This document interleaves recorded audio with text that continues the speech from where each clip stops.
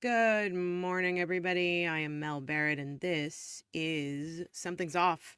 We are on day 3 and 4 of the Edric Faust trial in Georgia. This is retrial with Mel, so we're going back and we're watching this trial live as we can. And today is going to be an interesting packed day.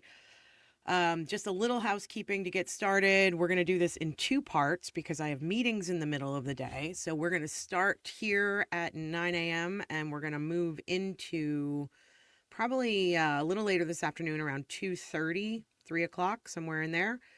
But I will definitely put out a stream that you can click the notify me button on. But for right now, let's get into Edric Faust, day 3 and 4.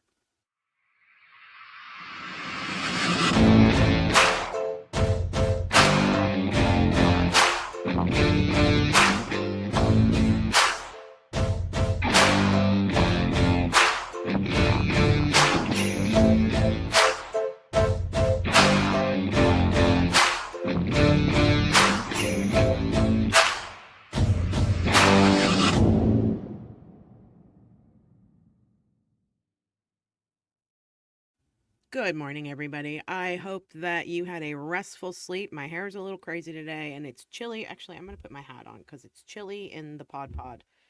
Um, for those of you just joining who were not with us last night, you missed a really interesting stream with me and Rebecca and Aiden Carney, aka Turtle Boy.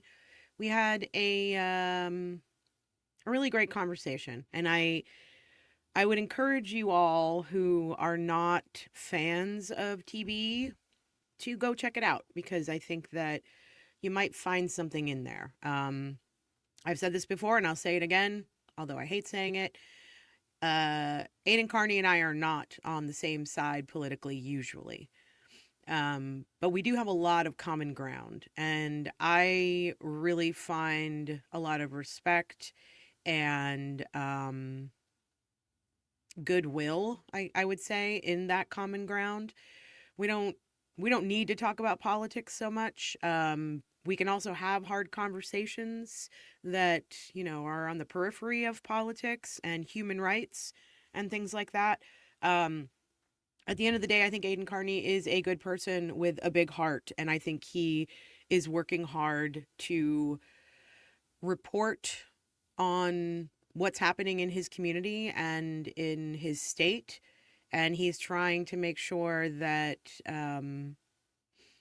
that people know about corruption and what's happening. He is, in my opinion, fully responsible for all of us knowing about the Karen Reed saga.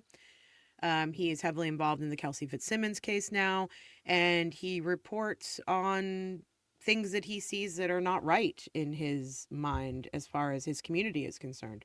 So I am a strong believer, obviously, in our First Amendment right, especially as a journalist. I believe in that.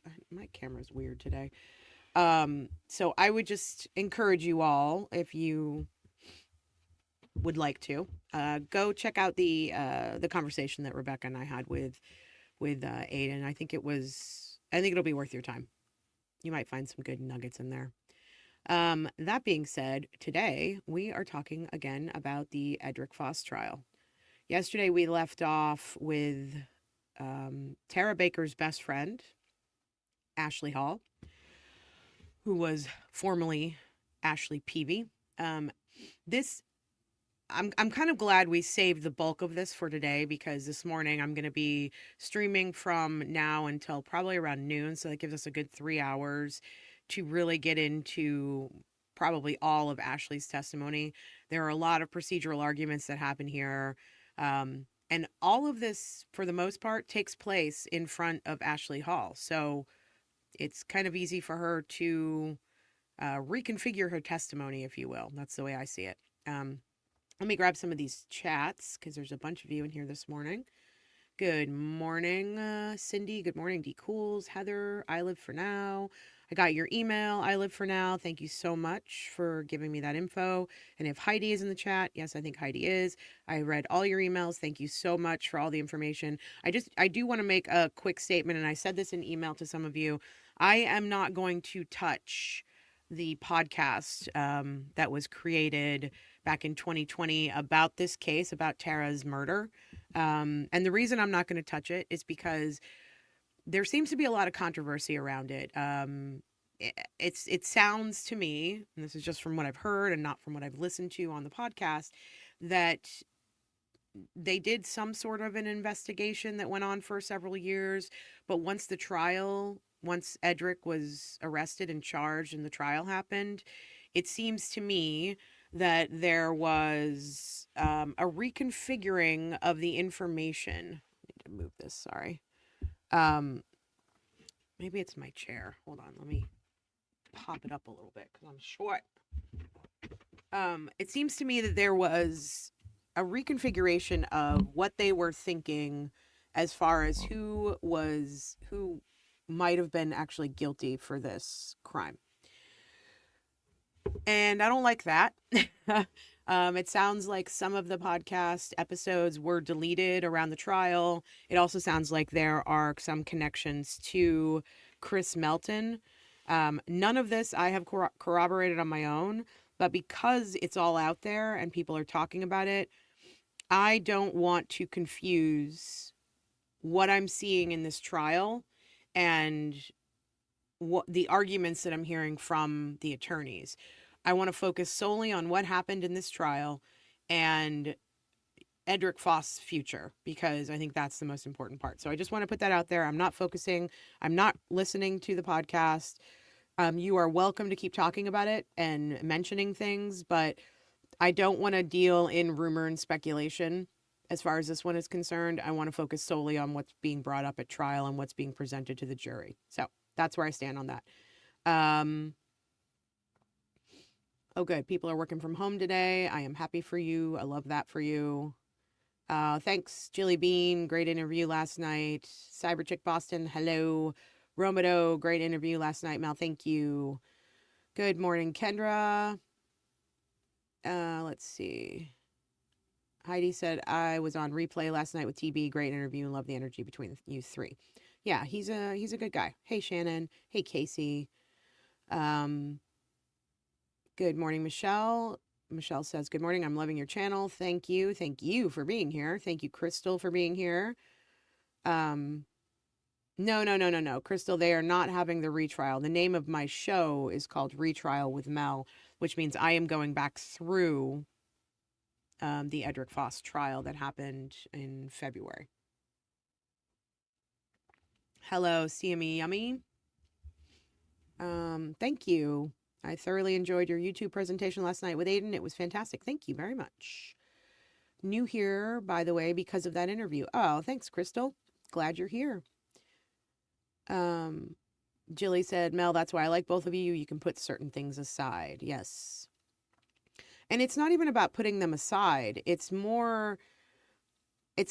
think we've gotten to a place, and I don't want to talk about politics. I think we've gotten in a place in our society where we have been so polarized for so long, so, on opposite sides of the spectrum for so long, that it's really important for us to start finding the areas where we have commonalities. And that's what I'll say about Aiden and our relationship. Politics isn't everything. That is true. Jody said it was a great conversation. Thank you. CME said, I just finished watching and I will rewatch later. I love that.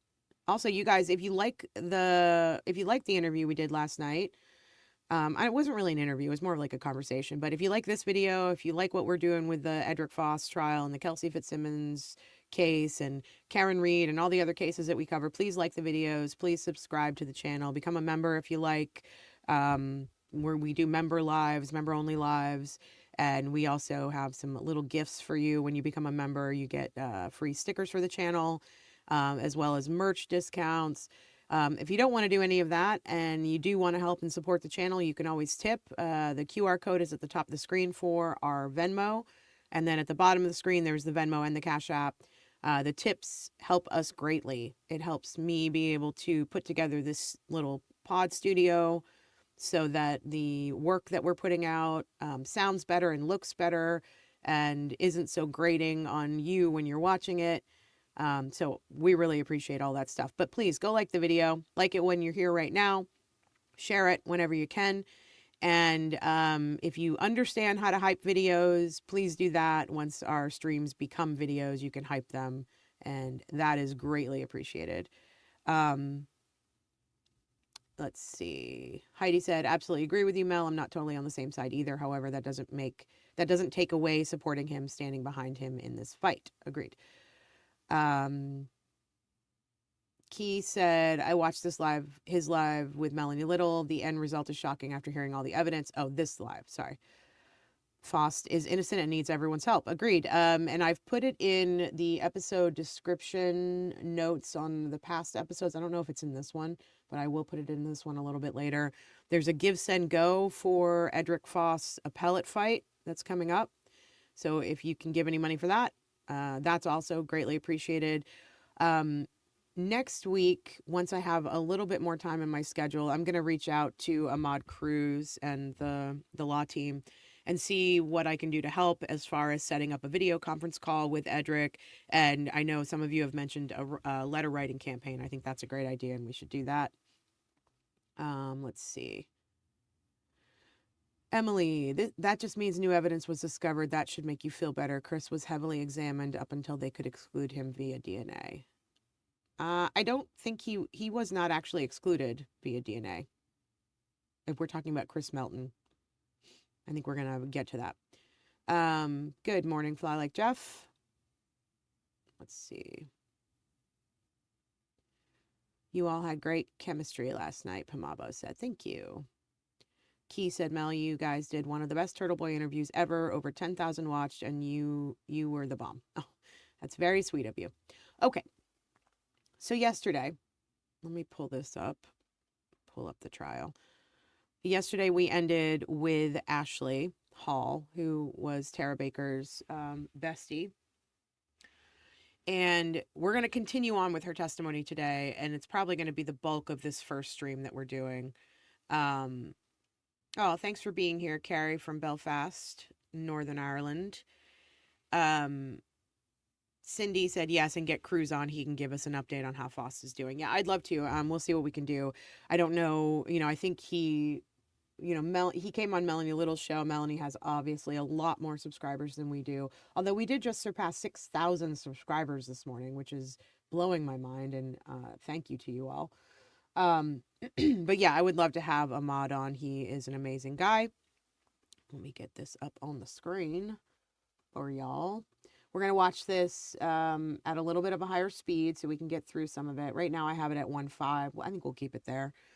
And this is the continuation of Ashley Hall's testimony. So let me see where we are here. I would like to start with talking about Miss Baker's life and how you knew Miss Baker. Okay. Okay. I think we'd agree that Miss Baker was in law school, and she wanted to become a judge. Eventually, yes. She wanted to do real estate law. Is it fair to say that Miss Baker was known to have a keen sense of justice? Yes. Okay. She would listen, hear things out before she would make a decision on something. I agree, yes. And would you agree, as you sit here today, you just simply want answers on what happened to Miss Baker? Well, and we want someone prosecuted for crimes, yes. But the right Good person. morning. The right person. Yes, ma'am. So you knew Miss Baker in undergrad, is that correct? That's correct. And you didn't just know her undergrad, you two went to college together. We did. And you two were roommates in college as well, is that right? Yes, correct. Yes. And not only in undergrad, which was in Milledgeville, but you also were roommates here at 160 Fine Drive. Correct. You would have no reason to disagree that if Miss Baker was here, she would say you were her best friend. I would hope so, yes. Ms. Hall, about a year and a half ago, do you recall being visited by law enforcement to discuss Miss Baker? I do, yes. And as a part of that discussion, they asked you about Miss Baker's relationship with Chris Melton, is that correct? And you didn't know Chris Melton just through Miss Baker. You knew Chris Melton because he went to undergrad with you two as well. Yes, I knew him before they ever dated. And I believe Miss Baker and Chris met at Georgia College. Yes. Is it fair to describe Miss Baker as, and if I say anything wrong, correct me, okay? Oh, yeah. Goal-driven and ambitious? Very much. And is it fair to say that you told law enforcement that Chris was very aloof and the fun got to date in college, but not long-term? If that's what it says, and that's what I said. But yes, they had a lot of fun together, and I feel like they just didn't have a lot of time for each other at that time. So it was a possibility that, like relationships do, sometimes they end, but that's not to me. That's up to her. So I have no idea if they would have broken up or stayed together, and we never will. So. Yes, ma'am. That's fair. And you may have answered this. I just want to make sure it's clear for the court reporter. You described Chris as very aloof and the fun guy to date in college, but not long term. Well, that was my opinion. That might not have been her opinion. Yes, ma'am. And Tara and Chris were a match you never thought would happen. Well, because she was very serious, and he was fun, and what they got together, and it worked. So that's all that mattered. There's a lot of people, I'm sure, that you know in your past that they didn't look like they would work, and they were fantastic together. Right off the bat, when I was listening to this testimony, she comes off as obviously defensive of Chris Melton. She makes a lot of excuses for the issues that they had in their relationship. And to me, if I'm sitting on the jury, that is a red flag. Let me know how y'all think about it. And when you and Ms. Baker were staying at the Deer Park apartment, she was dating Chris. Is that right? Correct. Okay. And Chris would come over to the apartment a lot. He would come some, but they mainly went over to his. Sure. And I want to make sure that I use the right term. Do you recall telling law enforcement that Chris came over to the apartment a lot? I don't recall, but if I said it, then that's what I said, yes. So, No, that's I just want to make sure I'm clear from the record. Do you not recall? Yes, okay, I recall I said that. I said it a lot. Like Yes, I said, okay. I talked to many reporters and many people, so And Chris would sleep over as well. Is that correct? some, yes. Based on your personal knowledge, you don't know whether Chris had been provided a key to Deer Park or not. Is that correct? Excuse me, the Deer Park house or not? Personally, no, but she would have, one, told us if she gave him a key, and two, none of us would have ever given someone else a key. That was not on the lease. Sure. And thank you for that. And just to make sure it's clear for the record, to your personal knowledge, you don't know. Of course, no one knows. Yes, ma'am. So, As Tara's best friend and as her roommate, would it be fair to say that you had an opportunity to observe her relationship with Chris Melton? yes. Is it fair to, well, let me rephrase that. When law enforcement met with you, you told law enforcement, I think once she started law school, I think they started dividing a little. Do you recall making that statement? I'm sure I made the statement. The only thing I would mean by that statement is that he was starting his full-time job, plumbing, and she was trying to study. So they just didn't have the time fact that together. she's And as I said able before, to that was just frustrating. explain Whenever you don't herself have the and her time with the person that answers. you're with. Yes, ma'am. And you also told law enforcement, and I ridiculous. quote, I mean, there were cracks already that, it was just he was wanting more time, and she's like, hey, I'm in law school. Do you recall making that statement to law enforcement? I'm sure I did if you said I did, but that's, Sure I she was in did. law school. She was busy. Yes, ma'am. That's a fact. So defensive. Would you agree that you told law enforcement when asked about Ms. Doesn't Baker's like these relationship with Chris Melton questions. before her death, you stated, I think just the normal, you could almost see it was the normal, you could almost see the ending of a relationship, if that makes sense. Well, that was my opinion, but does not mean that's what was happening. Sure, but that was based on your, No, it's just, as I said before, they just couldn't Don't spend cut time him together. off. And so You it just don't- looked like This isn't they're your both busy. question. It did not and mean answer one thing or the session. other. It's She was his. frustrated at the time. Again, does not mean that their relationship was ending. He was one of the nicest people ever and was always sweet to her, never showed any anger toward her. and you told law I would enforcement be- about the frustration if I around were them on the not seeing each jury- other, is that correct? Yes, that's correct. And is it true that you told law enforcement when you were asked, like they're starting to grow apart or he's getting on her nerves? Do you recall being asked that question? I don't recall it, but if I said it, that's. With hearing, But also, you have to remember, we were asked so many questions by so many times that it was getting on my nerves at that point. So Why sometimes is I she might have been a little allowed abrupt. yes, ma'am. To over-explain. I know you mentioned that you don't recall it. Would hearing your interview refresh your recollection in regards to that particular question and what your answer may have been? If it makes, is there a reason for me to hear it? Ma'am? Is there a reason for me to hear it?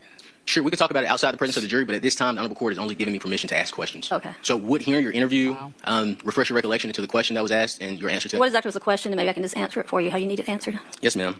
You were How asked you about need it Agent answered. Bigham, like they're starting to grow apart, or he's getting on her nerves. Your response was, I think it was just getting frustrated because, and I think they both were because she had to study so much. Do you recall making that statement? Well, I'm sure I've made it many times, but yes, she did have to study a lot. And when he had time, a lot of times she didn't. And when she had time, he had to work. It was what happens when people start their real lives. You have priorities and you just don't have the time to spend together. But that doesn't mean that he hurt her or did anything to her. Yes, ma'am. Is that a yes or a no to my Do I question? remember making that? Yes, okay, I remember that statement. Thank you. Yeah, okay. Do you remember telling Elizabeth Bingham, and I think that was, once she started dating Chris Milton, and I think that they were kind of on the outs before everything happened. Well, they just didn't have, not on the outs, they just didn't have the time together. Do you recall making that statement? I'm sure I made the statement. I'm just saying that they did not spend as much time together as they had previously. Yes, ma'am. But you do recall making Yes, I recall making that statement. Oof.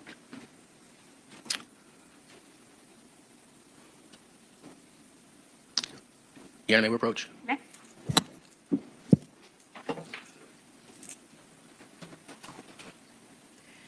Cindy says in Georgia they can explain their answers. Wait until Chris is cross. I've heard a lot about Chris cross. Emily said there's no good reason for Faust DNA to be there, though. That's the bottom line. That's why he was convicted. I disagree. I disagree because of the way the DNA was tested and how they came to that conclusion 25 years later. And the fact that there is no evidence. So obviously Faust's DNA wasn't the only DNA there. And at the right. the I'm looking for the motion. spots Go ahead. on Tara Baker's body where it was clear that she was sexually assaulted and raped, I think we're going to have to talk that's about this where in detail. I Chris's still don't DNA understand what you're was. asking, So I think that's what- how can we determine which one of them murdered her? Yeah, Chris had more motive. Chris was in the apartment more often. Chris knew what her schedule was. Chris knew her roommates wouldn't be there. Edric Faust didn't even know Tara and had never been inside that apartment. And his DNA, there was no other evidence of any bits of his DNA in One other time. We are almost done anywhere for in today, the but if you'll go into the jury room, please don't discuss the case. Thank you. All right. So there's a procedural argument here. And the state is objecting to Cruz's cross-examination of this witness.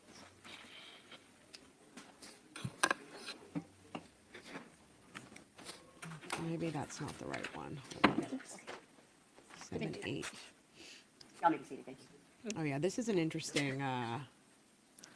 This is interesting. What happens here?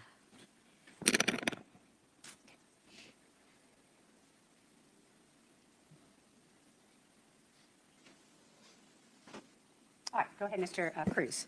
And I have your motions that we were talking about. In general, I have all three of them that are pending. So I'm pulling up the one related to this witness. Go ahead.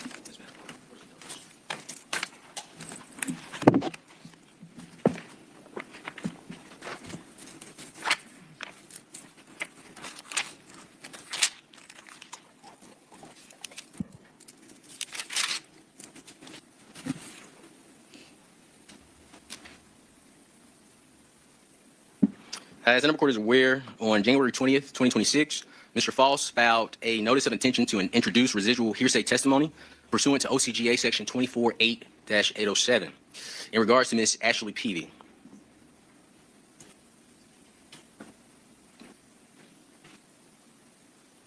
In court's indulgence, Your Honor, my computer just froze on me. I have a hard copy, actually. Faust has not been granted a retrial, Los Lakota. The name of this show is called Retrial with Mel, which means I'm going back through trials that have already happened and watching them with you all. He has not been. And we ask that the granted a honorable court retrial. admit 3 statements from Ms. Tara Baker that were made to Ms. Ashley Peavy. The first statement that we asked for admission of is Ms. Peavy stated in her interview with law enforcement that Ms. Baker confided in her that Chris Melton was not considerate and that she was doing a lot and Chris was not reciprocating. She didn't feel appreciated. The second statement from Mrs. Peavy Hall, please forgive me.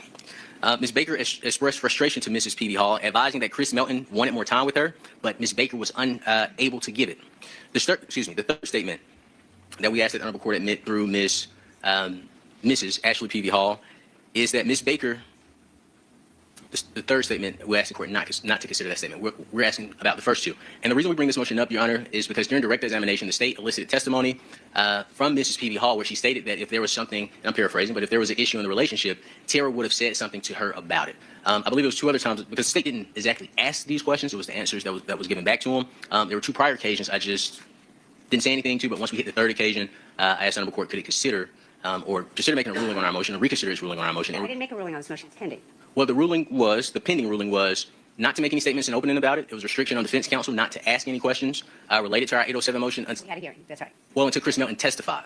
And after Chris Melton testified, the honorable court said it would reconsider our motion at that time, which I respect honorable court. I respect honorable court's order. But once testimony has come in from the witness that we have a residual hearsay motion pending on, that's contrary to what we know the evidence would show, We're saying in essence that this has now become competent and relevant evidence that we could use to impeach the prior statement given on direct of Mrs. P.B. Hall. Steve, care to respond? Yes, Your Honor, and I'll just cite, there's basically in all the notes on decisions here, there's a very good first sentence to all of them. The residual exception to hearsay is to be used. Okay, I just want to pause this for a moment and talk about the DNA for a second. We've gone over the DNA quite a bit in the past 3 days. But just to clarify, okay. The DNA, as far as we understand it, which was from oral swab B, Edric Faust, his DNA was the major contributor, meaning his DNA made up the bulk of the male genetic material found in the oral swab. So from her mouth. And then there was oral swab A, which was actually contested as a vaginal swab. And there's some debate about if it actually is a vaginal swab because they used the Lugal iodine test to figure this one out. It was labeled oral. When it got to the California lab in 2024, they did the Lugal iodine test on it, which is a test that brings up glycogen. And that just means they have to, it's subjective because they have to determine if the shade of brown that comes up on the test it shows the presence of glycogen, I believe it was. So it's definitely a subjective test, and it's also been considered junk science. So and for some reason they chose to use this test and sent it to a lab in California as opposed to a lab in Georgia. I don't know why they did that. And in that test, in the oral swab A test, which is the contested vaginal swab, both men were present. The male portion of the swab contained a mixture of at least 3 individuals. The testing confirmed strong matches for both Chris Melton and Edric Faust. Here is the swab that is, in my opinion, of the most importance. The rectal swab. Chris Melton was the only match, the only identifiable male DNA profile found inside Tara Baker's anus. Edric Faust's DNA was not found on the rectal swab at all. So if we want to get into the semantics of major contributors here, in one of the crimes that has been charged, which is sexual assault via sodomy, the only person whose DNA showed up there was Chris Melton, who told the investigators that he and Tara never had anal sex. So the issue here is, how do you determine who committed these crimes if both sets of DNA showed up, but only one set of DNA showed up where one of the major crimes that is being charged was committed? I think that's a pretty simple answer. Because one of the major charges in this case is sexual assault via sodomy. And they are charging Edric Faust with that, except his DNA was nowhere near that.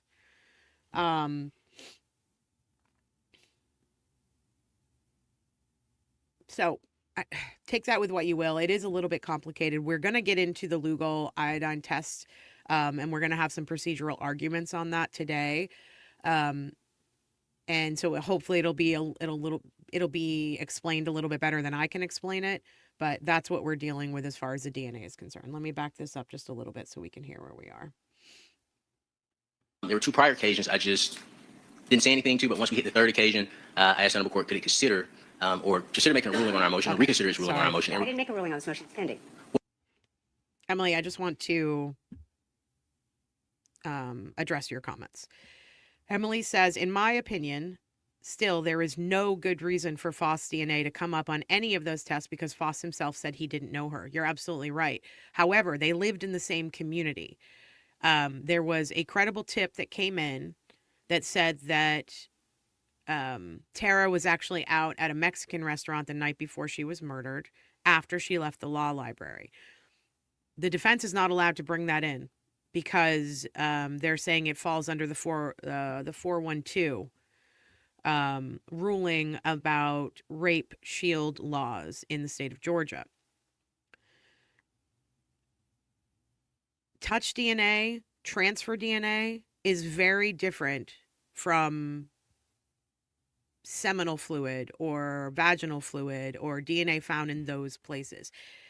The DNA that we're talking about is in Tara Baker's mouth, and traces of it were in her vagina. Chris Melton himself said she must have had sex with somebody else. And that statement has not been allowed in for the jury.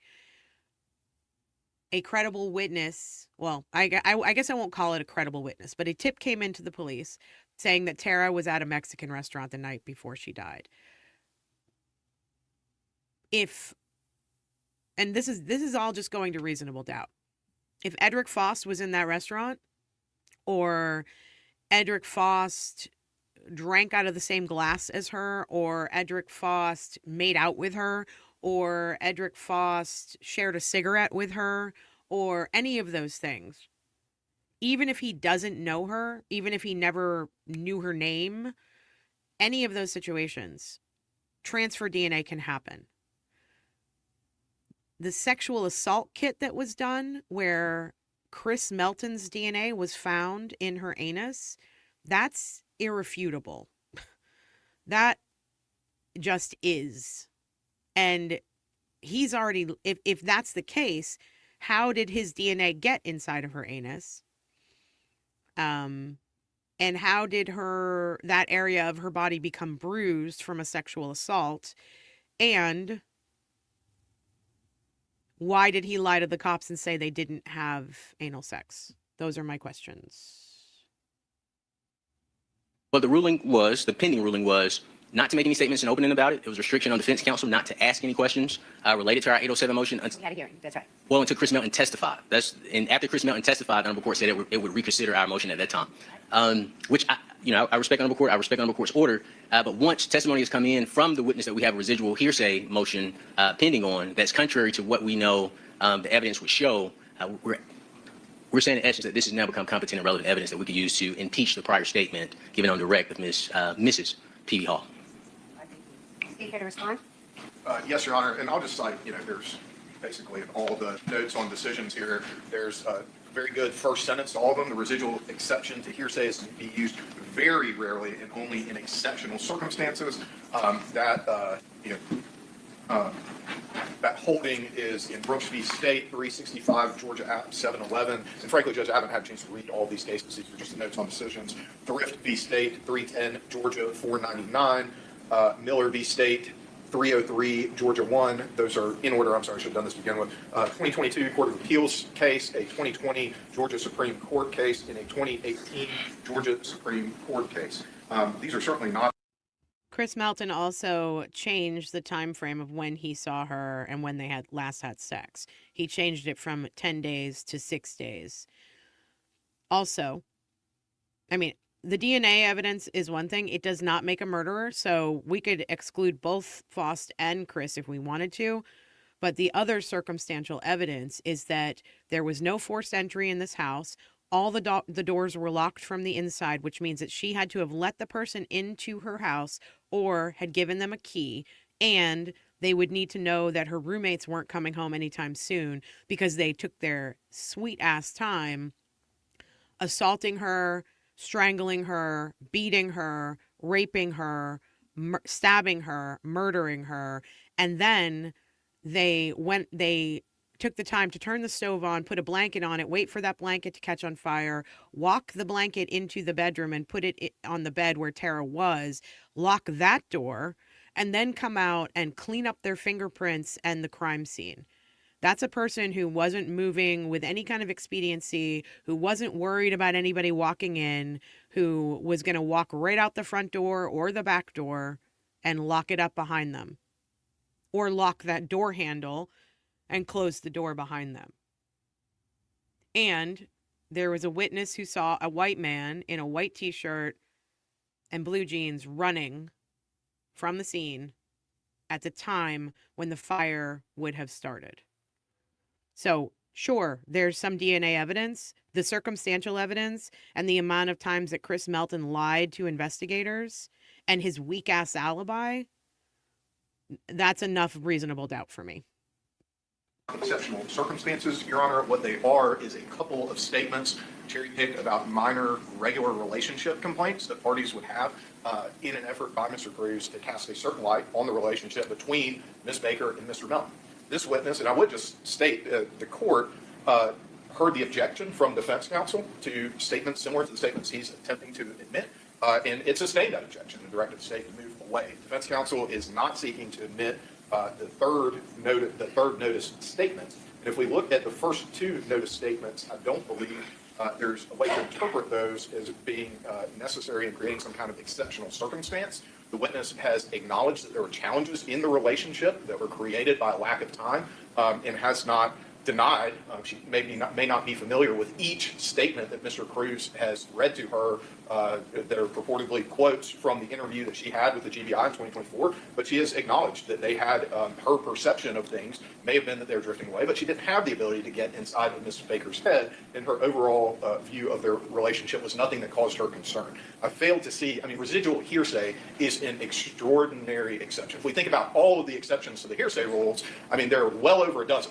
And so when you're going into this catch-all category, especially in a circumstance where you are picking random statements that Ms. Peavy Hall has referenced in talking to law enforcement, and the only one that's close in time to the crime, the defense is not seeking to admit anymore. I'm not sure that there's been a date provided as far as when these statements were allegedly made by Ms. Baker to Ms. Peavy Hall. So that in and of itself, I think it's a failure to show how they would be extraordinary. This would qualify as an extraordinary circumstance. We don't even know the temporal relationship to these statements. You go inside any serious long-term relationship or any marriage, and if we're going to pick out times where one party or the other made some kind of statement about being frustrated by the conduct of the other party, that certainly wouldn't be an extraordinary circumstance. And that's exactly what Mr. Cruz is describing here, Your Honor. So I don't think the court should let it in under 807. The only other... Okay, this is a disingenuous argument because, yes, of course, he's absolutely right. In a long-term relationship, anytime someone's like, oh, they're frustrated with each other, blah, blah, blah. But the issue here is the timing. Because she was telling her friends that she was frustrated with him. They were having issues. She was focusing more on school. He was focusing on plumbing. He lived an hour away. And in the week leading up to her murder, there was very little contact between the two of them. And then there was just a burst of short telephone conversations. There were also, and this is hearsay, but there were rumors that she was possibly dating one of the lawyers at the law firm she was either working at or interning at. She had become close with one of the male students that was in her law study group. It sounds to me, and if this is presented, it sounds to me like she's trying to get out of this relationship and that he doesn't want that.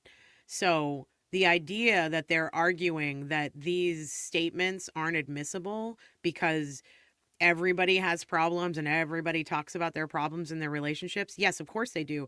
But it's the timing of when this stuff happens. We just watched the Corey Richins trial. Statements were brought in that Corey Richins said, life would be better off without him. Things like that. Those were used against her to convict her of murder.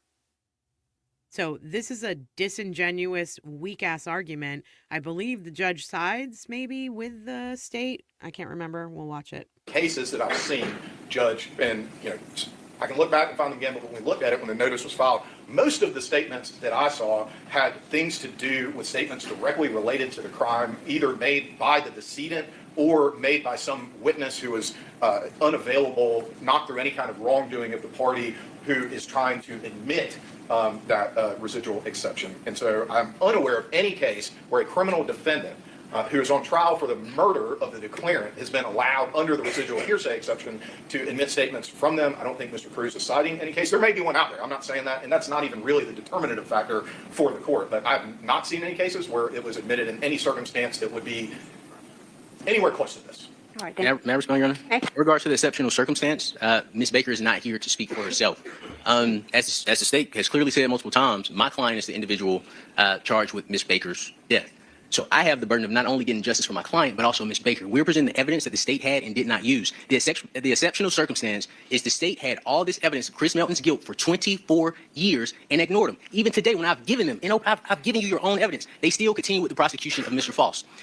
Our position on the court notice is that Chris Melton did this. We're presenting the evidence to establish that Chris Melton committed this crime. And a part of that evidence is Ms. Baker herself saying, hey, these are the issues, or these are my feelings about my relationship with Chris Melton.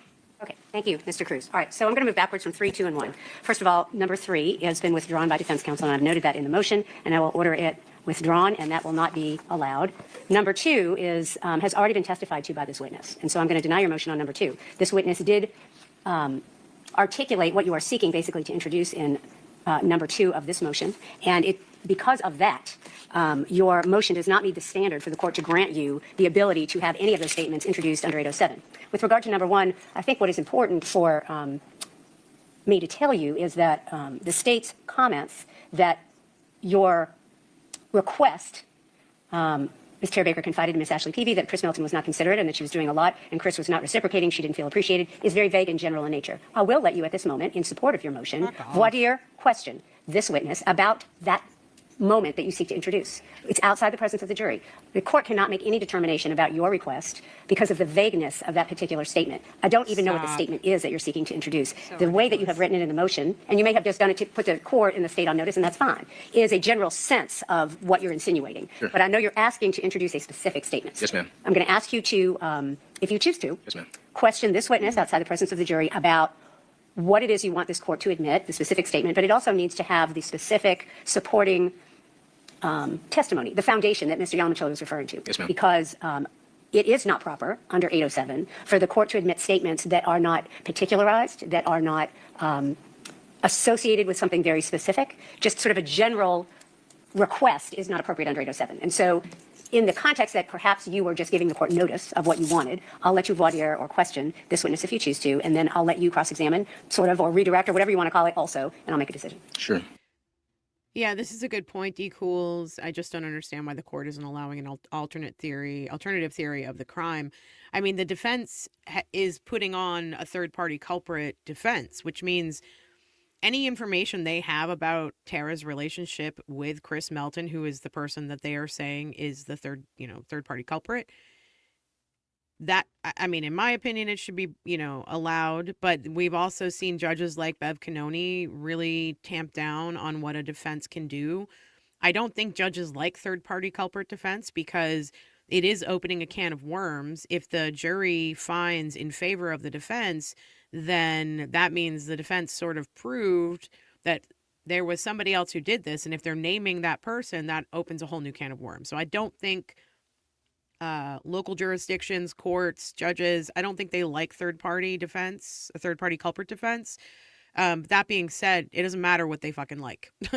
Like, they're trying to defend their client, and they have very good evidence to show that somebody else did this crime, not their client, and they know who that person is. And they're not being allowed to put that defense on, and it sucks. Thank you. That's with regard to number 1 in your motion. Thank you, Your Honor. Mrs. Peavy Hall, Agent Bigham asked you what. Sorry, one other thing. All of that just happened in front of the witness. I still can't get past that. If witnesses are not allowed to sit in on the trial before they take the stand, why would they be allowed to sit in the witness box while the attorneys argue out how to ask questions to them, what they're allowed to say, and the judge is saying to him, go ahead and voir dire her about these questions. The woman who's sitting on the stand is also a lawyer. Like, she understands what's happening. She knows how to reframe her answers to make sure that she doesn't give the defense anything that they want. And that just doesn't seem fair or legal. And that, I think whenever Cruz gets up and he says, my hands are tied, I'm walking on eggshells, all the things that the judge chastises him for and saying that he's having tantrums, he's absolutely right. His hands are tied. He's having to argue this shit out in front of the witness that he is trying to elicit answers from or impeach. And if the witness knows what his strategy is and the prosecution knows what his strategy is, then they can circumvent that. It doesn't make any sense. What was she telling you about their relationship? And she is Miss Baker. Do you recall that question? Okay. Do you recall that question? Yes. Okay. And your response Okay. was, Like, she knows what to say, and she keeps looking at the state for reassurance. your response to her question of what was Miss Baker telling you was, some of it's just guy stuff of not being considerate. You know, the girl's doing so much and feel like the guy's not reciprocating. Is that correct? Now she's Yes. going to And that's what Miss Baker told you. Is that correct? Yes, correct. No other questions in regards to number one, Your Honor. All right, Mr. Yalman-Chile, do you want to ask any other questions? I don't have any questions. All right, thank you. Judge. All right, Mr. Cruz, you haven't laid the foundation. I mean, I don't know when these statements happened. I don't know what circumstances the conversation you're asking to introduce happened between the victim in this case and this witness. It's a general conversation. You haven't laid the foundation. I'm going to deny your motion. Yes, ma'am. You may bring the jury out.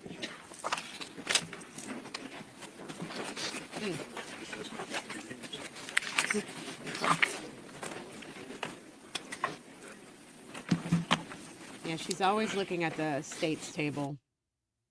I don't trust her. He was very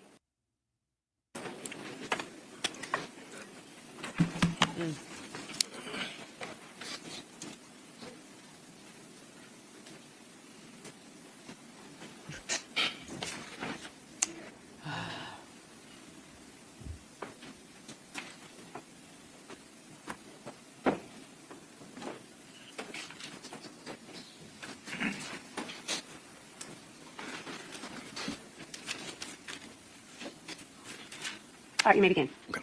Or continue. Yes, ma'am. Thank you, Your Honor. Your opinion of Miss Baker's relationship with Chris Melton was that Chris Melton was not treating Tara well leading up to the time of her death. Is that correct? My opinion was she was frustrated, but that does not mean that he wasn't treating her well. Do you recall telling law enforcement he liked to flirt with other girls and everything else too? Well, not everything else too. That probably was a little bit extra, but he was very friendly, but so was Tara. They were both very happy, friendly people and talked to everybody. My specific question is, did you tell law enforcement that he liked to flirt with other girls and everything else too? Yes to your question. Christ.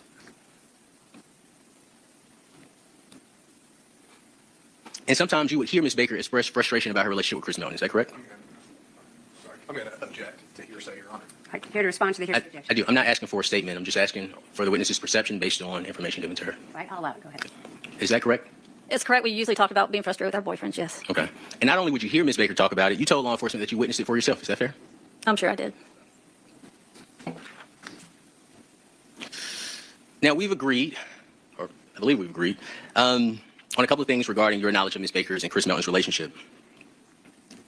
But based on your friendship with Miss Baker and you being Miss Baker's best friend, I think we all would agree, I think both sides are on the same page that you were the person that she considered her best friend. Is it fair to say that Miss Baker was not the type of person to speak ill of Chris to others to avoid making him look bad? To a point, yes, probably. But she would still, if something really bothered her, she would have said something. Just to make sure I'm clear for the record, in regards to my question, and if you can, just yes or no, but you can always explain. Is it fair to say that you describe Miss Baker as the type of person that would not speak ill of Chris to others to avoid making him look bad? Yes. Should also do it for me too, probably. But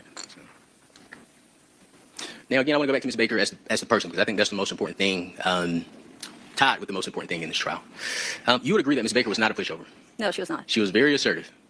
She was quite assertive. But she would speak her mind. If something was wrong, Well, yes, but yes, she was not pushy. She was not loud.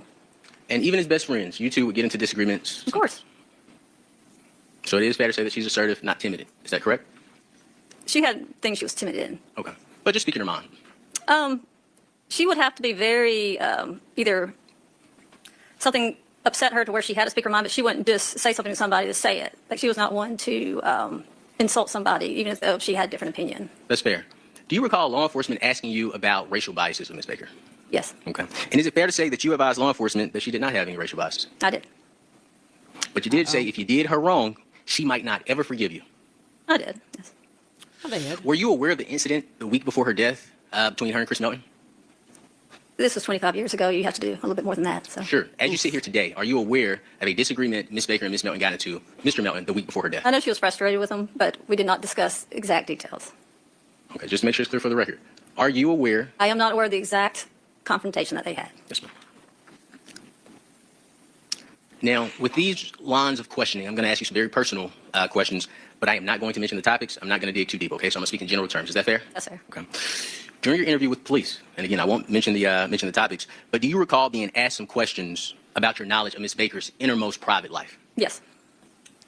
He's going to get stopped Would you agree here. that you told law enforcement, or let me change that. Would you agree with the statement, people do things without telling people, it doesn't matter how close you are? I agree with that. That's You would also agree with the statement that there are certain things, if they occurred, Ms. Baker would not advertise to anybody. that's Can we approach? You may. Oh, jeez. Your Honor, I would ask if there's objection, the state just makes the objection, Your Honor.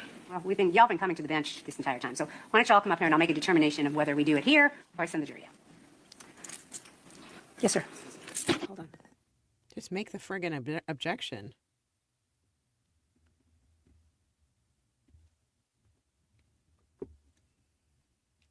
It's 5 to 5, and I am going to take up another thing outside your presence. I'm not going to make you go back in and come back out again. I'm going to send you home for the evening. It's 5 to 5. I am going to ask you, of course, to...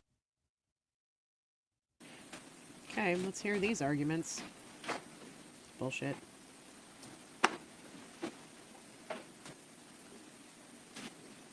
All right, I want to make a statement before we get into your motion, and we'll do that since the jury Here is we home. go. More Okay, statements go. from the judge.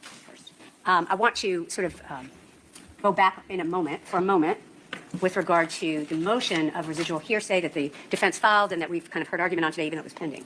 Be right back, guys. The motion with regard to this witness is denied. Number 3 that the defense asked for was withdrawn. I've already made my comment about number 2, the second prong of the motion.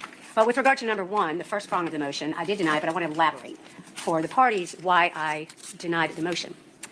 The law requires, and I'm making a finding the defense did not provide this, the law requires, of course, that there be a sufficient foundation laid to provide that exceptional guarantee of what the law mandates, exceptional guarantee of trustworthiness. There was no statement under a belief of impending death or any statement against interest, which the statute, of course, refers to. That really isn't what the statement was about, but that wasn't present here. I did make it clear to defense counsel that the court needed a foundation about timing, about context, and things of that nature in order to assess the appropriateness of the motion. That was not provided. And so those are the reasons that this court did not grant your motion that you filed with regard to this witness to introduce residual hearsay. I'm making a further finding that it did not violate 403. There was no showing that the testimony was relevant, as the witness in this particular motion did not deny the statement she made to law enforcement. And even if it was relevant, there was not a sufficient showing that the probative value was substantially outweighed by the danger of unfair prejudice. And that is my finding on that motion. All right, let's talk about your objection to Mr. Cruz's question. Go ahead, and then Mr. Cruz, you may respond. Well, Your Honor, it is an objection to any questions, which was the line of questioning that Mr. Cruz seemed to be headed down, that could touch on acts or inferences to be made to the jury by his questions that would violate the court's previous order regarding 412. So they're objecting Mr. before Cruz is he's asking even asked the questions about the question. most intimate details of Ms. Baker's life. He is Nope. asking Ms. P.V. Hall questions about there may Not have been true. things that Ms. Baker has done that she It's wouldn't tell anyone ingenuous. about. And the state's fear is that Mr. Cruz is going to continue down a line of questioning that would result in trying to, which is barred by 412, it's cross-examination, but direct examination, cross-examination, or any evidence of any kind is barred that may touch in any way on any type of past sexual conduct of the victim. And I believe that that is what this line of questioning is. So it is a motion limiting, asking Mr. Cruz not to continue down that line of questioning, which is barred by 412. He hasn't even Right, gotten Mr. into Cruz. anything that even touches on what you just said. I truly don't know what to say, Your Honor. Seriously. We have a right to cross-examination. The state clearly just... I can hear. Sure. You hear him? I just told me I need to use this when I speak, but I truly don't know what to say. The state just stated that I guess they believe, not that I've Right. done anything, but they believe my Right. questioning is leading to 412, which Right. led them to request a bench conference that I wasn't, that I wanted to continue my cross-examination. They could have made the objection on the record. This isn't an objection. This is the state saying, hey, Judge, please curtail his cross-examination. We just don't like where it's going. The court has made it very clear what I can't. I'll say this. The court has given me 2 examples of what is off limits with 412. And I understand the statute as well. This is, again, in essence, the state just saying, Judge, we don't like this line of questioning. We don't like where it's going. It violates 412, so put a restriction on him. And he even just asked for it. He said, Judge, this is a motion limiting, asking you to put a restriction on Mr. Faust regarding his line of questioning. Your Honor, I am exhausted. I used to love coming to court every single day. This was my childhood dream. I am starting to just, me and Mr. Faust, it's a war of attrition. We're just dragging through this case. I would ask, Your Honor, that you rely on the law, the 412 statute. I'll prepare a brief if you want me to. Our office will put it together regarding 412 and what the cases say about Rule 412. I would ask that you deny the state's motion, and if we put anything in place, that the state, if they have a valid objection, make an objection. If I violate the court's order, the court can hold me in contempt if I violate the court's order. I understand what the court's order is. The only thing we're trying to do, Your Honor, I'm trying to get justice for my client. I'm trying to get the truth for the family. We're just trying to litigate a case. Fight, I would just Cruz, ask that the fight. court allows us to litigate this case pursuant to the rules of evidence and not the preferences of Mr. Yalamachili and the state. Thank you, Mr. Bruce. So I want to ask you to get an understanding of your line of questioning that you're asking to be admissible. Where were you going with those questions? Your Honor, these are exact quotations of statements that she's made made to law enforcement. If the honorable court wants to know exactly where I'm going with that, I could do it outside the presence of the I would ask to do it outside the presence of the witness. All right, fair enough. Thank you. Could I have you? Finally. Well, actually, I don't think we need this witness now at all, unless there is something else we need to discuss with God, this the witness. fact that she's All right, just sitting there I'm going to and ask that you return listening tomorrow to for your this subpoena, and you're free to go for now. argument Thank you. is insane to me. It's insane. Bye. Bye, Felicia. Go ahead, sir. Yes, ma'am. The sole purpose of this line of questioning, Your Honor, is summed up in one sentence that we were going to use in closing, that Tara did not share intimate details of her private life. So what the state just did, stopping the cross-examination, was to prevent us from saying one sentence in closing. And that sole sentence, Tara does not share intimate details of her private life. I would ask that a restriction is put on the state. They are more focused on convicting Mr. Faust than finding out the truth and letting the evidence stay where it needs to stay. The evidence speaks for itself. Mr. Yalamachili doesn't have to speak for the evidence. I don't have to speak for the evidence. The witnesses can come in and present the evidence. I have a double burden on me now, right? I have to make sure this family finds out what happened, what evidence we have, but I also got to defend Mr. Faust, knowing that anytime he gets any traction, the state jumps up. Judge, stop him from doing this. Judge, hold him in contempt. Judge, we object to this. Your Honor, I just ask that we have opportunity to present this case. She's not I gonna respect like the court, this, but it is hard to drag on every day knowing Mr. Yalamachili at any given time, just any given time, is going to jump up and make some type of objection, run up to the judge and say, Judge, he's doing this, stop him. We just want to present our case.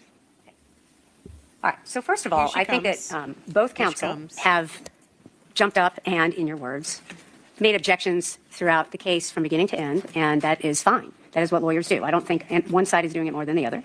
And That's so not what I he think that the said. record needs to be accurately reflected. That's not what he said. You're so not let me say that reflecting the first. record. The second thing I do want to ask you, Mr. Cruz, Ma'am. is are you asking permission? I mean, I realize that you didn't intend to ask permission, but I'm asking you now, sort of in the context of what we're talking about. Are you asking permission to ask that witness, is it true that Ms. Baker did not share all the intimate details of her life with you? Is that what you're asking? What I'm asking is the honorable court to protect Mr. Foster's right to cross-examination. Mr. Cruz, I certainly will do that, but we are really getting into the weeds with regard to this Simmer motion. It's very down, necessary. So Lot. that's my question, is that are you asking to be able to ask that question? Let me ask this question. Is the honorable court saying that I need permission to ask that question? Well, not necessarily, Mr. Cruz, but I'm trying to get at the heart of this matter. So this is kind of where we are. Sure. And we have been talking about Rule 412 for days. We talked about it a lot before this trial started. Here's the thing.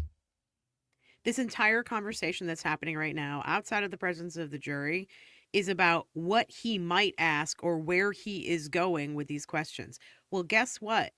He's been held in contempt.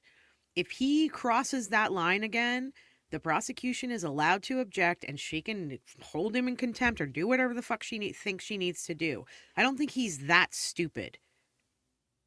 But like not allowing him to just defend his client by asking questions that are written on the record and direct quotes from the witness that he's talking to is absolutely ludicrous. He's not talking about her sexual history. He's saying she wasn't big on sharing intimate details about her life. How is that a 412 violation? And how do they know he's about to violate it? Like the idea that the prosecution jumped up, like he said, and objected before he even did anything. There's nothing to object to. And she's allowing this. She's giving the prosecution the leeway to sit here in court and have these arguments out and basically get the play-by-play of what's coming next in the defense's arguments and questions. And that's not okay. I mean, in my opinion, I'm not a lawyer. Again, I'll just state that for the record. I'm not a lawyer. And we talked about it a lot this week. And I guess I'm just going to repeat what I said the other day, but Good morning, Allie. I'm just going to repeat it. When the state filed their motion and the court heard arguments from both sides about 412, the defense noticed in court orally to the state that the only person that they would seek to introduce evidence with regard to 412 was Chris Milton. That motion is in writing, Your Honor. We filed a written motion in regards to that. And we had a hearing, and the Honorable Court granted it. Okay. The motion was initially by Mr. Yelman-Chile. I'm talking about the verbal notice that you gave to the state during our hearing that that's what you would do. Okay. I mean, that's what happened. And we discussed this in court, and you made it very clear that that was the only person you were giving the state notice for. And based on the defense's not giving notice to the state about any other persons for us to be able to talk about whether that would be appropriate, that's kind of where we are. And so every other discussion about any other exception to 412 was prohibited. That's the prohibition, right? And I've said many times that if you, for whatever reason, felt that you needed to change your response, you could file a motion, and I would determine whether it was timely and we would hear it. And so that's where we are. The Chris Melton questions are not off the table. You gave notice to the state that you would seek to introduce evidence about the relationship of Tara Baker and Chris Melton. I mean, I think that's that's not open for a debate. And so I think and Mr. Yelman-Chile, I don't want to put words in your mouth either, but my sense of your objection is that you are, once again, concerned that the defense is trying to elicit testimony, either directly or by insinuation, that other person's behavior or relationship with Ms. Baker could be introduced in violation of 412. Is that a fair statement, or is it something different? Yes, Judge, that's correct. The way the line of questioning was progressing, it started So now with the she's question speaking about for Ms. the Baker not having prosecution. a racial bias Awesome. against any persons. It then immediately went into the realm of intimate details about her life that she wouldn't share with anyone. And so in conjunction of those things, it seemed very clearly to me that there was at least a risk that Mr. Cruz was going down a line of questioning.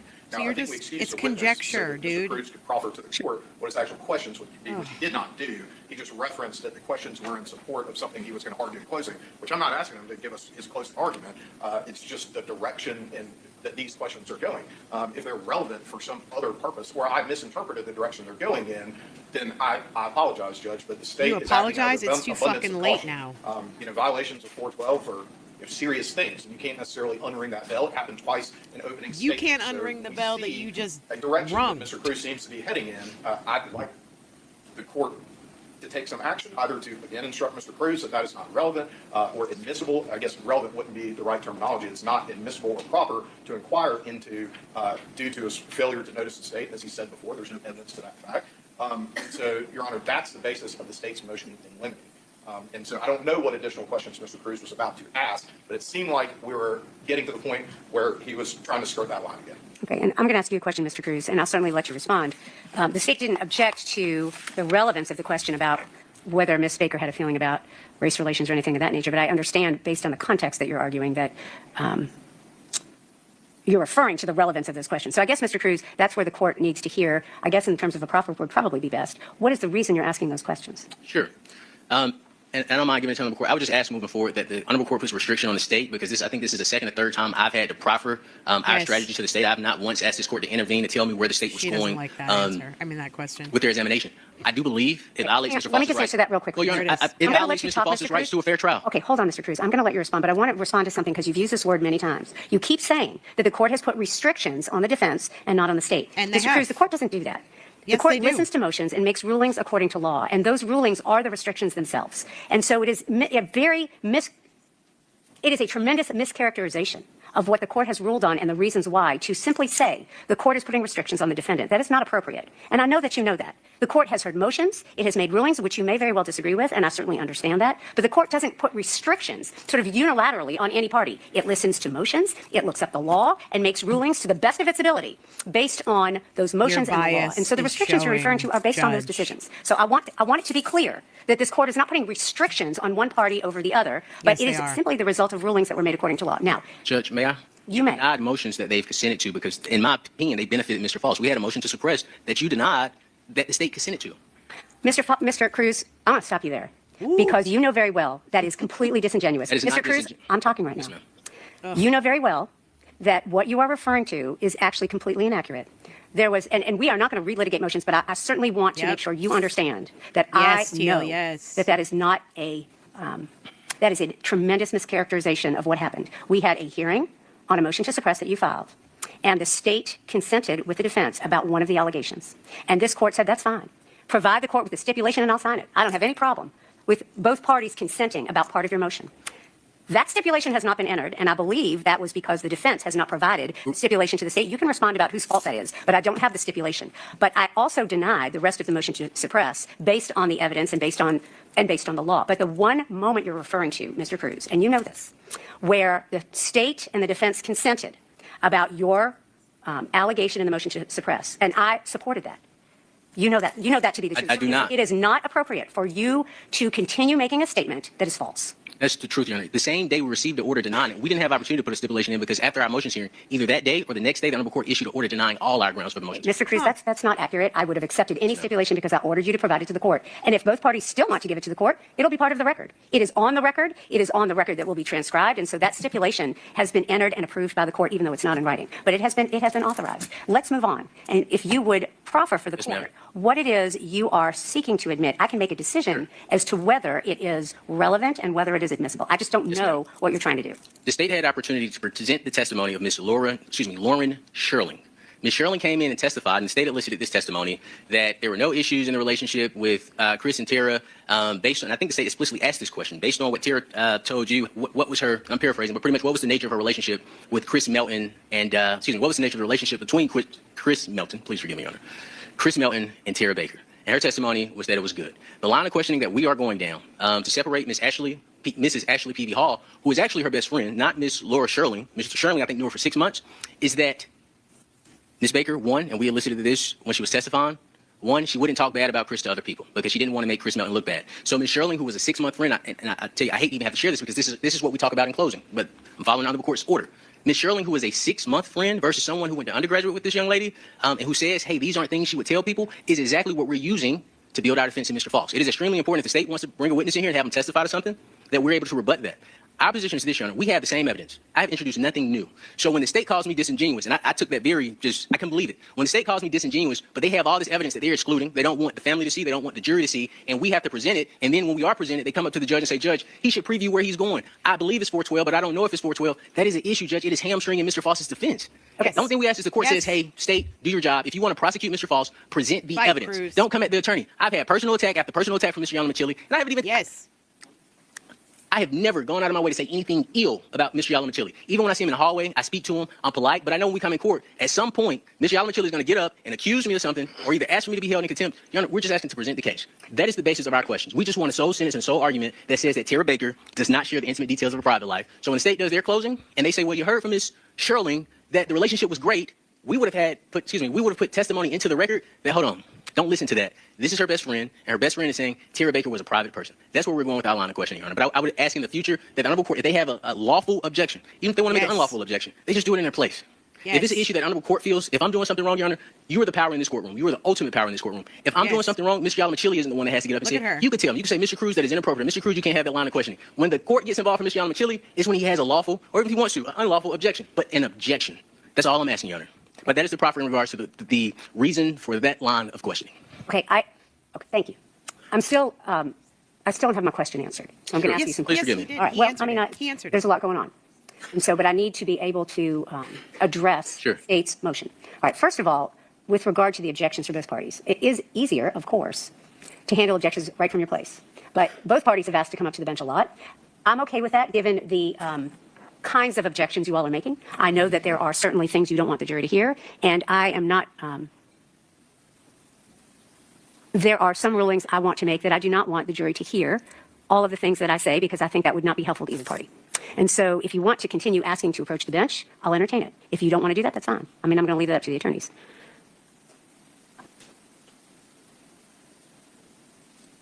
What I don't understand, Mr. Cruz, is this. The issue with Mr. Melton is different than, I think, Mr. Yalomachili's motion. Mr. Yalomachili's motion alerted the court again to a line of questioning that would seek to admit testimony about other people. Quite frankly, that's it, other people. And that is my question for you, Mr. Cruz, is the line of questioning that you said about whatever the statement was, and I didn't write it down, about race relations and about... I I can answer the question. I know where That's what I need to know. And I think, that is what we're talking about. That is fair. When we're talking about 412. That is fair. Go ahead. So a part of my examination of Miss Ashley Peavy Hall, something that I found that it was very important to do was to show how great of a person Miss Baker was. I've read this entire discovery file. Me personally, and I'm not a witness in this case, she was, from what people said, she was a really kind and amazing person. She was assertive. She was straightforward. She didn't have any biases. I am just, and I said it to the witness, I said it to the honorable court, let's talk about Miss Baker's life. I said it in opening. That's all I'm doing, Your Honor. But they've taken me talking about Miss Baker to say, well, Judge, she's going down this line. Anything I've said. Well, I need you to answer my question. Sure. Cruz. It's about who Miss Baker is as a person. The state has not tried to present Miss Baker as a person during this entire trial. They focused on trying to make him into a person guilty of her murder. My job is twofold, as I mentioned, Your Honor. I want the family to know the truth of what happened to their daughter, and I also have to defend this gentleman here. And if the jury believes he's not guilty, let him go home. Okay, Mr. Cruz, I understand all that. I do. You've said that many times. I understand that it's your position. But you haven't answered my question. And this is what I need to know.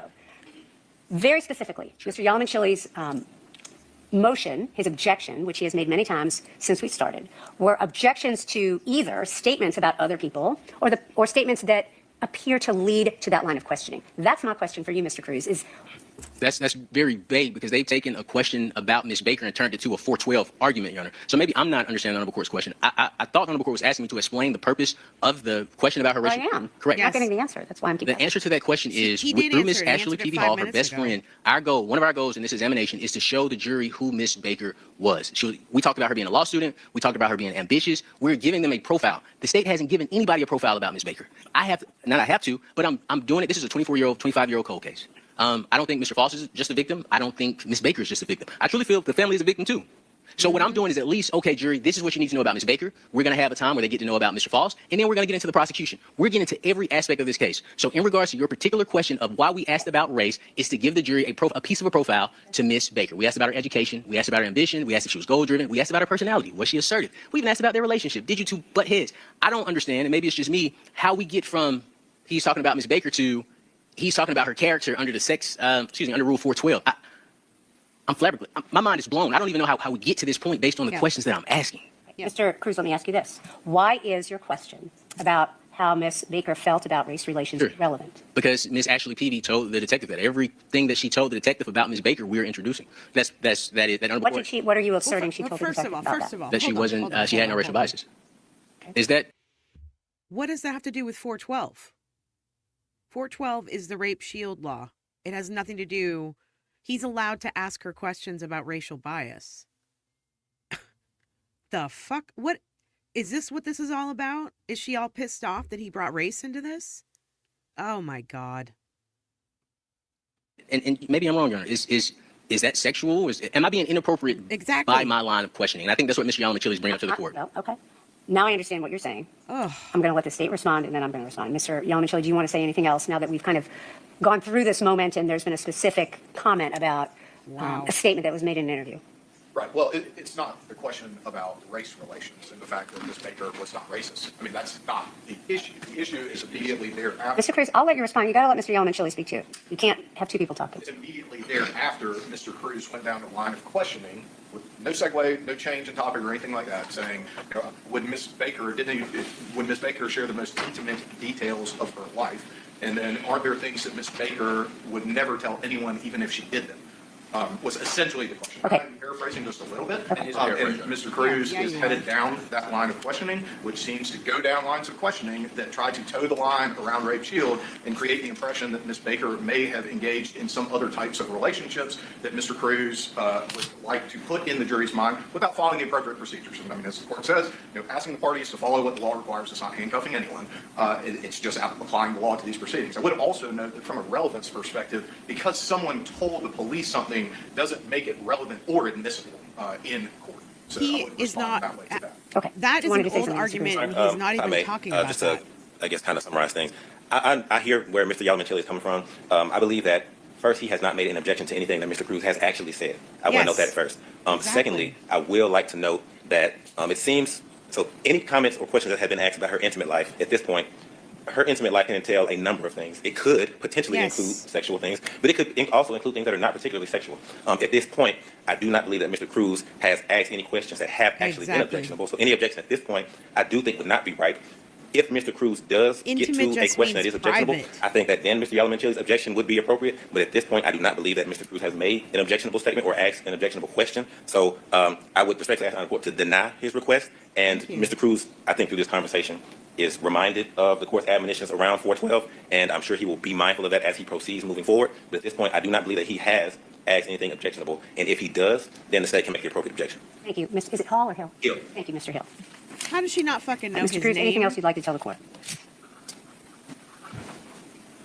I just don't know what to say, Your Honor. Our cross-examination was stopped just from Mr. Yalamachi Yep. based on his belief that this was a 412 issue. Another thing I would say, Your Honor, is Mr. Faust doesn't feel protected in this courtroom. I don't feel protected in this courtroom. Thank you. And I feel that the Honorable Court has been leaning extremely favorable to the state. I've been nothing but respectful to the Honorable Court. I've been nothing but respectful to Mr. Yalamachi's case. Anytime I've approached the bench, it's been because there were sensitive issues that I did not want to address to the jury. I've never once approached the bench and say, Judge, I think they're about to do this. Let me stop them and let me see the jury out. One thing I'd ask, Your Honor, is Mr. Faust is on trial. Constitutional protections apply to Mr. Faust. Mr. Faust has the right to effective assistance of counsel under the Sixth Amendment. He has the right to cross-examination under the Sixth Amendment. He has the right not only to effective assistance of counsel, but his choice of counsel. Your Honor, Yep. right now, we don't feel this trial is fair. I'll just say my place. I do believe the Honorable Court is going to grant his non-objection, so I'm sure I won't be able to ask these questions, and I'll make do with whatever I'm allowed to do. But, Your Honor, I respect this Honorable Court. I would just ask, there's a gentleman here fighting for his life. Thank He is you. fighting for his life. He has no hope. You're his only hope.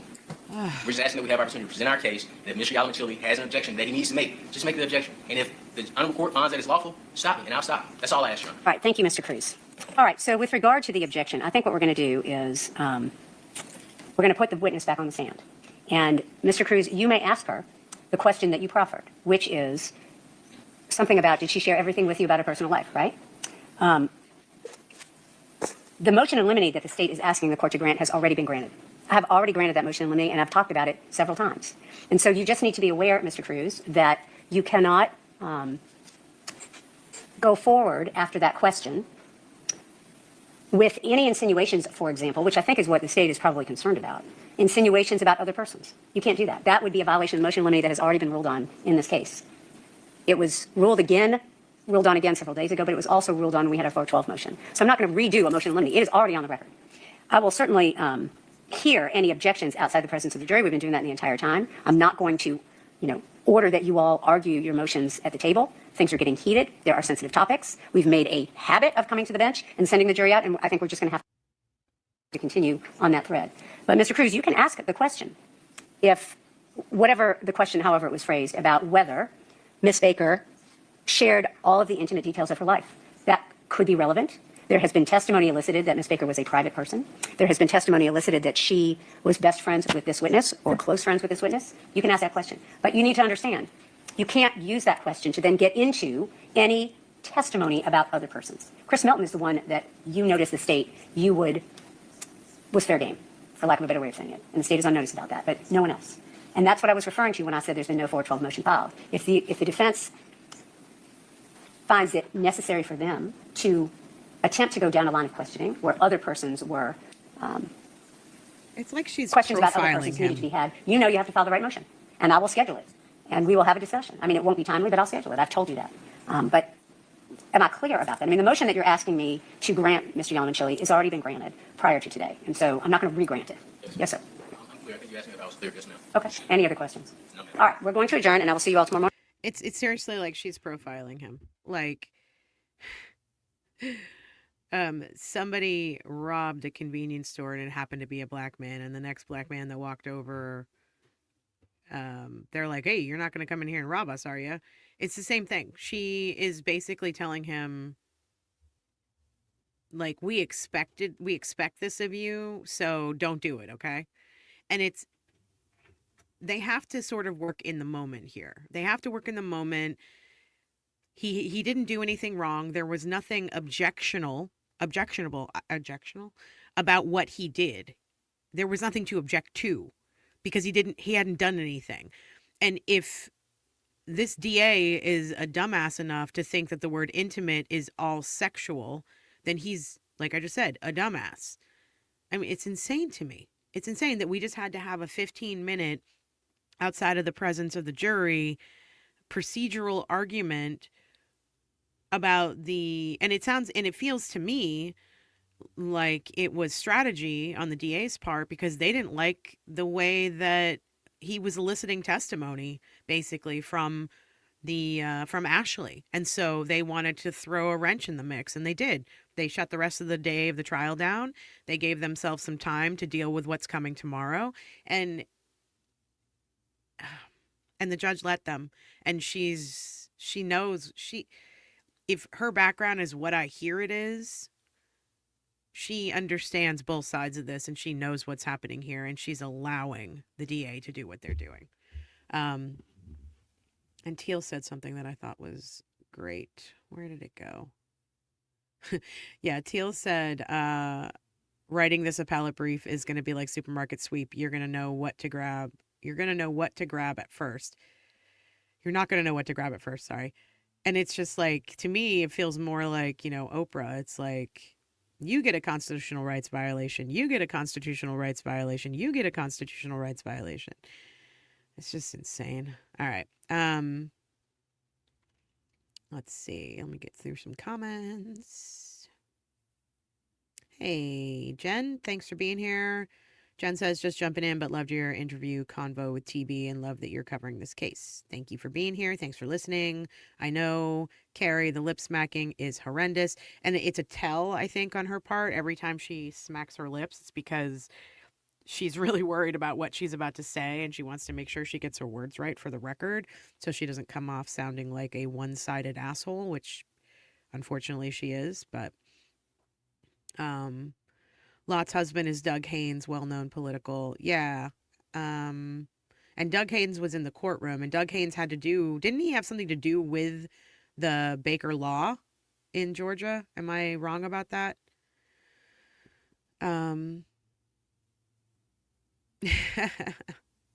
Jody said, thanks for doing this. Just listened to your Aiden interview, which was enlightening.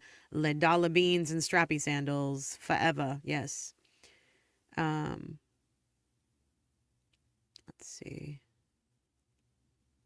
Carrie said she was also the judge on some of Edric's other cases. That's wild to me.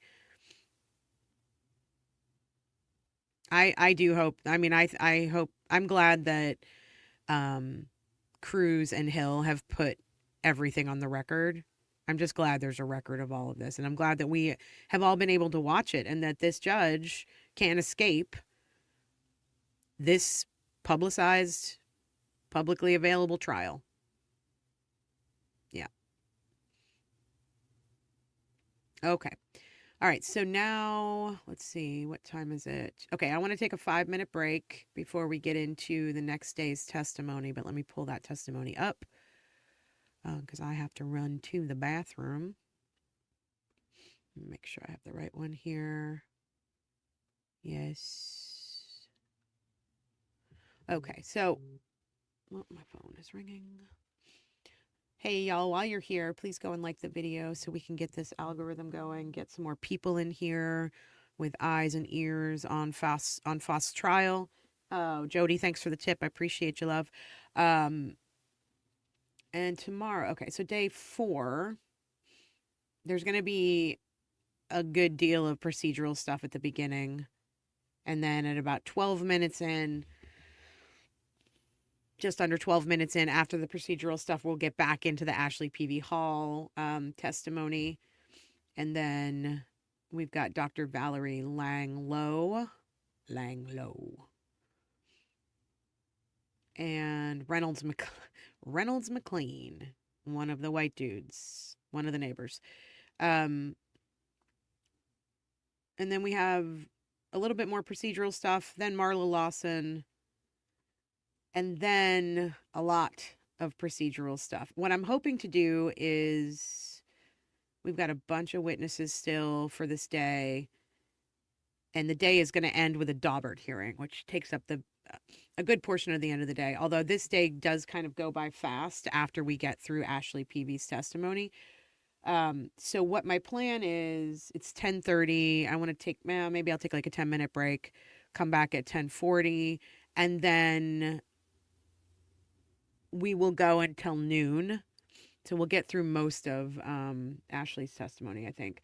And then I have a couple of appointments, and then I'll come back at 3.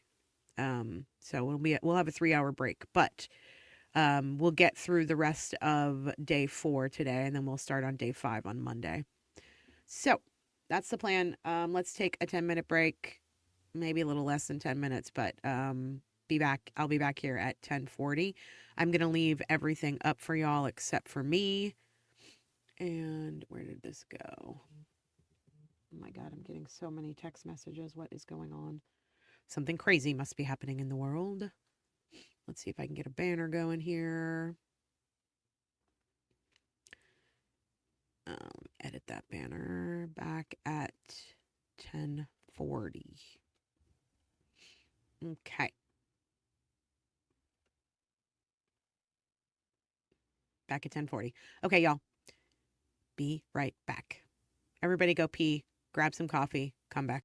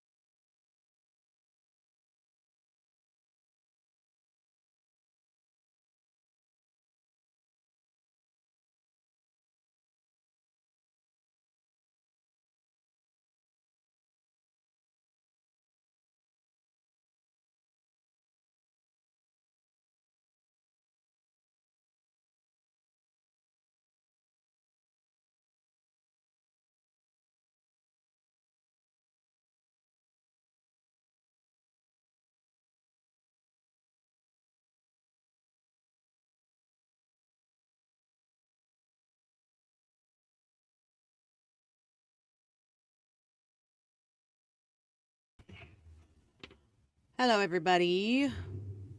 Sorry, I'm a couple minutes late, but I have good news. My schedule changed, so I am not going to be able to stay on this stream until we get through this day today. So I'm not going to have to split it up. We're going to do it all in one today. And when I come back on Monday, we're going to be on day 5, which will be great. So, and I think that we're going to start getting into some pretty hefty testimony in the next few days. So, pretty excited about that. Okay, where we left off, is everybody still here with me? Most of you, anyway. If you guys don't mind, I know I keep saying it and I'm a broken record, but please go like the video, comment, share. If you guys can share with the Edric Faust Facebook groups, I know that some of you have, and I really appreciate that. I just love to get some more viewers in here so that we can share this a little bit more and get some more eyes and ears on this case for people who haven't seen it or people who don't even know about it. That would be great. If you wouldn't mind doing that, I'd appreciate it. Also, once the videos go up, you can hype them. And if you don't know how to hype them, basically what you do, you have to do it on your phone.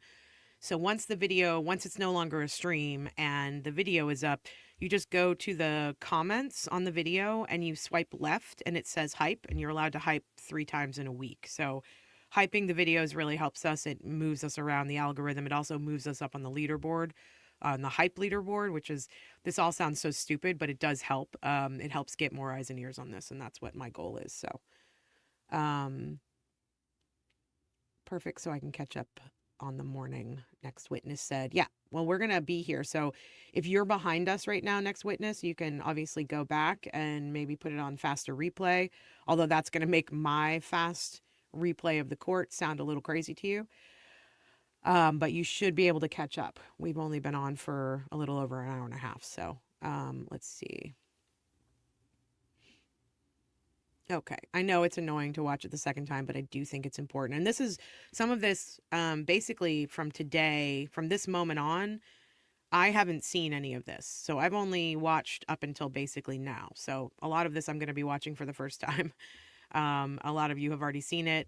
I know that the spoiler is that Edric Faust is found guilty, which sucks. But I do know that there is an appellate brief or an appellate process that's about to start happening. I do hope he gets another trial, or I hope that it's just actually dismissed. I don't know how that's going to work, but we'll see what happens. Let's see. I shared it on the Twit too. Thank you. Appreciate that. And thanks for sharing it in the Facebook. I know that I Live for Now has been sharing it, and I really, really appreciate that. Okay. So let's see where we are. Okay, that was the end of day 3. We're into day 4 now. Let me start this from the beginning. A bunch of procedural stuff. What's happening? All right, day 3, day 4. Morning procedural matters happen until about 12 minutes in. So that's where we are. Okay, everybody ready?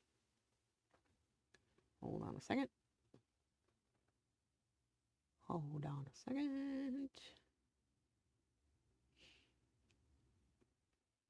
Oh, and my phone's going off again. My schedule's a little crazy today. Sorry about this, y'all. But I'm glad I can stay. This is much better. I don't like having to cut the streams up. I like to be able to get through a whole court day. All right. And we are on day 4. Of hairs found at the scene as being Caucasian hairs. And in candor, Judge, I cannot recall if during the opening statement he specifically referred to the hairs found in Ms. Baker's left hand as being the hairs of Chris Melton, or if it was during his proffer in the Saudi motion. I know during his proffer in the Saudi motion he certainly did, but he has referred to those hairs as Caucasian hairs, which is directly from Mr. Peterson's lab report, and is also through cross-examination, in the opening of envelopes with Lieutenant Leadall, placed issues as far as the manner in which those hairs were maintained in evidence at issue as well. So Ms. Cruz has made hairs kind of a central part of the early part of this trial, which I think leads to a situation where the state is almost compelled in certain ways to address that issue, and we would do so through the testimony of Mr. Larry Peterson. It would essentially be rebuttal type evidence. I think the law on this indicates that rebuttal evidence can be evidence that's presented in response to assertions made by defense counsel, particularly through cross-examination. Obviously, we would still have the Dahlberg hearing that we would need to hear. I know that we try to get as many things done before trial as possible. We did not think this was going to be an issue because we took Mr. Cruz's Dahlberg motion to mean that he was not necessarily going to get into hair analysis either. But I mean, I think as it applies to any party in a trial, you can't have your cake and eat it too. If you're going to get into a certain body of evidence, then the other side has an opportunity to respond from that same body of evidence. And I think that's the situation we're in now. We're trying to connect with Mr. Peterson to be here hopefully around midday in an effort to make him available to address this issue this evening / late afternoon as well regarding a Dahlberg motion. I believe that that's all the preliminary issues that the state has, but if I could have a moment to confer with Mr. Bolton. I hate And his thank you, Your voice. Honor. That's all we have this morning. And I just have a question. Mr. Peterson is on your full witness list, is that right? Yes, Mr. Peterson is on the state's full witness list. And he is also actually noticed on the defense's witness list. So I would say that as well. The defense has placed this individual on their witness list. All right, thank you, Mr. Cruz. Any response to that or response to having to do some motions late in the day or anything else? Sure. So in regards to, and good morning, Your Honor. In regards to Ms. Lacone's Dahlberg motion or Dahlberg hearing, I have no issue with that. I do want to make sure I understand the state's argument in regards to Mr. Larry Peterson. As the Honorable Court is aware, I believe in our Dahlberg motion I provided law, as well as some articles from the FBI just regarding, and I don't know if he's doctor, but just in case, Dr. Peterson's findings. As I stated in opening, the purpose of the hairs is what law enforcement knew at the time this investigation was going on. But I also stated in opening that the science has been deemed unreliable. The reason we brought it up was because at that time they knew. So it actually just went to the investigation, not the scientific validity of the hairs themselves. We're just going to what law enforcement, at least at that time, had been aware of. Ultimately, later, we know that Dr. Peterson's findings, they have no scientific basis as far as identifying a particular person. So as far as Dr. Peterson, we would stand by our Dahlberg motion, Honorable Court, and we would do whatever the Honorable Court would like us to do in regards to same. All right, thank you, Mr. Cruz. Well, we will have the Dahlberg hearing based on your motion, and obviously you can make whatever Dahlberg argument you need to hearing and cross-examine happen at this the end of person, this and day. we'll just have the hearing like we're supposed to. So we'll do it, and we'll do it after the jury leaves for today. Well, I would ask this. Due to the notice being today, may I have until tomorrow to prepare for the hearing? Nope. I don't have Say no. anything related to Dr. Peterson with me here today. Well, let me ask the state a few things about all of that. You wanted the court to hear the Dahlberg motion with regard to the other witness today because that person needs to be able to leave and go back. I assume, is that right? That's correct, Your Honor. What is your position with regard to Dr. Peterson? Is he coming from out of state or anything like that? I think it's just Mr. Peterson. Okay, I'm all right. not 100% certain, not that it matters for purposes of this discussion, Your Honor, but I would say that he isn't coming from out of state. Okay. He is a very seasoned witness, I guess would be a good way to talk about age without talking about age. And we do have him in hotel accommodations for this evening, given that it may be into the late afternoon. We're hoping to do it this afternoon so that maybe Ms. Lycombe and Mr. Peterson could both testify tomorrow, at least to give us a chance of that. But obviously, we leave it in the court's discretion as to when to schedule the Dahlberg hearing. And so that's our statement on that. All right, thank you. I do think having the Dahlberg motion this afternoon with regard to the other witness is appropriate, given what you said about her needing to go out of town. But I'm going to grant Mr. Cruz's request to have give him time, and the state time if you need it, obviously, to prepare for that. So we're going to have the Dahlberg motion with regard to Mr. Peterson tomorrow morning at 8:30. And if I need to bring the jury in at 9:30, I'll make that decision later today. I prefer to start at 9 because we're going to leave early, but we'll have it at 8:30 tomorrow morning. And that will be for Mr. Peterson. So I'll see you all at 8:30 and Mr. Peterson at 8:30. All right. Thank you, Judge. Yes, sir. Ms. Cruz, anything else? All right. Thank you. I'm going to ask our bailiff. Where's Miss Linda? Oh, come on. Oh, there you go. I'm sitting down. I didn't see you over there. Can you knock on the door and see if they are ready? There. Thank you. Oh my God. I don't even like it when she laughs. All right, let's get through. Jury's coming in. All right. Ashley's back on the stand. Cross-examination. Court, about your discussions with the state? He was just reassuring me about coming in today and said I was okay from yesterday and just I keep telling the truth like I'm doing. Okay. Uh-oh. Did he talk to you about your testimony in any way? He just said, Hold on. She talked about her testimony? What? State of Georgia versus Edric Faust, SU 24CR0547. Is the state ready to proceed? State's ready, Your Honor. Is the defense ready? Yes, ma'am. All right, thank you. State may call Wait their a witness, minute. and we have a continuing witness, I believe, from yesterday. Is that correct? She's Ashley doing Hall. okay. Thank you. If you could get Ashley Hall, please.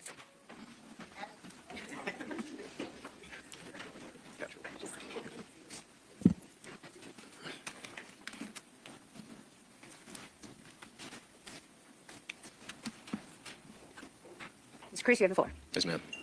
Good morning, Mrs. Peavy Hall. How are you? I'm doing well. How are you? I'm doing okay. Thank you so much for asking. Between us breaking yesterday and you testifying now, has any attorney spoken to you about this case or your testimony? I talked to the DA this morning for a little bit. Okay. Your Honor, I have a motion. All right. Ladies and gentlemen, I'm going to have you go back into the jury room. I'll see you in a moment. Please don't discuss the You gotta be friggin' kidding me.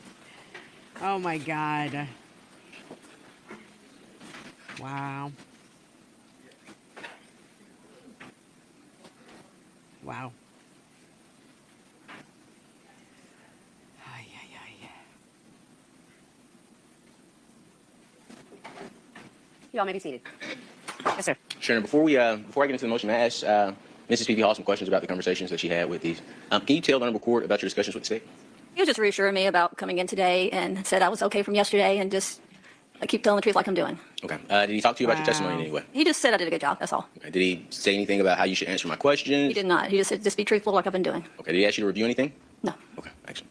And if I haven't asked you a specific question, just in general, well, specifically, excuse me, who spoke to you? Let me ask that question. Chris did. Okay. And what did Mr. Bowden say exactly? Objection, asked and answered. Sustained. Okay, sure. Based on what Mrs. P.B. Hall has stated, the only thing I would request at this time, Your Honor, is just to instruct the state that once a witness is under oath, neither party, myself or the state, is to speak with them in any manner until they finish their testimony or before the testimony starts. Thank you. Any response from the state? I'm not aware of any rule that prohibits that. So, I don't know what the basis is. Well, I agree with the state. There isn't any rule that prohibits what you have elicited from this witness. I think both parties realize they can't talk to a witness about their testimony in any specifics in that way. That has not been shown, so I'm not going to give that instruction. I think both parties are aware of the law. All right. Thank you. If you'll bring the jury back out, please. Thank you. Oh, God. I wish that we could get those hot mic moments, but it's not working for us.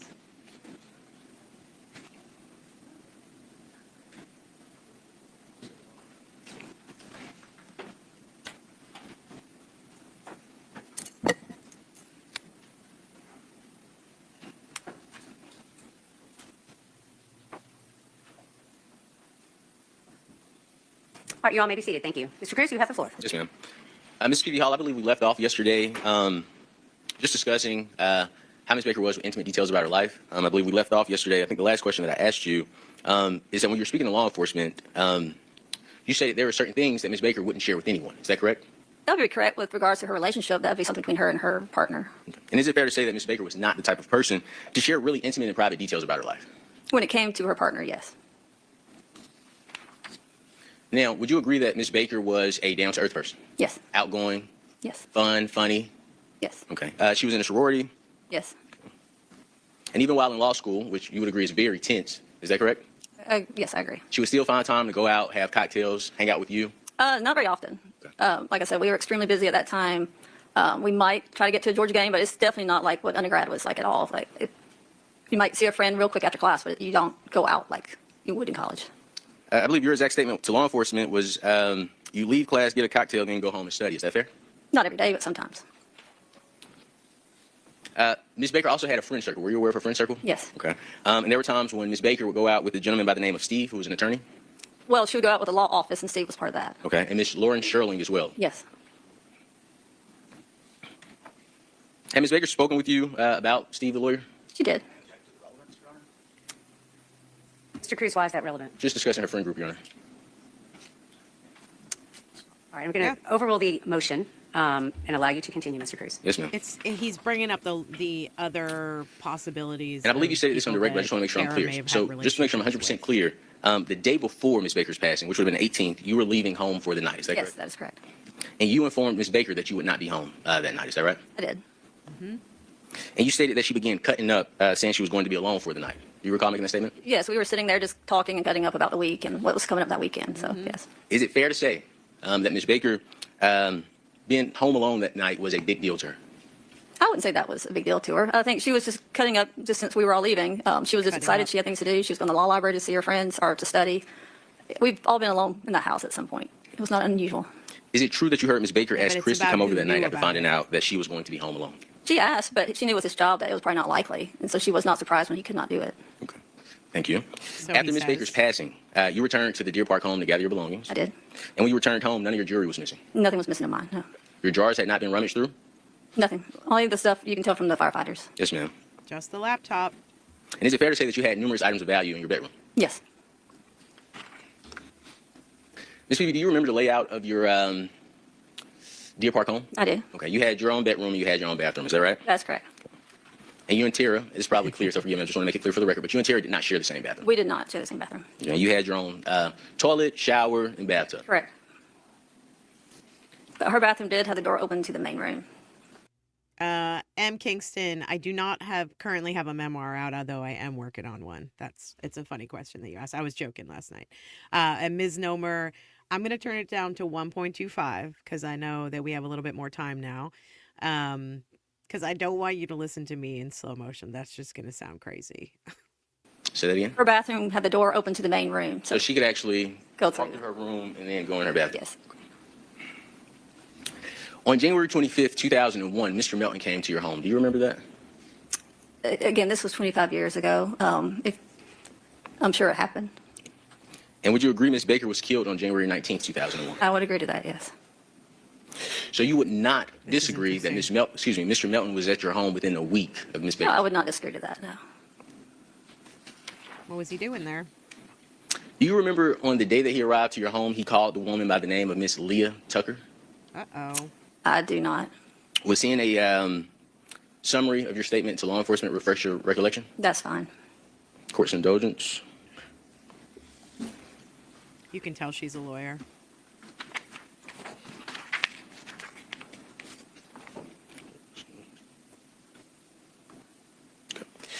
So I'm showing you what is going to be marked as Defense Exhibit 22.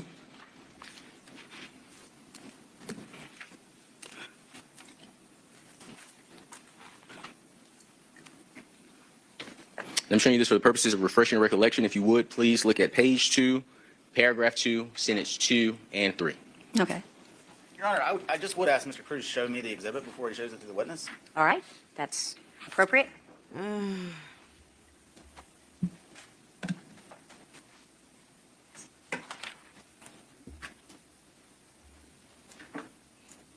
All right, get it on, you guys. Come on.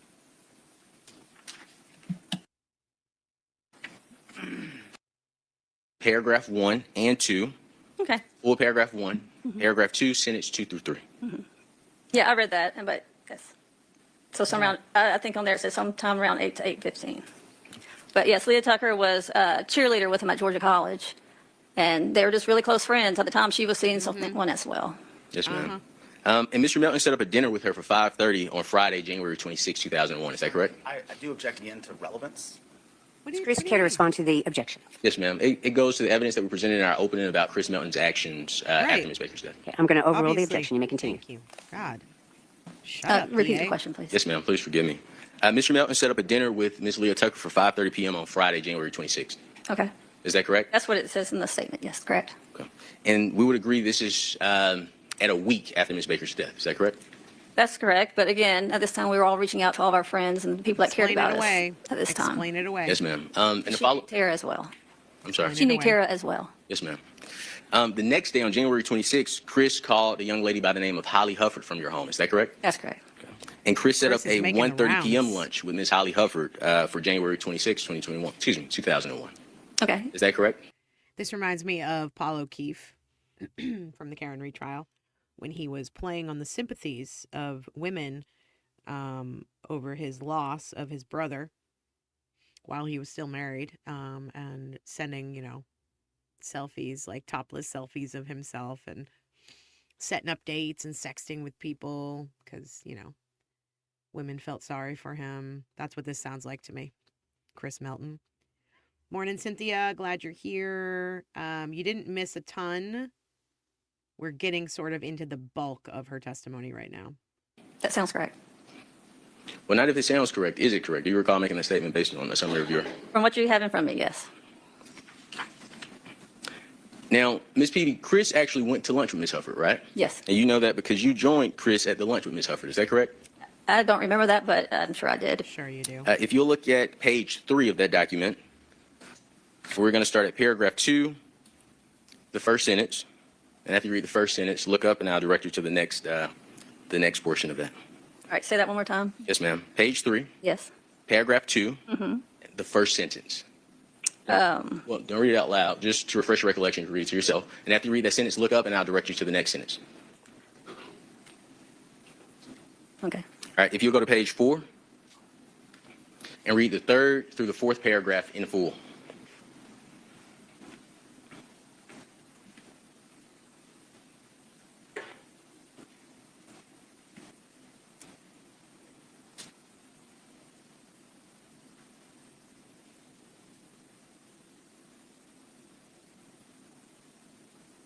Okay.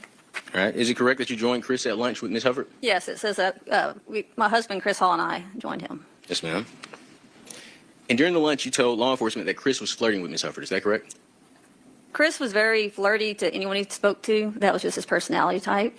So is that a yes or a no? I guess that was a yes, but he didn't mean it in any guess way that that was you a would yes. call being flirty. That was his personality. Well, not what I mean. Were your words that? Yes, those were my words. And during lunch, Chris was also gently rubbing Hufford's lower back. He might have been. Again, this was 25 years ago. Sure. Would reading the summary of your statement refresh your recollection? Probably would. If you go to page 5 and starting at the last paragraph to the top of page 6. So start at page 5, last paragraph. Read that paragraph to the top of page 6.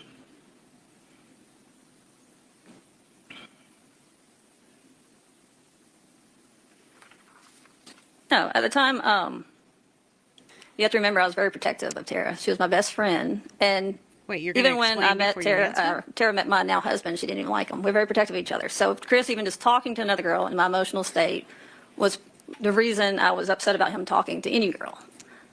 Yes, ma'am. My question is, during the lunch, was Chris gently rubbing? Yes, he was gently rubbing her back. Yep. And when you and your husband, He was my boyfriend at the time. Yes. yes, ma'am. When you and Mr. Hall left, Chris continued to hang out with Ms. Hufford. Is that correct? Yes. May I approach you to retrieve that exhibit? Yes. Is that okay? And I still have free reign, Your Honor? You do? Thank you.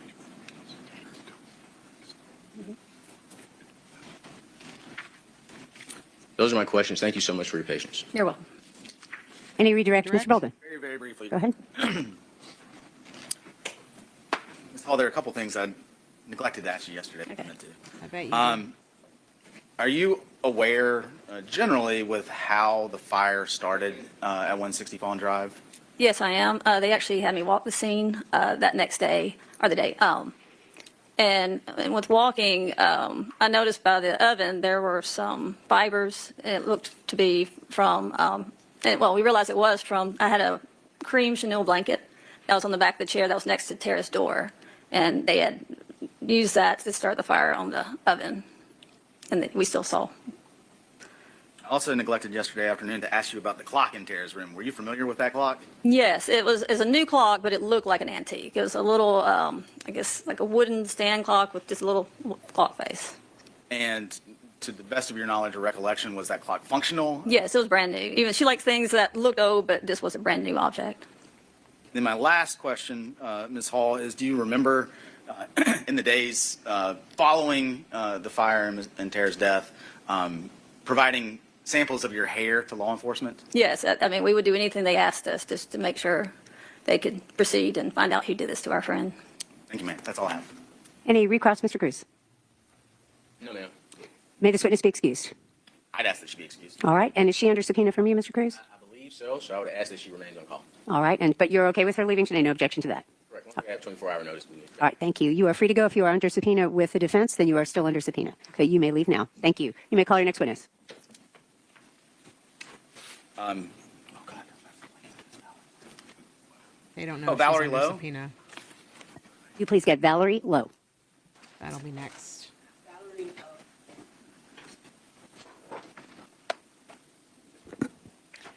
There's going to be a question about Ashley Hall's subpoena in a little bit. Good morning, ma'am. Morning. Good morning. Can I have you raise your right hand, please? Do you swear or affirm that your testimony in the matter pending before the court shall be the truth, the whole truth, and nothing but the truth, so help you God? Yes. And if you could just be sure to speak into that microphone so that we can hear you. If I can't hear you, I'm afraid the jurors might not be able to. Ma'am, if you could start out by stating and spelling your name for the record. Valerie Lang Lowe, Valery Langlowe. And, ma'am, what do you do for a living? I'm a district administrator in a school district. I want to take you back to I don't know how I feel August about of that 2000. lipstick choice. What were you doing at that time? I was student teaching at Oconee County High School. Were you in college? I was. Where were you in college? University of Georgia.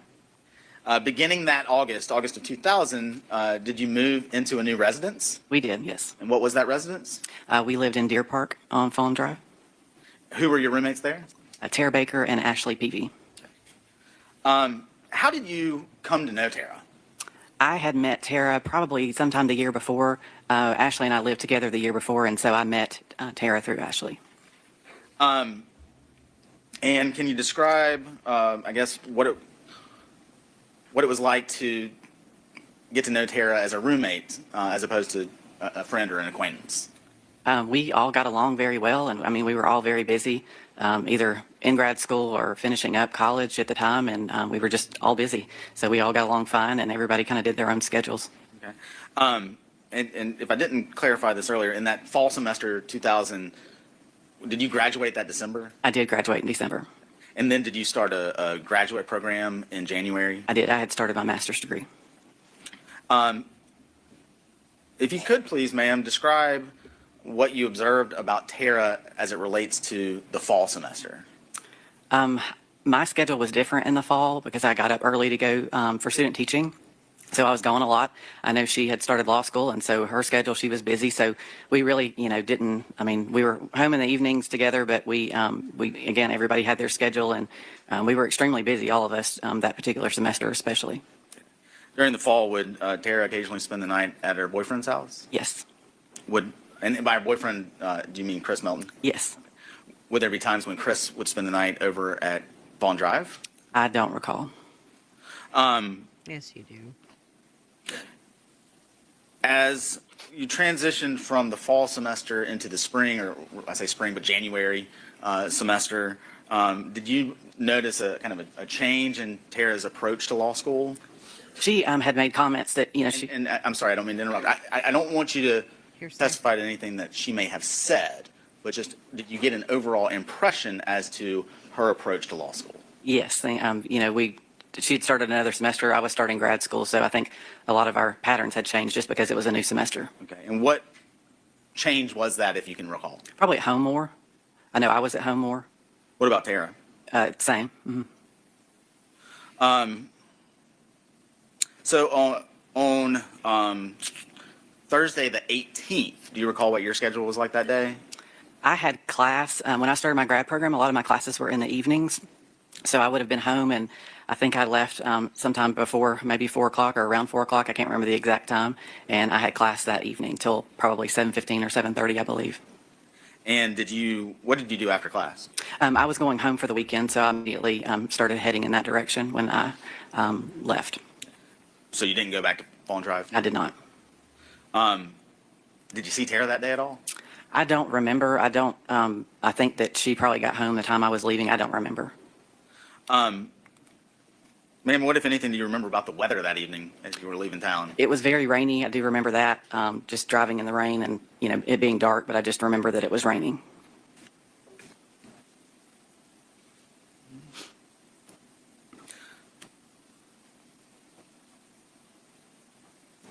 I want to talk about kind of the relationship between the three of you in that house. How did the three of you get along as roommates? We got along great. Ashley and I had lived together the year before, and, it was no different when Tara moved in. I mean, we all got along great. There was no girl drama or anything like that sometimes can come along with roommates. Were you careful to look out for one another? Yeah, we were all safety conscious about, things being, locked and, that kind of thing. I've always been that way. Did all of you have boyfriends at the time? Yes. Did anybody give an apartment key or a house key to their boyfriend? I have no knowledge of that. Why would that have been? I don't think that they would have ever been at the house. There would be a time. Any response to the objection? I'll rephrase the question. All right, I'll sustain it, let you rephrase if you choose to. Based on the relationship that the three of you had, you, Ashley, and Tara, would you have given a key to your boyfriend at the time? No. Why not? There would have been no reason for him to have been at the house if I would not have been there. Based on your impression of the relationship, again, that you shared with Ashley and Tara, was that consistent throughout the house? I would assume yes.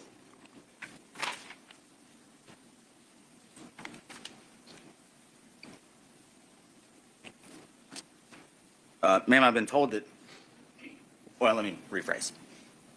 Were you the one that would keep the house clean? Yes. Okay. Can you describe that a little bit? I was just the clean one of the group. There's always one, I guess, when you live with roommates. And so I was the one who would clean and tidy up the house, and just that was something that I enjoyed and still enjoy doing.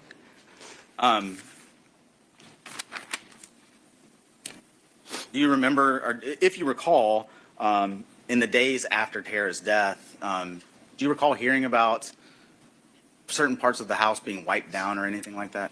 I do remember hearing that. What, if anything, do you recall about that? I think at the time it was more about, fingerprints, or they were, doing whatever you do after something like this happened, and the house was clean and things were, wiped. Do you recall what areas of the house they were referring to? I remember they asked, certain patterns of cleaning, if, I would have cleaned this or cleaned that, that kind of thing. But it was, maybe doorknobs or around the doors or windows, that kind of thing. And is that something that you would have cleaned? Not typically. I mean, I kept things dusted and vacuumed and just your normal thing, but I didn't deep clean the house all the time. I mean, I know what they're getting at. It's about the Dr. Lowe, we'll the talk a killer little bit wiped about things your down before they observations left. I of get it. Tara's relationship with Mr. Melton. Is that something that she would have confided to you about? No, we didn't have that kind of relationship. I was private, and I would have never. I mean, we didn't talk about that kind of thing. Did you ever personally observe This is any unbelievable. arguments between Tara and Chris? I did not. She's Did you ever Nicole hear Alberg of this trial, always clean. Tara somebody arguing on the says. phone with him? I did not.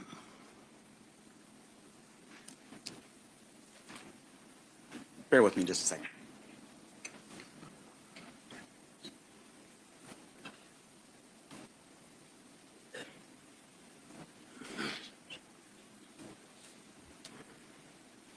Dr. Lowe, those are all the questions I have. Mr. Cruz may have some questions for you. Thank you, ma'am. Thank you. Cross-examination.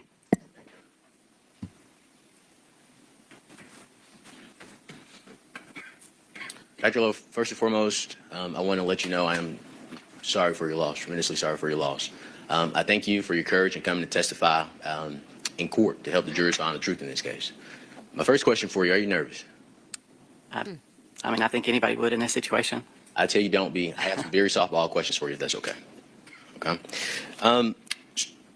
There was a statement that you made to law enforcement that I wanted to ask you about. Do you recall stating it was almost like somebody knew that we weren't going to be home? If you'll show me the transcript, I can. I don't have a transcript, but I can play the recording for you. That is a that fair? great question. Okay. Your Honor, excuse me, would the recording refresh your recollection? Sure. Your Honor, I like to play the recording outside the presence of the jury. Oh, geez, All right. Here we go. Ladies and gentlemen, I'm going to have you go into the jury room. Please don't discuss the case. We'll be with you shortly. I don't understand why they can't play this stuff in front of the jury. Doesn't make any sense. And actually, yeah, let's just hang tight for a moment. There's some tech issues here.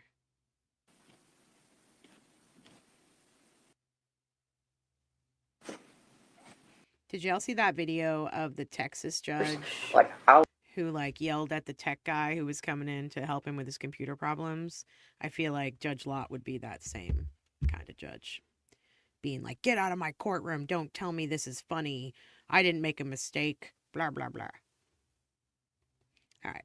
So we're going to listen to her interview. Mark, 1524 for you. Just to save the jury time and respect honorable court's time until minute mark.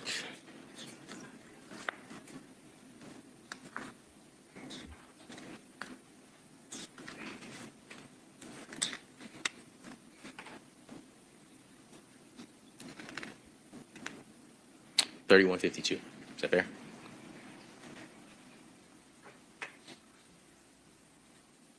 No, the only thing that and this is probably in some of the notes from way back when, I think New Year's, I always came home for breaks and stuff, I'm a little homebody, but we went to, This is in 2024. Ashley and Chris and Jeff and I went to Hilton Head for New Year's, I think. So we came through Athens, maybe to pick them up or something, and Tara was there, and we were like, what are you, why are you here by yourself kind of thing, it's a holiday, This is of 2001, right? Or 2001 and 2001? Yeah. Okay. And she's like, oh, I'm going to go. Or maybe it was, I don't even remember. It may have been right before Christmas. At some point during the holiday, we went to Hilton Head just for the weekend. And she was there. And we were like, Tara, why? It was New Year's because we wouldn't have been gone for Christmas. And we were worried about her being there. You need to go home and be with your family, during break or whatever. We just were shocked that she was there. And, we went on our trip or whatever and came back to school, in January or whenever classes started back. But when class started back, we hadn't been there like, what, 2 weeks? Because I had just graduated in December and I was starting my master's in January, EDA. We had not been back, whatever, week or week and a half, whatever all that was when all this happened. She hadn't been going to Chris's house at night. So when I say she went there that often, it was weird that she was at home. It is Oh, weird. okay, so I didn't catch that earlier. Like, she was at Chris's house, like, almost nightly? It was a lot. Okay, okay. It was a lot for that, but like I said, I can only speak to like 3 first months, semester. yeah. I don't know, what her life was like before. But when we came back from break, and Ashley will tell you the same thing, there was a significant change in that. But again, like, that's her business. We didn't want to ask any questions, and I think maybe Ashley or I one maybe did say, are y'all okay? And so maybe they were having a tiff or whatever. But Tara was really private about her life and details and that kind of thing. But there was definitely a change when we came back in January. She was not spending she wasn't spending the time she had been spending at Chris's. Okay. Which is, why everybody was like wondering if something was going on. But we, like I said, we didn't pry, we didn't ask, we didn't, that was her business. We just said her, basically just checking on her. That's what And Ashley was she trying may to have avoid exposed Ashley like, saying. we had a tiff or a Sure, fight or whatever. yeah. But But it was like a noticeable shift. Is definitely. that fair to say? I don't want to put words in your mouth. No, it was definitely a shift. And like I said, you can go back to the notes of when all that, and I'm sure that You'll have to go. we said the same thing because it was just, like I said, I can't remember a lot of things, but I remember the details of a lot of this that were just very vivid to me that like something wasn't right. And she was a very private person. Yeah, she was, she wasn't one to overshare like what's happening in life. And maybe to Ashley, maybe she confided in her more because, they were friends for a long time. Mm-hmm. Okay. That must be Were Liz you that everyone aware keeps of telling me any about. of her sexual life with? I'm going to fast forward it a piece to get to the next portion that I'm going to ask you questions about, okay? Mm-hmm.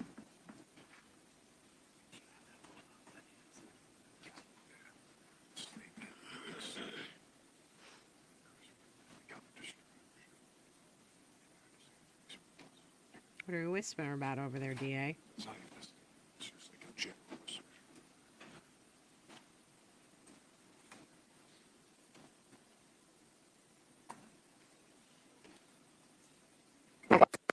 More so probably day to day, like, doing stuff together, hanging out, because Tara was always doing the law school thing and studying. Okay. And I think going back to the whole Chris and January thing, I don't know. I remember one of the things she said was like, oh no, I'm just trying to buckle down and like she needed, that was a distraction for her. And she was like buckling down on her studies was kind of the way she blew off, like when we checked on her to make sure she was okay. Just Okay. because her behavior had changed. And not her personality or anything like that. It's just like, no, I'm just. Like her routine. I'm just, yes. And if you live with somebody and something's completely. In the last portion that'll be a part of the examination, Ms. Lowe, Dr. Lowe, excuse me.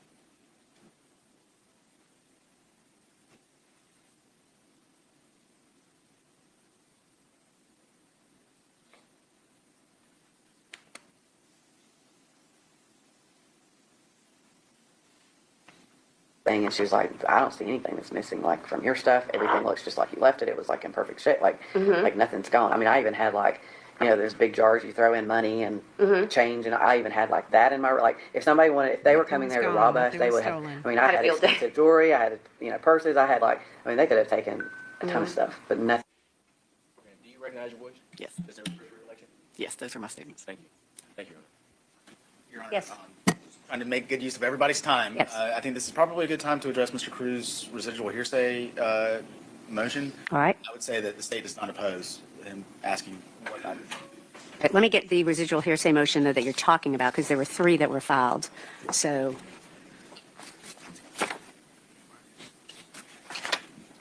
All right, so Mr. Bolden, you're talking about the pending motion that the defense filed on She's gonna January sit there and 20th with listen to this regard again. to Dr. Witness is Valerie just gonna Lowe sit there and Lang. listen Is that to right? it. Is that what you're referring to? Yes, Your Honor. Okay, and your position is? We don't oppose that motion. All right, any response? No response. All right, then I will grant it. Motion was Great. filed, the state does not oppose it. That was easy. All right, anything else before we bring the jury back? No, ma'am. All right, could you bring the jury back, please?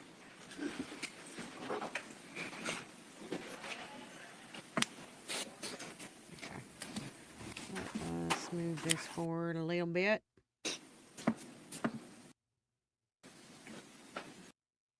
House, is that fair? I can't hear you. Those were my statements, yes.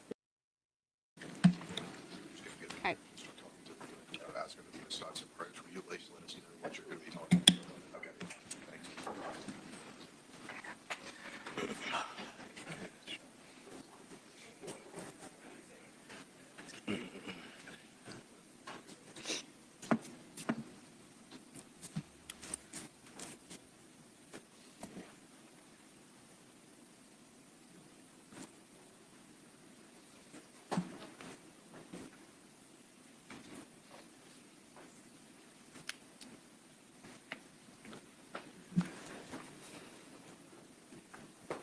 Please be seated. Mr. Cruz. Yes, ma'am. Dr. Lowe, you would agree with the statement that the day that Ms. Baker was killed, it was almost like someone knew that you and Ashley weren't going to be home. Is that correct? Those are my statements. I can't hear you. Those are my statements, yes. Yes, ma'am. Can you pull the mic up? Thank you. And the reason you said that is because it was rare for both you and Ashley not to be home. Is that correct? That's correct. I'd like to discuss your observations of Chris and Tara's relationship. Is that okay? Yes. During the first semester of law school, during the first semester of school, Ms. Baker, Mrs. P.V. Hall, and yourself, you all stayed together at 160 Fun Drive. We would agree on that. Yes. Okay. You would agree that during the first semester of school, Ms. Baker would always be at Chris Milton's house. Is that fair? I can't say always. Often. A lot.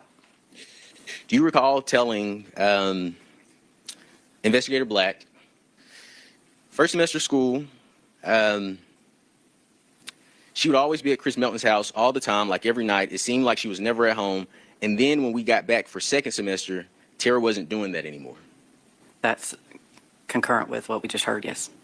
Well, no, that wasn't on what we just heard. Right. That's a separate. Okay. Yes. But you agree with that statement? Yes. And you would have no reason to disagree that the first semester of school entailed August of 2000 and December of 2000. Correct. All right. Let's talk about second semester. Okay, second semester for the purposes of our conversation, would have been January 2001 until May 2001. Was that fair to say? Yes. Now, on New Year's Day of 2001, do you recall stopping back by your house at 160 Fun Drive? I don't remember exactly. It's been 25 years ago which day we stopped by, but we did stop through Athens. Based on the recording that you heard, do you recall stating on New Year's Day 2001, you were on the way to Hilton Head Beach? It was you, Mrs. Ashley P.V. Hall, Chris Hall, and your significant other. Do you recall making that statement? Yes. And when you stopped in at your home on New Year's Day, you found that Ms. Baker was home alone. Yes. And you were shocked to find Ms. Baker home alone on New Year's Day. Is that correct? Yeah, I mean, typically college students would go home during the holidays, but I, hadn't lived with Tara, so I didn't know her patterns of when she went home and when she wouldn't have gone home. Okay, and based on our discussion regarding how she was with Chris from August to December, is it fair to say that you probably expected her to be with Chris? I don't know where I would have expected her to be. It was the holidays, so. But you and Miss Ashley P.V. Hall, you two were with your significant others, is that right? Yes. Now, from January 1st to January 19th, that's going to be the focus of this portion of our conversation, okay? You would agree Ms. Baker had stopped going to Chris Melton's home, is that right? She hadn't stopped going there. She just wasn't going as often, I would say. I don't remember fully, how many days a week or anything like that. Set it up, Cruz. Set You it recall up. making a statement, when class started back, we hadn't been there in like 2 weeks. We had not been back week or week and a half, whatever all that was when all this happened. She hadn't been going to Chris' house at night. Do you recall making that statement? Do you have the transcript, or is that what you just played? Do you recall making that statement? I'd like to see it. You would like to hear it? Yes. Then I would move to introduce. You just listened to it.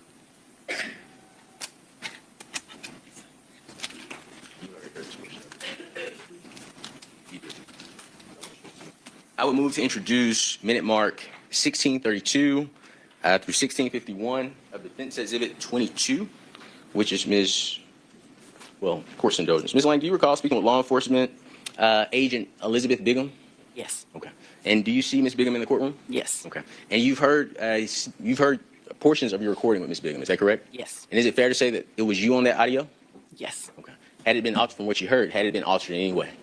I'm not aware that it had. Okay. Thank you. Your Honor, I would move to introduce minute mark 1632 through 1651 of Defense Exhibit 22 into evidence. Any objection? I don't know that he's laid the grounds for it being an inconsistent statement.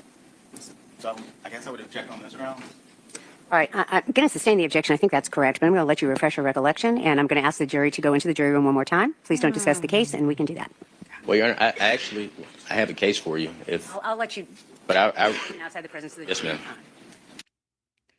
Let's do this again, huh? Time with Chris. Is that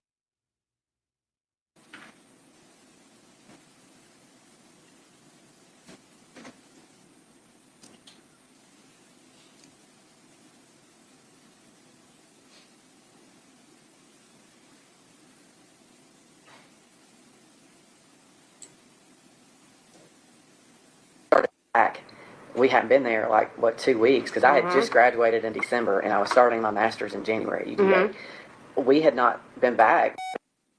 And half, whatever all that was when all this happened. She hadn't been going to Chris's house at night. So when I say she went there She that often, literally just it was listened to this. Is there a fresh recollection? Yes. Great. Let's bring Any the other jury questions back of this in. witness? I know, ma'am. All right, any other motions we need to take up before the jury comes back in?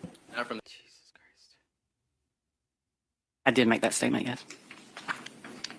Now let's talk about the items that you had in your room. It's like okay? they just want to like You had a jar full of change derail of money in your room. as often as they Is that can. right? Correct. That was not taken. No, sir. Okay. You had a lot of purses in your room, correct? Correct. Those were not taken. Is No, that sir. right? And you also had expensive jewelry in your room. Is that correct? Jewelry. That's correct. And that also was not taken. No, Is sir. that right? No, sir. I'm sorry. I didn't mean to cut you off. Go ahead. No. I think you were answering that. I I spoke said while no, you sir. were speaking. I'm I said no, sir. And all of this was in the open in your room, correct? Yes, sir. But none of your property was missing from the home and everything looked exactly how you left it. I did not go to the house, but yes, everything was still there. Yes, ma'am. Based on none of your valuables in your room being stolen, is it fair to say that it seems that the person that killed Miss Baker came there specifically for her? Yeah, speculation. Sustained. But nothing was taken from anyone in the home? No, sir. Or not from my room. I can only speak to myself. Yes, ma'am, that's fair. I have no other questions for you. Thank you so much, Dr. Lowe. Any redirect, Mr. Bolden? Dr. Lowe, you mentioned that in the fall semester, Tara had been spending Something's gonna happen a good bit of time over at Chris's. Were you aware of where that apartment was? Yes, sir. I believe I remember. Where was it? I believe it was off Millage. Is that here in Athens? Yes. In January, do you have any knowledge as to where Chris was living at that time? I think he was living in the same place, but I don't fully remember, but I think he was. Do you have any knowledge of him spending more time at his parents' house? I remember times that there were, if he had work, in that area, yes. And then lastly, Dr. Lowe, for some reason can't remember to ask this question. In the days subsequent to Tara's murder, do you remember being asked to submit samples of your hair in connection with the investigation in the case? Yes, sir. And did you provide those? Yes, sir. That's all I have, ma'am. Any recross, Mr. Cruz? No, ma'am. May this witness be excused? They would ask that she be excused. Any objection, Mr. Cruz? If she's under subpoena from my office, I just ask that she stays on call status. Is she under subpoena from your office? Abigail would know. Wilson would know. He'll be here Friday. But I believe she is. I believe all of Ms. Baker's roommates and family members are under subpoena from my office. I just wanted to say All right. You are free to go for today if you are under subpoena. It's unclear to the court whether you are. You are. Okay, thank you. You are still under that subpoena. Just Thank you. fast-forwarding through this bit. She did say she was. I didn't hear She that, did just, Your Honor. sorry. I'm sorry. She did. You are free to go, ma'am. You may call your next witness. Reynolds McLean? Could you get Reynolds McLean? Reynolds. Wait, where's Reynolds? Oh, there it is. Okay. This is the guy who lived right across the street from Tara Baker and her roommates.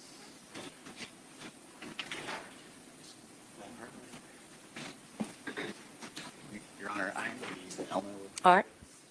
I'm going That to was use a the little bit Elmo. Sir, if you could raise your right hand, please. Do you swear or affirm your testimony in the hell is he matter pending wearing? before the court shall be the truth, the whole truth, and nothing but the truth, so help you God? Yes, I do. Okay. You can put your hand down, sir. If you could state and spell your name for the court reporter, please. Reynolds McLean, ReynoldsMcLean. And Mr. McLean, I want to take you back to January of 2001.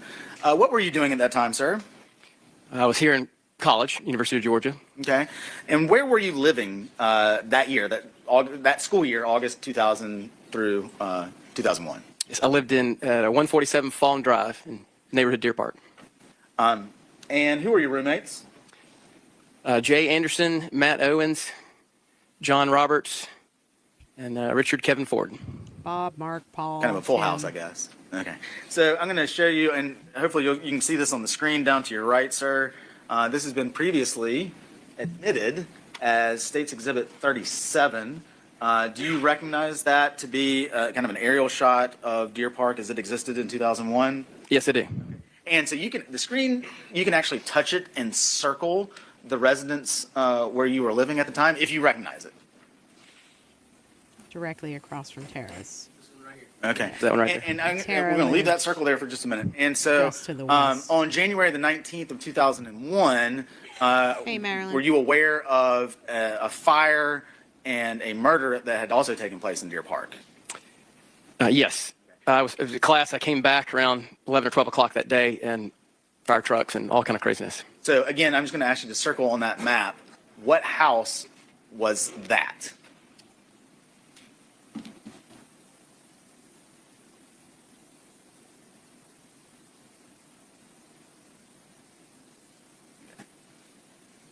Gotcha. So was that basically directly across the street? Yes, sir. Do you recall anything out of the ordinary occurring in the early morning hours of January 19th, 2001? Yes. That morning, I remember waking up. It was oddly hot in my room that morning in the house. I lived on the second story. Went over to the window to get some fresh air, and I saw someone walking down the road. And I'm going to stop you right there. Do you remember about what time this was? Around 8 o'clock in the morning. So 8 o'clock in the morning, you look out the window, you see somebody. Describe exactly what you saw. I remember seeing somebody walking. If you're looking out my window down at the house across the street, they were walking left or right to left, so sort of east. And let's just clarify. So would that have been, again, you can kind of use your finger to draw a line in the direction that you saw the person walking. So would that have been away from Cooper Road towards the back of the neighborhood? That's correct. All right, I'm gonna stop, let you pick back up on this individual that you saw.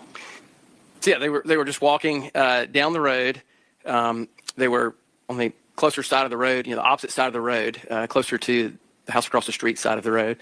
I remember them walking at a normal pace. The person had on an orange shirt of some sort. It's a memory that stands out. Male, female? Yeah, male, Orange young shirt male. of some sort. White, African American? African American. Maybe a hoodie. You remember anything Maybe a else about jacket. that person's description? No, I think they had on some sort of brownish khaki colored type of pants.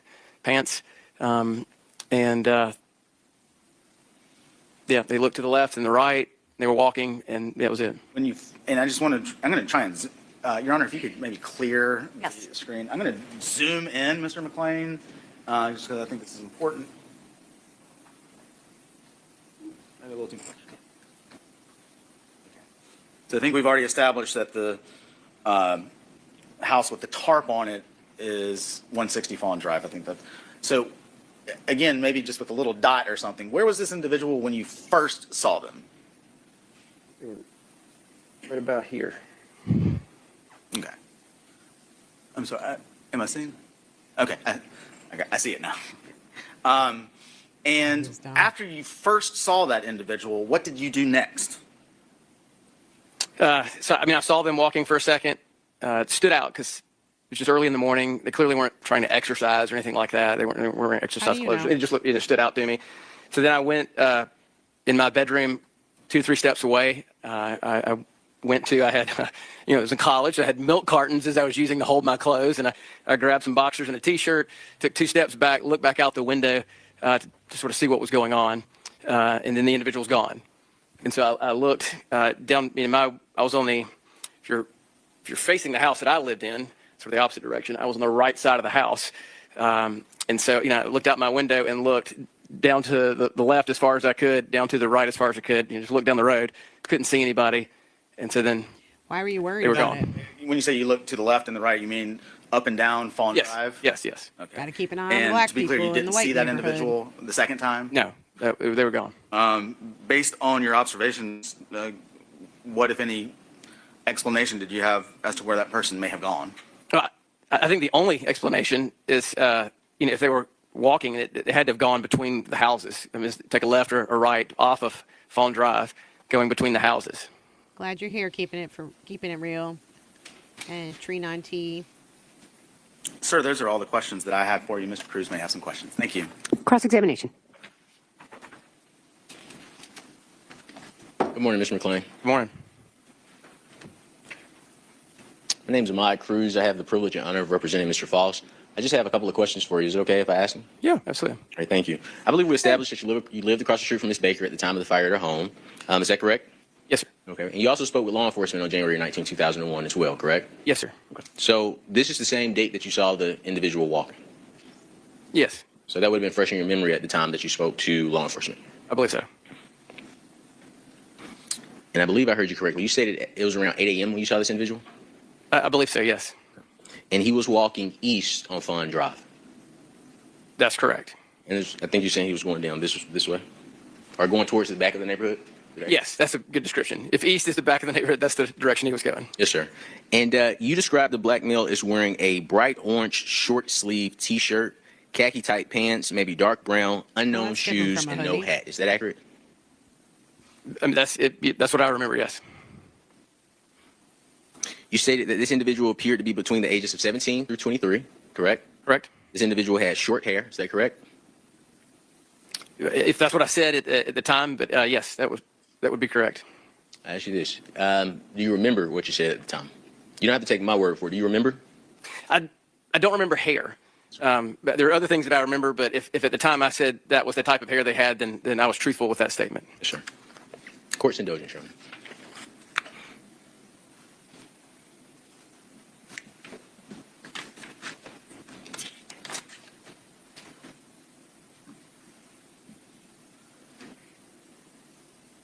Looking at the DA again. These people, they just Was always seeing like a glance over summary of your there. statement refresh your recollection? I'm sorry, could you repeat that? Yes, sir. Please forgive me. Would seeing a summary of your statement regarding the description of the individual you saw refresh your memory? Yes.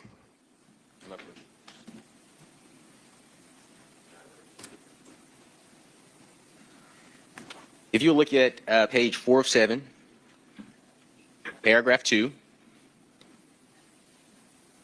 sentence number 4. Okay. I haven't seen what Mr. Cruz just handed the witness. No,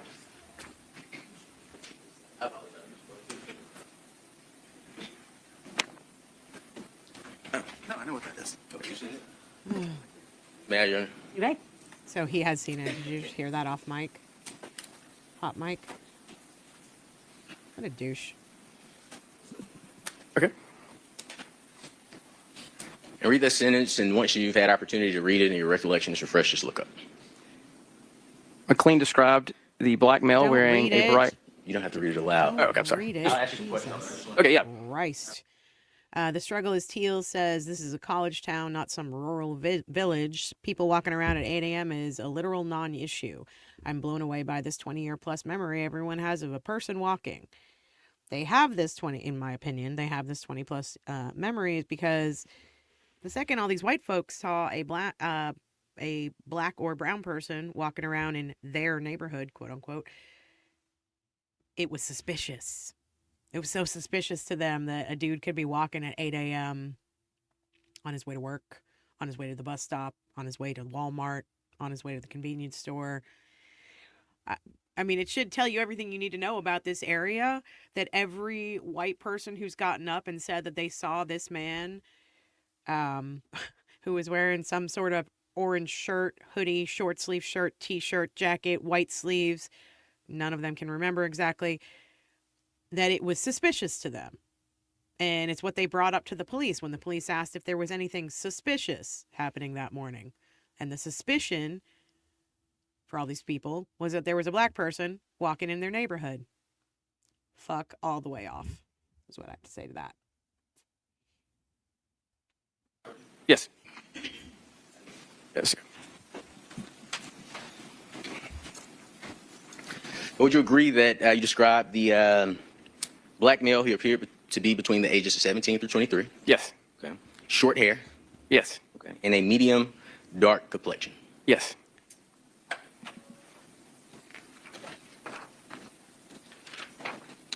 Now, we would agree that the individual was not wearing a hat. Is that correct? Yes. So it's fair to say that his face was fully visible? Yes. And you said that he was walking at a normal pace. Yes. And when you saw him, he was walking in the roadway. Is that right? That's correct. And the roadway was open and visible. That's correct. You would agree that he was also wearing a bright red or orange shirt, which made him easily observable. Is that correct? Yes. And there was nothing that you can recall about his appearance that would prevent recognition. No. And there's a Walmart on the opposite side of Deer Park. Do you remember that? Yes. Okay. Was it common for people to walk through Deer Park to cut through to go to that Walmart in your memory? I don't feel like I could answer that statement. I never walked to the Walmart. That is fair. Thank you so much for your time. Those are my questions. Okay. Any redirect? Very, very briefly, Your Honor. Mr. Cruz just asked you a question about this individual wearing a red or orange shirt. What is your recollection as to the color of the shirt? It was orange. Mr. Cruz, anything else, sir? No, ma'am. Thank you for your time. May this witness be excused. Ask that he be excused, Your Honor. All right, you are free to go, sir. Any objection, Mr. Cruz, sir? No, ma'am. All right, you're free to go. Can we have 10 minutes? Your Honor? We may have a 10-minute recess, yes. We'll be back on the record at 10 to 11. I'll let you all have a restroom break. If you'll go into the jury room, of course, don't discuss the Sorry, case. guys. We will be with you shortly. Thank you. We'll be in recess for 10 minutes.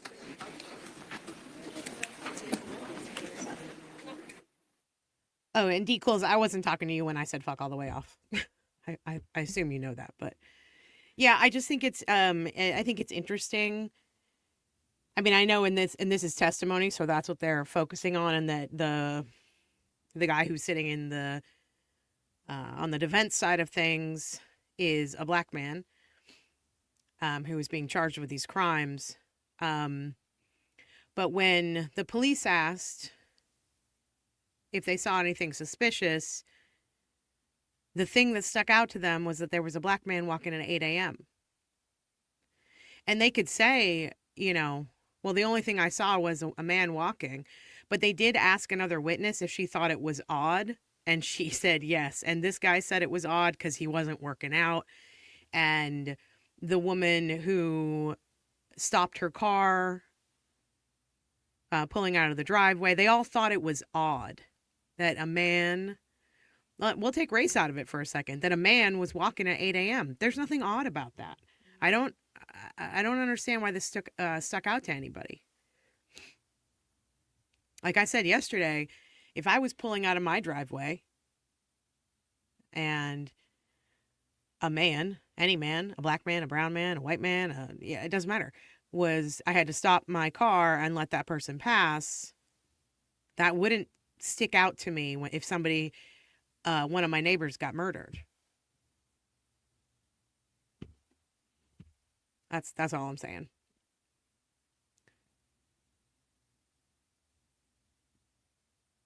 Let's see. Cynthia said, we're so similar in our opinions, Mel. Hubs just walked in here and said, did you write her lines for her? Laughing my ass off.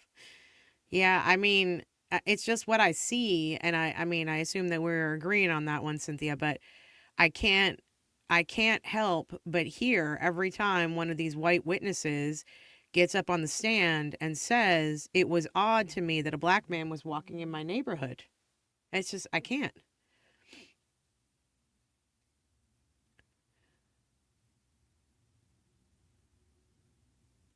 Okay, let me fast forward here. We're on a 10-minute break. 10-minute break. Oop. More procedural shit. All right, thank you. Go ahead, sir. Thank you, Judge.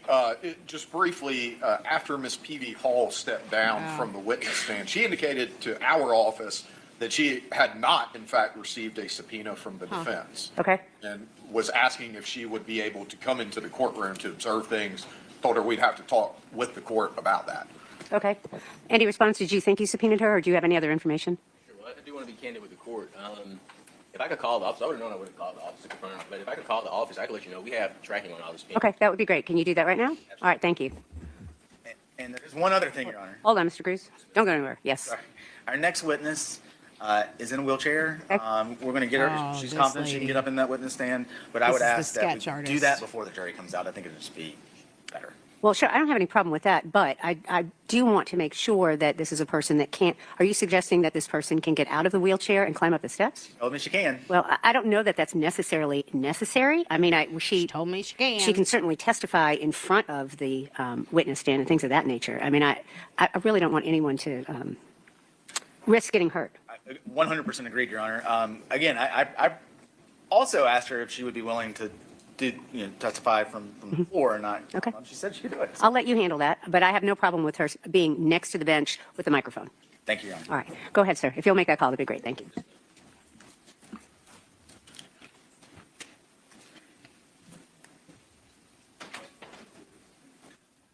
Okay, so the next person who's coming up is Marla Lawson, and she's the forensic sketch artist. And from what I have heard and seen little bits and pieces of, this woman's a little kooky, so this should be interesting. Tree 9T said, I find it equally mind-blowing the DA thought bringing witnesses up to say walking whilst black is suspicious was a good idea in 2026. Agreed, except for, I guess the jury didn't see it that way, which is, I mean, we can argue all day about what the racial makeup of the jury was, but from what I hear, there were only 2 people of color on this jury, and one of them was interested in leaving because they were sick of having to deal with this trial. That could mean so many things. Those are just the rumors that I've heard about the jury. But yeah, this jury did not represent Edric Faust's community in any way. All right, so let's get to Marla. I don't know what the judge is talking about. There's no mic on. Marcy's law that we Oh, we're going to talk about something else, huh? Let's see. All right, we're going to go back on the record. Mr. Cruz? So we, so for certain witnesses, the state asked us to send the subpoenas to them based on witnesses saying, or they're exercising statutory right not to be contacted by the defense. I had a different interpretation of the statute, but I also wanted to fall in line just in case, just to err on the side of caution. So what we did, we sent a subpoena to Miss Ashley P.V. Hall. We sent it to 3467 Ridge Mill Circle, Dacula, Georgia. I believe that's information that we have. But also, just to cover both bases, Oops, we also that's sent a someone's copy address. to the state, and the state said that. Oh, did you all just realize that they're putting out some information that they shouldn't be? Yeah, that's what To we're relate to the talking about court. here. Okay. after she left That mute came a little late. Jesus. All right, let me just give it a second here.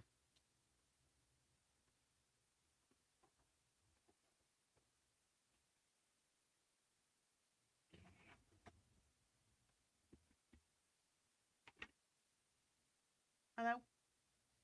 since those 2 individuals have elected not to be contacted by the defense and are victims in this case, or family members of the victim who are entitled to protection under Marcy's law, that we would accept service on their behalf. We never said that about Ms. P.V. Hall or Dr. Lowe. Okay, and Mr. Yalamanchili, can you tell the court what it is that Ms. P.V. Hall said to you about the subpoena? This is secondhand, Your Honor. I'll just preface it by saying that. But she, after she left the courtroom or on her way out of the courtroom, talking with some of the members of our victim witness assistance team, that she had not received a subpoena from the defense, and therefore she was wondering if she was able to come into the courtroom to view the proceedings. All right, thank you. Mr. Cruz, anything else, sir? We could send down to the court the tracking information if the court would like, just to perfect the record. All right, thank you. Mr. Yalamanchili, I'm going to ask you to ask your victim witness advocates to get the information from Ms. P.V. Hall as exactly what she understands about this whole subpoena issue. If she relays to your staff, and then relays to you, which will relay to the court, that she has not received a subpoena from the defense, she may be in the courtroom. So that'll be the order. All right, you may go ahead and call your next Ashley witness. Hall wants Yes, to sir. sit in the courtroom. Wow, the audacity.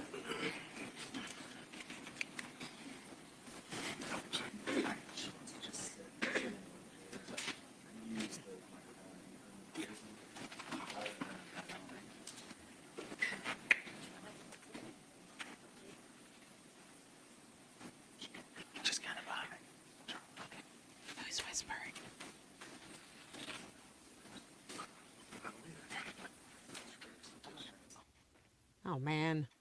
Leave it on so we can hear what's going on.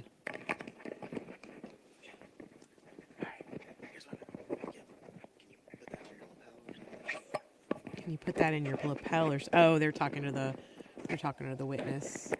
Got it. Underground Atlanta.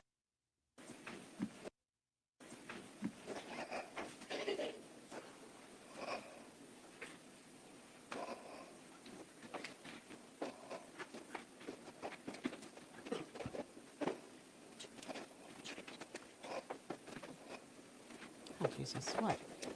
You want me to see it? Thank you. Hi, welcome back, ladies and gentlemen. We're back on record, Mr. Bolden. We call your next witness. Thank you, Your Honor. Ma'am, I'm going to ask you, well, you got a battery pack in your right hand. Maybe, can you raise your right hand? Yeah. Okay, there we go. Ma'am, do you swear or affirm your I testimony can't in the see matter that. pending before the court shall be the truth, the whole truth, and nothing but the truth, so help you God? Yes, sir. Okay. And I'm going to Okay. ask you, please, to state your name and spell it for the court reporter, please. Marla Lawson, Marla, Lawson. LAW. And Ms. Lawson, I want to talk to you a little bit about your career. Can you tell this jury what you have done for a living, ma'am? Oh, gosh. Well, I started out in 1970s Oh, Jesus. at the Atlanta Police, underground Atlanta, and was a street artist, and they hired me on the Atlanta Police Department as a typist. So I typed reports mostly, and then word got out around the bureau that there's a girl downstairs who can draw a face. So, I mean, that's about the way it went. I started drawing the faces of perps and everything else for the detectives. And stayed there for about, 20 years. Okay. Did you then go on? I just wanted to address something really quick. So, D. Cools, I know it seems like I'm offending you by what I'm saying. The things that I'm talking about here with Ashley wanting to be in the courtroom, Ashley, there are rumors outside of this that Ashley and her husband are very close friends with Chris Melton, who is the third party culprit that the defense is putting forward here.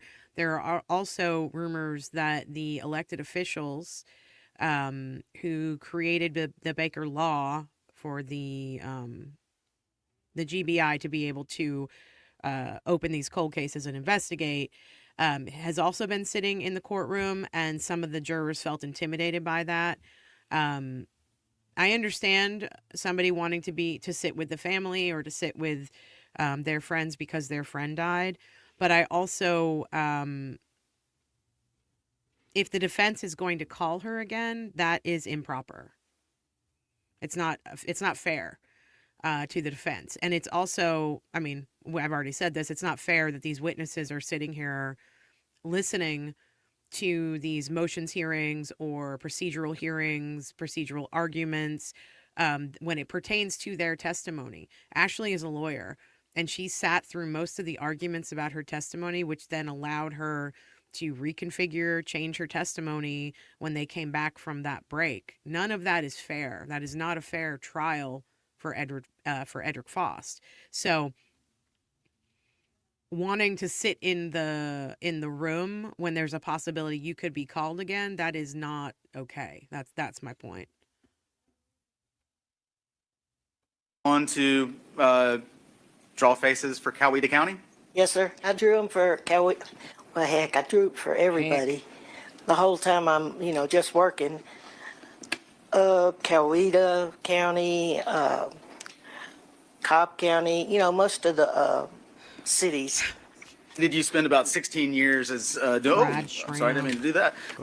Doing forensic sketches of. Did you spend about 16 years doing forensic sketches or for the Georgia Bureau of Investigation? Yes, sir. Bold shrimp. Can you talk a little bit about your training and background as it relates to forensic sketch artistry? Well, I don't really have any background or any training. I just kind of picked up a pencil and went to town. And oh my God. After I did that, I wound up doing it for almost 20 years. I don't know. I just always have fallen into the right job for whatever somebody needed. Your Honor, can you turn the Elmo off? Thank you. Oh my goodness, she's pretty. While cute. you were working as a sketch artist, did you attend courses Yes, sir. related to that? Yeah, I took all the courses that there were at the, trying to think where.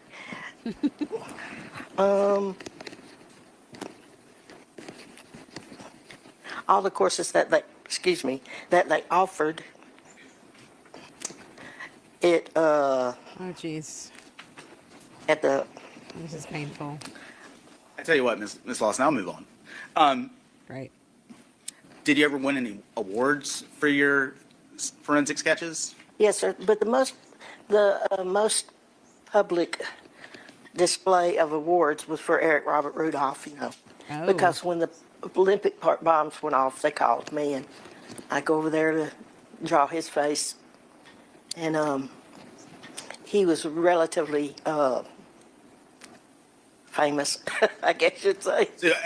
So I understand, did you draw a forensic sketch related to the 1996 Atlanta Olympic Yes, sir. bombing?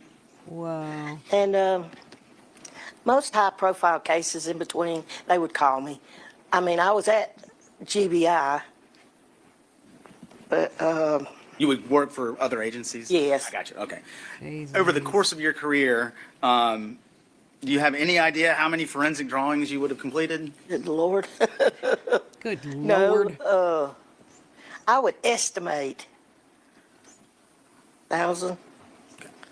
Have you ever been asked to come into court and testify about your sketches before? Yes, sir. You have any idea how many times? Lord. Probably no. Ms. Lawson, I want to talk a little bit about the process of creating a composite drawing. Okay. And so kind of walk through that with me. How do you first meet with the individual that you're questioning and then go through that process if you can? Okay. The detectives interview the witnesses and the victims and everybody, and they bring them to me. And I would show them a big, huge stack of old mugshots and photos of suspects and just old photos that I have in a big case that I drag from pillar to post way back when. And I would tell them as they're looking at the photos, pick out anything that reminds them of the person, eyes, nose, shape of the face, teeth, hair, anything, Pillar to pull it to the post. side and we would talk about it. And the average person would probably pull out 15 photos, and I would just draw it together into one face and hold it up, and they would help me change everything on it until we get it as far looking like the person that they remember, as they could. And I get them to rate it when we're done on a scale of 1 to 10, and as far as 10 being him and 1 not. So we just make corrections along the way, and Oh, jeez. How long does this process take on average? it probably takes 72 hours. 45 minutes per person. And you mentioned kind of the ranking at the end. Is there a number by which you say, okay, like we're going to stop, or can you kind of describe that for me? Yeah, I tell them to pick out a number between 1 and 10 as far as it looking like the person that we sketched. And they usually pull out, I guess, 3 photos for that too, Oh my dear By this Lord. time, I've got them accustomed to digging through the photos. And we try not to quit working on the sketch until at least we get an 8 on a scale of 1 to 10. I mean, if the person were to give you a impression or a number that was less than 8, you would keep working. Is that fair to Yeah, say? because in my opinion, anything below an 8, it's not worth circulating. But anything above an 8 or an 8 is a pretty good recollection of their memory. Ms. Lawson, as you sit here today, do you have any recollection about coming God. to Athens, Clarke County to assist in an investigation back in January of 2001? No. Yes, I do. Wow. Whoa, she I was don't joking. remember drawing the 3 She composites just made a joke. that I supposedly had to draw. But Have you had a chance to look at them, though? I haven't even seen them. Okay. Oh, Well, I'm just shit. going to, if I can approach you. Okay. Ms. Lawson, we've got States 99 and States 100. States 99. Uh-huh. And what I want to point out there, ma'am, is do you recognize what's on the lapel of this individual? Yes, sir. What's That's that? my I name. gotcha. And then on States 100, I didn't see That was- one there. Is it these Well, are the same You get sketches we've busy already and you get seen. in a hurry and Okay. you Oh, might wow. not get them signed or you might get them signed. I mean, I'm kind of haphazard. Wow. Wow.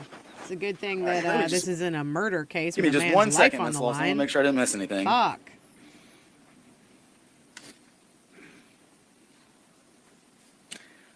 Ma'am, I don't have any further questions for you. Defense counsel may Jesus. have some questions. Thank you, ma'am. You get haphazard. Mr. Cruz, cross-examination. Sometimes you miss things.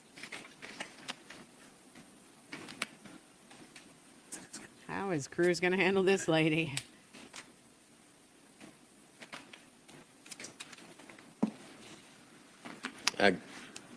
Good morning, Ms. Lawson. How are you? I'm doing okay, Ms. Lawson. I'm maintaining. I thank you for being here today. Maintaining. I just have a couple of questions for you, if that's okay. I'd like to show you a couple of composite sketches that you did in relation to sightings in this case. Okay. I'm going to mark those exhibits as Defense Exhibit 23 and Defense Exhibit 24.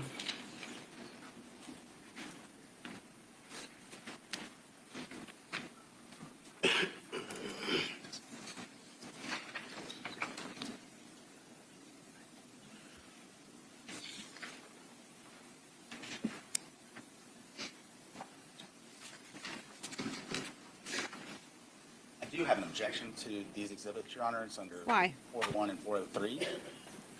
All right. Let me ask you this question, Mr. Bolden. Do you have an objection to the admission of those exhibits? Okay. All right. I'm going to let you get started, and if you choose to try to tender them, I will hear your objection. Yes, ma'am. Thank you. Okay. Ms. Lawson, do you recall completing sketches on Friday, January 26, 2001? Yes. Okay. I'd like to show you, and would you recognize those sketches if you saw them? Yes. Okay. I'd like to show you two sketches. I want to see him. Put your microphone on. Can you put that microphone on there, Miss Lawson? Do you None of us and let the can record hear you. reflect that I've shown Ms. Lawson Defense Exhibit 23 and Defense Exhibit 24. Do you recognize Defense Exhibit 23 and Defense Exhibit 24? Yes, sir. Okay, and these are sketches that you did for Athens Clarke County on January 26, 2001? They appear to be. Yes, ma'am. Do they appear to be altered in any way? They don't look like it, do they? No, ma'am, that's my. They don't look like it, do they? Your Honor, I would move to admit Defense Exhibit The 23 and fuck 24, and I can respond is to the happening? state's relevance objection. I do have an objection under both 401 and 403. All right. Do you care to elaborate? Yes, Your Honor. Well, one, none of the witnesses that would have potentially given a description to Ms. Lawson have been in court and testified. I do think we need to address some of this outside the presence of the jury. All right. We will I do hate it that when then. he, like- Ladies and gentlemen, I'll have you go sit in the jury room. Go and discuss the case. We'll be with you shortly. When he wants to make a point, the DA, and he goes, and he hops. Well, I do think this. While the jury is leaving, I'm just going to say for the audience, there are a number of people in here who may not have been here yesterday, so I want to make sure everybody understands the court's rule about cell phones. With the exception of the media, who has permission to have cell phones, with the exception, of course, of counsel and their staff, and with the exception of law enforcement and attorneys who are working in this building today, with those exceptions, everyone else is not permitted to have their cell phone out and in use. So if you have a cell phone, just make sure it's tucked away. And turned off, obviously. We don't want it going off. Thank you very much. All right, y'all may be seated. Go ahead, Mr. Bolden. Your Honor, what Mr. Cruz is attempting to introduce through Ms. Lawson, she did provide, I'm not denying that those are sketches that she made at Athens Clarke County Police Department back in January of 2001 in relation to this case. What I would say, Your Honor, is that those sketches are from witnesses who described seeing an individual in Deer Park days before January the 19th.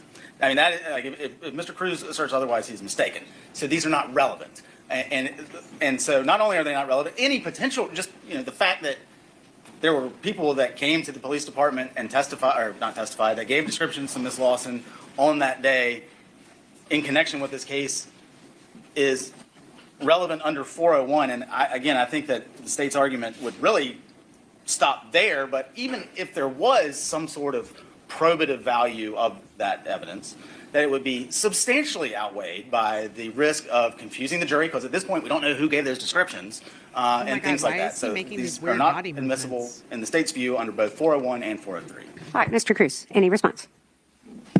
Yes, ma'am. Under OCGA Section 24-4-401, the term relevant evidence means evidence having, and I emphasize the language any, or the word any, but any tendency to make the existence of a fact that is of consequence to the determination of the action more probable or less probable than it would be without the evidence. And as the Honorable Court is aware, the threshold for relevant evidence is extremely low.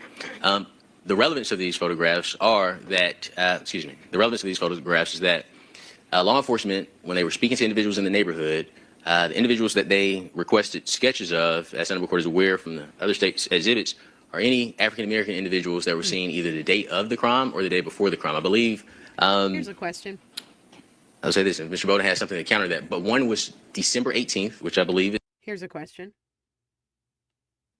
Why are the police in 2001 focusing on any black men walking through the neighborhood? They had no evidence whatsoever that the person who committed this crime was black, was white, well, except for the white guy that was like running away from the scene at like 8:30, 9 o'clock in the morning. Why were they not out asking for descriptions of all the white men who were walking around in the neighborhood? Why were they only focusing on descriptions of black men walking in the neighborhood when they had literally no evidence of who had committed this crime? Just food for thought. It's not December, please forgive me. January 18th, which was the day before the murder, but law enforcement found it relevant, and Ms. Lawson completed a sketch. The other one was the individual they did see in this one on January 19th. So the evidence is relevant to the issue of, on one hand, we have a young lady saying, hey, I see a guy running. She tells law enforcement that. No sketches requested of that individual. That's what I However, just law said. enforcement did request sketches of African-American individuals that were seen the day before, as well as African-American individuals that were seen not even at the scene, but the day of the fire taking place. Those are the individuals that they chose. So that's in response to the relevance objection by the state. And I know sometimes I confuse my words. Did I explain that wrong to the Honorable Court? Did I confuse the Honorable Court in any way? I'm not confused. Yes, ma'am. In regards to confusing the jury, I made it clear in my opening that law enforcement dropped the ball a couple of times. They sure did. And this is a part of that. We have law enforcement getting sketches from January 18th. We have law enforcement getting sketches from a person, I think he was at the corner of Cooper Road, which is this individual, and Fawn Drive. But yet we have a young lady who explained to law enforcement that, hey, I saw this guy running. And law enforcement did not ask Ms. Lawson or that individual to complete a sketch. So that would be my response to the 401 objection, as well as the 403 objection, Your Honor. All right, thank you, Mr. Cruz. That's relevant. Yes, sir. So I would also point out, Your Honor, that the state did file a motion. Saudi motion is what we've been referring to it as throughout all the pretrial hearings and as we've gotten into the case. And, the law is very clear that Mr. Cruz has to proffer that in advance for exactly this moment. The only person he identified in that Saudi motion was Chris Melton. So, and the whole purpose of that is for the court to be able to undergo a preliminary 403 analysis. I cited the cases to the court. I just remind Your Honor, among those being the Crumpton case out of the 11th Circuit. And so there is a substantial risk. Any probative value is substantially outweighed. And I'm not saying that there isn't probative value, to be very clear, Your Honor.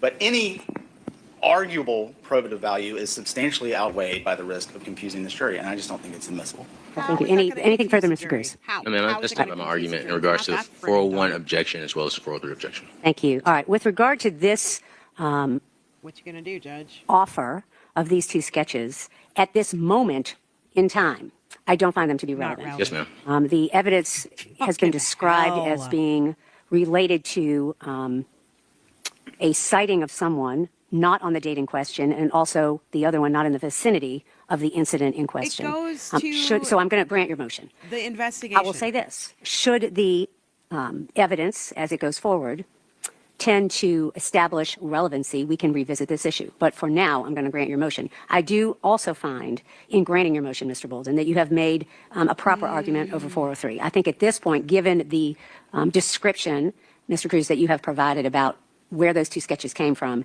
it is certainly falls under the description in 403 of confusion of the issues. And so I'm going to grant your motion at this time. How is that May I confusion ask of the Honorable Court? issues? I know we have Court's Exhibit 1, which was the PowerPoint. I don't know if Honorable Y'all, are you hearing that? Of course you're hearing it because you're here with me.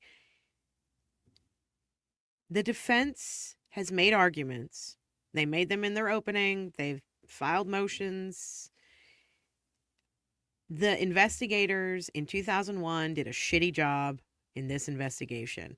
They are allowed to prove that. One of the ways they can prove that is to say, hey, here are two other sketches this witness did, so they can bring it in through this witness. Here are two other ways. Here are two other sketches this witness did, because they were only focusing on black men in the neighborhood, not the white man who was running away. That's showing that the police had blinders on. They were looking for a black man to pin this on back in 2001, and it took them 24 years, but they finally found that black man to pin it on, and this is why we're here now. And the idea that the judge is saying that that's irrelevant is, in my opinion, it's showing her bias too. I mean, we've seen her bias all over the place. It's like spilling out of her ears. This is insane. This is insane. The relevance, of course this is relevant. Of course it is. I'm not a lawyer. Court issued a ruling on that, but which was the PowerPoint from the state. I asked Honorable Court to admit as Court's Exhibit 1. Can we admit defense 23 and 24 as Court's Exhibit 2 and Court's Exhibit 3 for the purposes of the record? No. Yes, ma'am. All right. You may bring the jury out. No. Thank you. Yes. I said I just thought no. maybe the issue with Ms. Peavy Hall, we could address it now. Go ahead. No, go ahead, since the jury's not here. I'm not going to say the address again. Sure. On the record. Well, you already did. And I don't think it went out on the broadcast, but. It did. I do want to let the court know that my understanding, after having spoken with our Director of Victim Services, is that that is the correct address for Ms. Peavy Hall, that she has not received a subpoena. Right. She began checking because she was notified by Dr. Lowe when Dr. Lowe received hers, but she is unaware of any subpoena that was mailed via, I guess, certified mail. All right, thank you. Mr. Cruz, any comment? You want to speak to the staff that Mr. Yelmachili talked about? I do not. As I mentioned to the Honorable Court, I think you made your ruling on a subpoena issue, which I would abide by, of course. I'll just I'll perfect the record with a copy of the certified tracking and return receipt information. All right, thank you, sir. You may certainly do that. I'm going to allow Ms. Ashley Peavy to remain in the courtroom if she chooses. All right, will you bring the jury in, please? Thank you. Wow. Okay. Cynthia said, can you imagine the horror going through Mr. Faust's mind during all this shit? He's probably thinking of all the other innocent black men that are wrongly imprisoned and could be him. And then, yeah, it's awful. Awful.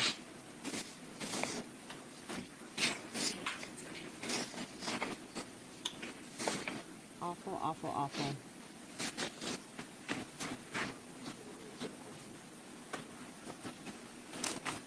Thank you. All may be seated. Mr. Cruz, you have the floor. Thank you, Your Honor.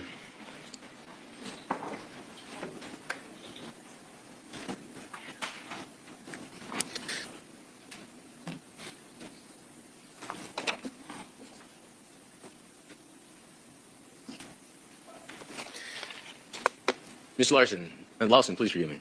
In regards to your process, I understand that you have them look at photographs, and from there they pick the shapes and different portions, things of that nature, that fit the individual that they see. Is that correct?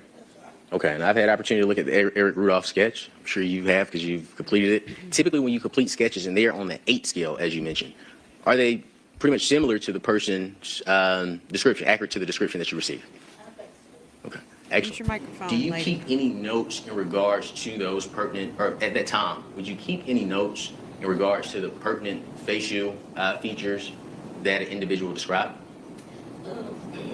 I fill out incident reports, each composite drawing that I do, and will sometimes, state whether or not I had any problems or anything was said about, when we were complete, and should they circulate or put up, did they feel good about it, and that's why, how we determined that we did, thing, sketch. Absolutely. So there's I'll show you a document. I'm going to go ahead and address this right now. Never a believer, who I'm assuming is a troll because I've never seen you here before. What do you mean by forked tongue? What do you mean Cruz has a forked tongue? And I don't find him to be unorganized at all. So, yeah, let me know what you mean by forked tongue. Oh, glad you're here, Ash and Sugar. Yeah, we're about 3 hours into this, so you got some time to catch up. Okay, great. If you're here all the time, never a believer, then what do you mean by forked tongue?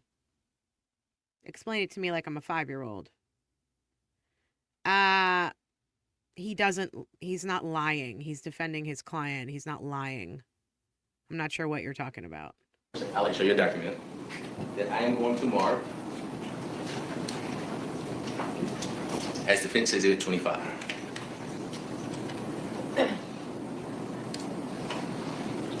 I wouldn't be able to do it either, Cynthia. No way. I'd be so bad at it. Let the record reflect that I am showing the state what has been marked as Defense Exhibit 25.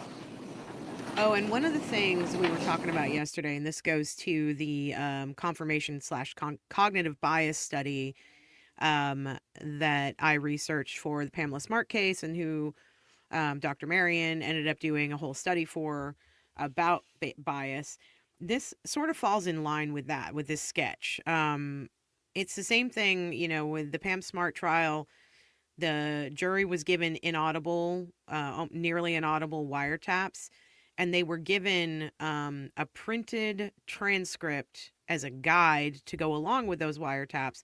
The printed transcript was not evidence, but they were allowed to use it as a guide. Well, the study that Loyola did for the Pam Smart case proved that whatever you see on that page, you can't unsee it. So what you see on the page, if you can't hear what's on the tapes, what you see on that page becomes true in your brain, whether it's true or not.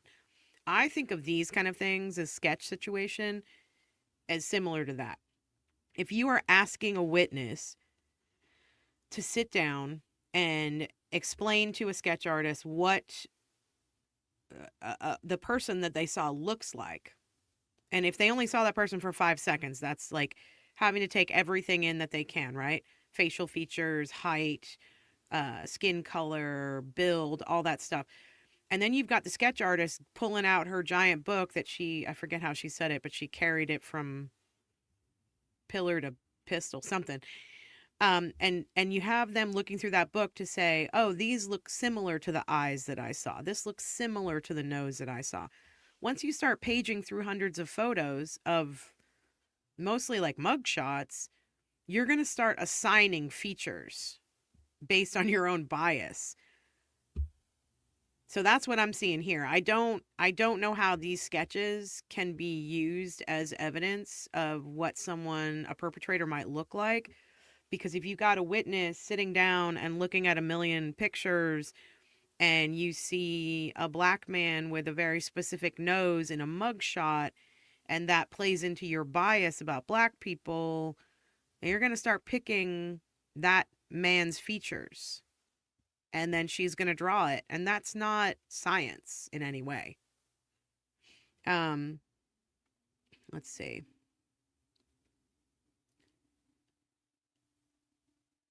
Let's see. Cynthia said, in the Bible, I believe forked tongue means lying, and he's not lying. That's insane. The struggle is teal. Same. I'd be like, there were eyes going on, couple of ears, probably a mouth. Yeah. Heidi said, thank you for helping me through my taxes. Ugh. Blech. I'm glad we're here for you. I hate doing taxes. Ash and Sugar, the man is in for his life. Cruz is an awesome attorney for what he did, considering almost everything he tried to use to defend an innocent man was denied. Never a Believer said, sketches are normally considered hearsay. I forget, did they have the witness who gave the input for sketch or stand on? Did they have the witness who gave the input? They've had several witnesses who gave input of these sketches, yes. Teal said, curious to see if defense puts on an expert to talk about the massive flaws in eyewitnesses' ID, especially when it's cross-racial. I don't know, because I don't think that the defense, from what I heard, the defense doesn't put on a case, I think. Correct me if I'm wrong, chat.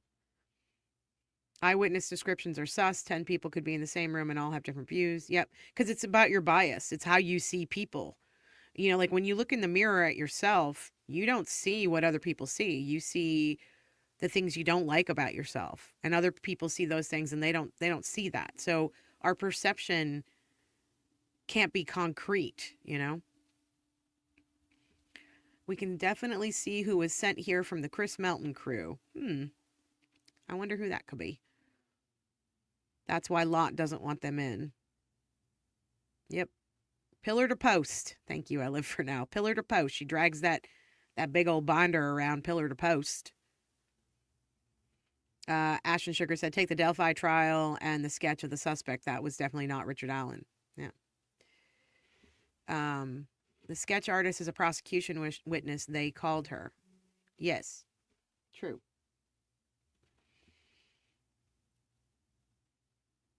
No, one did not look like a younger Faust, actually, when you compared. I had that picture up yesterday. Let me see if I still have it up. I do not. Yeah, we compared the sketch to the photo of younger Faust yesterday. Didn't match at all, in my opinion. But that's the thing. It's an opinion. It's your perception. It's your confirmation bias. So my confirmation bias is telling me they didn't look anything like Faust, and your confirmation bias, which I'm questioning, is telling you that it did look like Faust. So,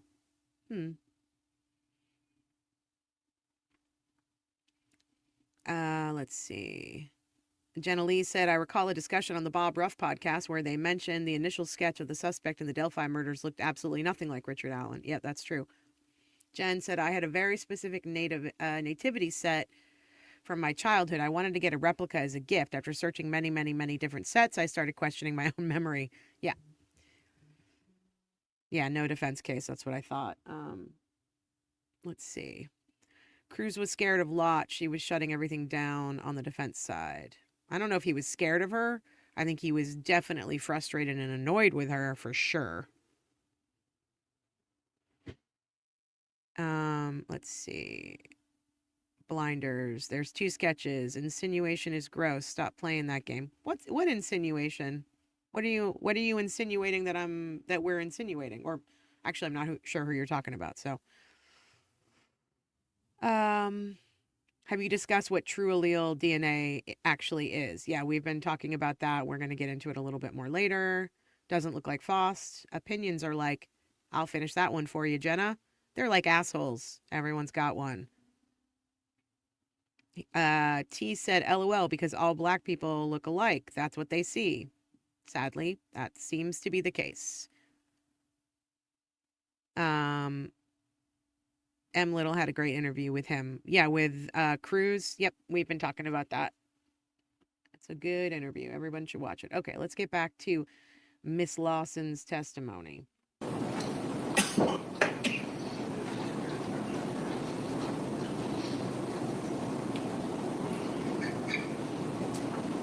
Okay, if I approach you, Ms. Lawson. Yeah, come on.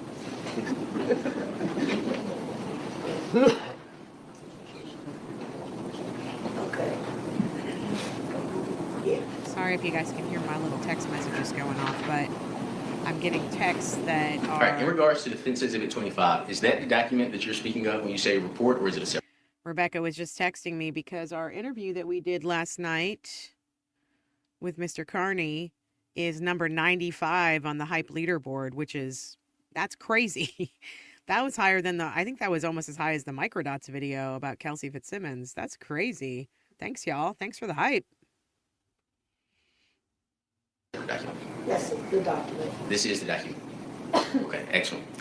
Your Honor, please, you recognize this document, correct? Yes, sir. Okay, and is it a fair and accurate depiction of the document as you remember creating? Yes, sir. Okay, and does it appear, outside the defendant's exhibit sticker, does it appear to be altered in any way? No. Okay. Your Honor, I would move to admit Defense Exhibit 25 into evidence. Any objection? I bet you would. If you were a Generally, believer. no. I think that based on the court's ruling just a few minutes ago, parts of it would have to be redacted. So All right. subject to that redaction. Angelique said, my opinion is that the defense team realized they were fighting against a wall, so he made a dossier for appeal. That could be. I mean, I think that he was very, very, very good about making sure that everything got on the record for the appeal. I think he knew what he was up against. I think he knew looking at the jury, and I think he knew seeing all the influences that were intimidating the jury, or appeared to be intimidating the jury, or were rumored to be intimidating the jury, sitting in that courtroom, and this judge and this prosecution team. I think that Ahmad Cruz knew exactly what he was up against. So, yeah, it's so I think it was great. He was really articulate about getting everything on the record, making sure, even down to, I mean, we just saw him when they had the discussion about the subpoena for Ashley Hall. They were like, well, your office didn't subpoena her. And he's like, yeah, they did. And I have the certified receipt from the mailing, so I'm going to put that on the record. And she was like, okay, I guess so. All right. I don't have any objection. All right, Mr. Cruz, you want to be heard on Mr. Bolden's comment on redaction? Yes, I do. Well, court's indulgence. Let me make sure I'm 100% clear. Sure.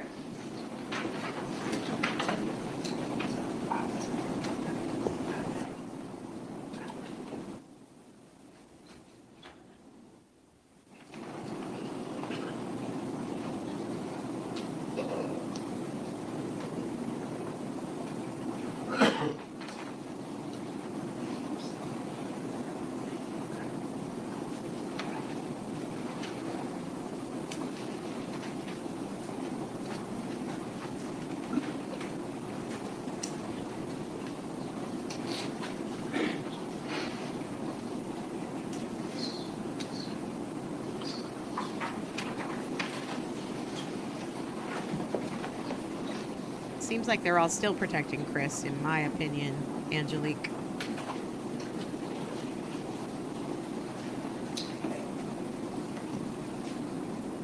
In regards to the state's objection, and I do believe, based on your prior ruling, I would not be able to admit that evidence. So I don't have any objection.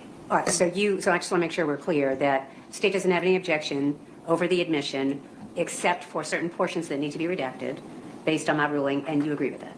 I don't agree, but I respect Not objection to position. that. Correct, Okay. yes, ma'am. All right. And I just want to be clear because what I think I heard, and correct me if I'm wrong, is that he's now not intending to tender the document?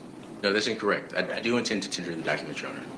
But you're not objecting to the comment, the argument that Mr. Bolton made about certain portions need to be redacted according to the ruling the court has made? Correct. All right, then I will admit it with that understanding, and it can't be certainly circulated to the jury until I take a look at that document. We all agree what needs to be redacted, but I will admit it. Go ahead. So in regards to, and I may need to give you this, in regards to suspect number one, the composite reconstruction notes, would you agree that you put that the male was black? Is that fair? He was 18 through 21 years of age. Here you go, Cynthia. If you could just answer with your voice, yes or no? Yes. Thank you very much. Thank you. He has an orange shirt. Is that correct? Yes, Medium brown complexion. Is that right? yes, Short 2-inch afro. Is that correct? yes. I need to ask you a question about something personal. Nay.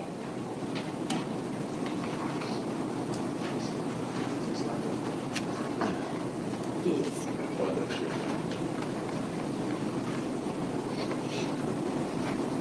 And slight mustache. Is that correct? That's right. Okay. And I'd like to show you what has been marked as defense exhibit 6 exhibit 99.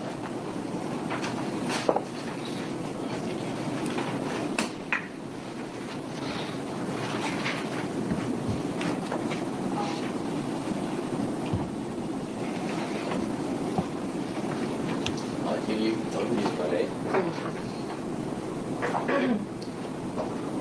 not sure that one. You're welcome. With the description that we put in our report, which exhibit does that description apply to? No, I don't know. either the suspect one or two, but I should have wrote it legibly across the top maybe, so we. Yeah, I think the Just long point, gone of a time period. I think the point, Heidi, is that the investigation really focused in 2024 anyway, after 23 years of focusing on Chris Melton, the investigation really focused in, and they had their blinders on about Edric Faust.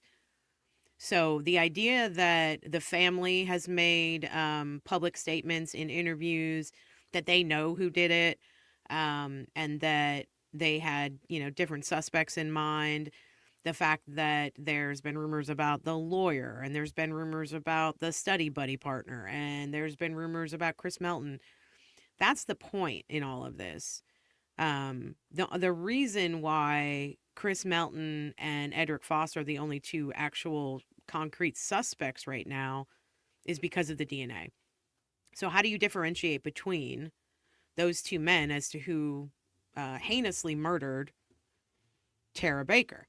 You can't really, and that's the whole point of there being so much reasonable doubt in this case. So I think a lot of people think that there are other suspects out there and that it wasn't Edric Foss. That's the whole point as far as I see it. Okay. Figured out who was who. Yes, ma'am.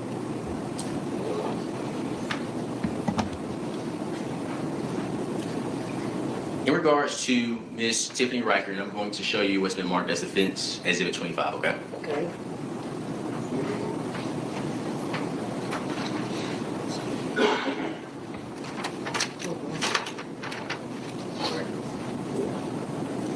In regards to Miss Tiffany Riker, we don't have a description that she provided. Is that correct?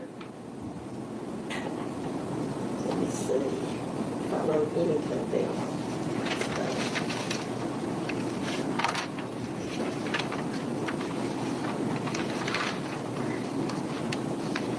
Thanks for being here, Poe. No worries. Totally get that.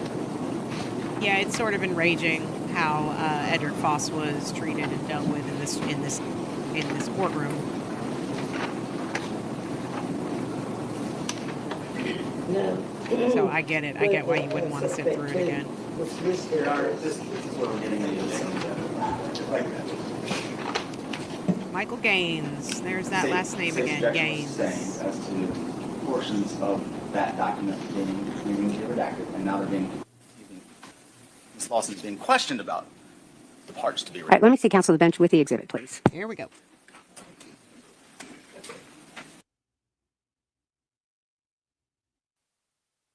Look at her. She's like so done. Everyone's so done. Okay, let's see what we have here.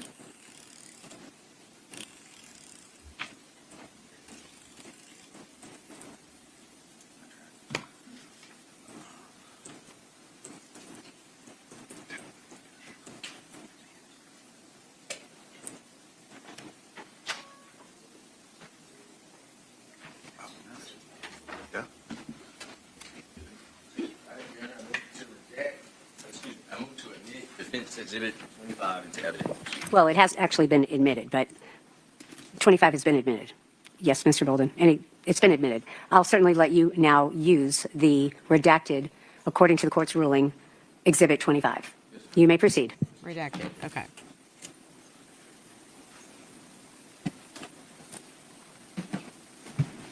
All right, Ms. Lawson, please forgive me. All right. Excluding the redacted portion. In regards to Ms. Tiffany Riker,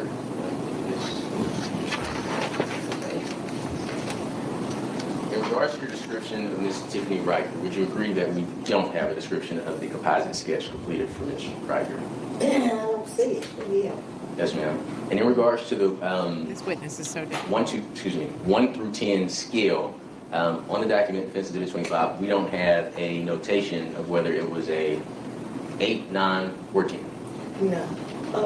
Sometimes I don't write it on the originals because Oh, nobody knows Jesus. what it means. That's fair. Oh my God. And,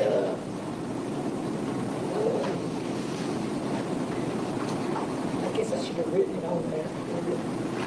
Yeah, I guess you should have. I'm just accustomed to being fly by night, I guess. It's okay. So I take that angle. Yeah.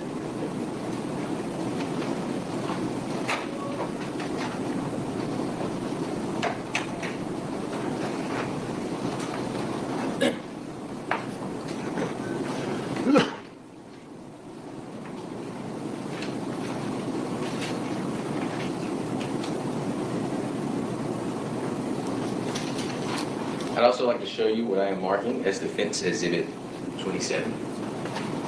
And let the record reflect that I am showing the state what has been marked as Defense Exhibit 27.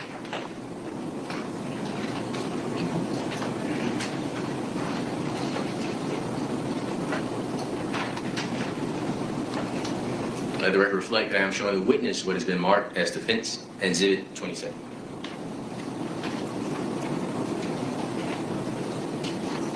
I assume next witness you're talking about Michael Gaines. Yeah, why would this community look at Michael Gaines when there's a personally reasonable black gentleman who has a criminal record? May I ask you some questions about Defense Exhibit 27? Do you recognize Defense Exhibit 27? Edward Faust. Yeah. It's friggin' That's sad. one of my old friends. And what do you recognize Defense Exhibit 27 as? Well, homicide, arson, and Giroux Is it posits. She yes, is ma'am. so Is it fair that difficult it is a follow is it and fair to understand. label it as a summary of the work that you were doing in regards to the date and who asked you to come here? Yes. Okay. Outside of the defendant's exhibit sticker, has it been altered in any way? No. And that is a fair and accurate description of the document as you remember. Yeah. Thank you. Got it. Oh, thanks for the comment, I will Jenna. move I'm really to glad admit you're here Defense too. Exhibit 27 into evidence. But I am sorry to hear about your I do have an objection under work being off on 403. Fridays. The Sorry about entirety that. of that document. All right. You want to be heard outside the presence of the Here jury. we go. Here we go. I think it's probably necessary. All right, ladies and gentlemen, if you'll go to the jury room, don't discuss the case. We'll be with you shortly. We are taking a lunch break relatively soon. Cynthia, thanks for gifting 5 memberships. Y'all let me know who gets those memberships. That's exciting. Bolstering is Requirements, so on and so forth. So we're Aspects talking which we all again. agree, or he doesn't agree, but which I have asked the court, and the court sustained my objection relevant to that, is also on We're still that talking about cover the sheet as cover well. sheet. So Yeah. again, first of all, under 401, it's not relevant. Second of all, under 403, Let me break down what's happening here. So basically, let's go back to geez Louise, there were so many. So Cruz attempted to admit Exhibit 27, which was the cover sheet or summary of the forensic sketch artist Lawson's report. The state immediately objected. The jury was sent out of the room so the attorneys could argue. And then the state's objection, Prosecutor Bolden, whatever the fuck his name is, objected to the admission of the cover sheet under 2 specific evidentiary rules. 401, relevance. 403, confusing the issue. This is when we were talking about, when he got up and he was talking about, there being 3 suspects at different dates and blah, blah, blah. And then, Cruz rightly pointed out that they are making a point that this witness drew sketches of only black men based on witness descriptions, even though there was a witness who said a white man was running away from the scene. And his point is to say that the investigation was basically, they had their blinders on and they were focused solely on a black person, even though they had no evidence to say if it was a black or a white person who did this. So as far as relevance, the argument that Cruz is making for relevance, he argued that the document was relevant because it memorialized the exact date, which was January 26, 2001, and that the sketch artist had traveled to the police department to meet with witnesses on that date. He's also arguing that the document would bolster the accuracy of the sketches, which, while he was saying that, he got interrupted by the judge to correct him, noting that bolstering is an improper legal use of evidence. So, as far as confusing the issues, the 403, his response to the state's objection to 403 was responding. So basically, these three suspects, Cruz was arguing it wouldn't confuse the jury because the jury had already heard testimony from multiple witnesses: Matthew Owens, Tiffany Schroeder, Karen Williams, and another person who reported seeing different African American men walking in the Deer Park neighborhood on or around the day of the murder. They all described different clothing, by the way. They may have said the orange shirt, but they all couldn't say it was a shirt, it was a hoodie, it was a jacket with white sleeves. Like, none of them were consistent about any of this. Excuse me. So, at the end of the day, Judge Lott, as she is wont to do, sustained the state's objection and denied the admission of the cover sheet. She ruled that the cover sheet was not relevant to the current testimony. And then as far as 403 is concerned, she explicitly agreed with the state's 403 argument because Marla Lawson, the sketch artist, was only identified as producing the 2 sketches currently in evidence. Allowing a document through her that referenced 3 suspects would absolutely create confusion of the issues. So there's that. And then, Judge Lott went on to clarify a little bit further to Cruz that her ruling applied only to this specific document and this specific witness. She let him know that she was not prohibiting him from arguing to the jury later that 4 different witnesses saw different people in the neighborhood. He just couldn't use Lawson's cover sheet to do it, okay? Then Cruz asked if he could just admit the cover sheet as a court exhibit for the appellate record, and she just flat out denied that. So that was cool. So that's where we're going here. Okay, let's get back to this. Hey, never a believer, don't talk to my chat that way, or you're going to be kicked out. Don't tell anybody to get over it about how they're feeling about their job. You have no right to do that in this chat. And I'm going to give, that's your last warning. So you're very obviously here to push an agenda. And we're actually having a reasonable, educated, and articulate chat about this. And I don't appreciate the way you're treating people. And I don't appreciate you coming in here with your agenda. So figure your shit out or get the fuck out. Let's see. Jenna said, I work 4 10-hour days, so love my Fridays off, but they're doing away with our freedoms little by little, so that'll be taken away soon. I'm sorry to hear that. Tree 9T, hair and pants are also inconsistent. Yes, that is true. Cynthia said, it's really great around here. Serious topics, but having lots of fun at the same time. I appreciate that. Yeah, and the white dude running away was not suspicious, right? XOX from the Netherlands. Totally agree, Angelique. That's my point. And why do we not have a sketch of that dude? Why weren't they running around asking all the white folks in the neighborhood to write a sketch of the white guy who was running away that people saw? Well, where's that sketch? Why are they focusing in 2001? Why are they focusing solely on black people when they have no evidence that it was a black person? You know what I mean?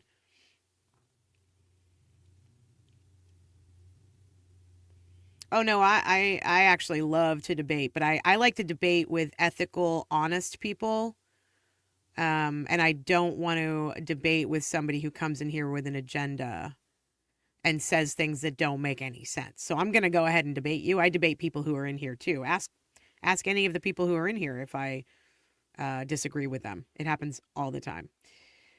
And also they disagree with me. Ask anybody who watched the Corey Richards trial with me.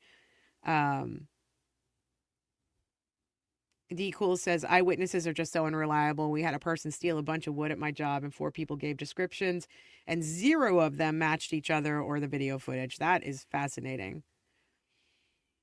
Okay.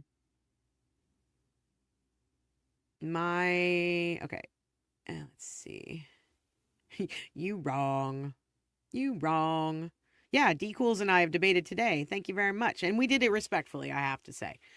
I might have been like, fuck all the way off, but I wasn't talking to you. I was talking to the judge. I appreciate that. Yeah, I'd say this is probably true. So anyway, there's a warning out there. We'll see what happens. If they want to be an asshole, we can, we'll just kick them out.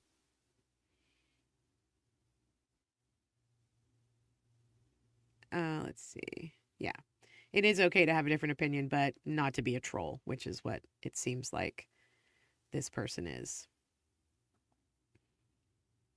Okay, back to it. Back to more of these crazy rulings.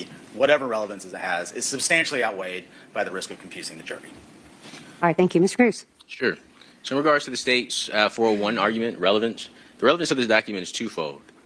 One, the testimony has shown that these individuals saw Yeah, this is what we just went three over. different people walking through the Deer Park neighborhood. Okay.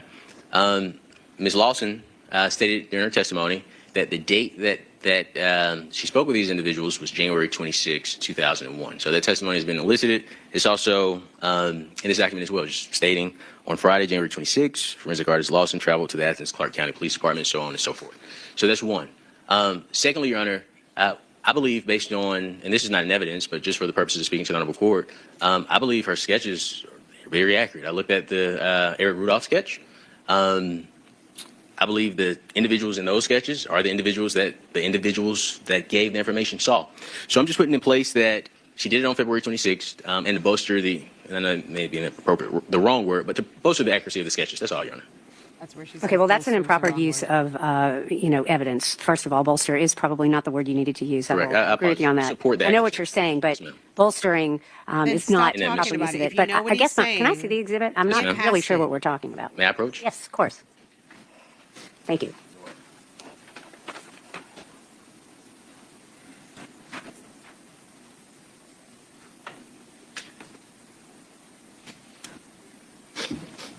And if I could add, it's a memorialization of the date that she conducted those sketches. Thank you. Mr. Cruz, can you respond to Mr. Bolden's argument that the reason that 403 is implicated is Sure. the reference to, I'm assuming you're saying the phrase composite sketches of 3 suspects. Is that what you're referring to, Mr. Bolden? Yes, and I think it is, I'm sorry, Your Honor. And composite sketches of the suspects. I mean, 3 is that what you're saying? suspects. Okay. Says Okay. the word suspects, plural, is mentioned twice in this document. Okay. And you're saying because there were only 2 witnesses who have been identified as producing testimony to this witness to produce sketches that the 3 suspects violates 403. Correct. All right. Okay. I just want to make sure I understood your argument. Can you respond to that, Mr. Cruz? Sure. Which portion of 403 do I need to address? Well, I would say in general, certainly, but I mean, the state's argument to the court was that it was confusion of the issues. Sure. And that was substantially outweighed by. Sure. Goes without, as the Honorable Court is aware, the issue that the jury has to decide is whether or not Mr. Faust is guilty of the charges in the indictment. I know that, but with regard to that specific argument on this document about the 3 suspects, can you tailor your argument to that? Sure. All right. It's general. We have stated that there were 3 different individuals, actually 4. The state's evidence, they introduced Mr. Matt Owens yesterday. He said he saw a black male with a white shirt and jeans.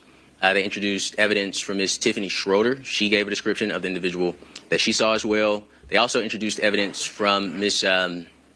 Karen Williams. She gave a description of the individual that she saw. So we do actually have 3, we have 4, but I'll stop at those 3. We do have 3 individuals that have stated that they saw a black male walking in the neighborhood. And we can also add 4 with the witness that came in today and mentioned the individual that he saw walking down the street as well. So I don't think it would confuse the jury because they've already heard evidence of multiple individuals in the neighborhood, Your Honor. All right, thank you. All right, so that gives me a better explanation of where you are coming from, Mr. Cruz. So this is sort of a 2-part moment.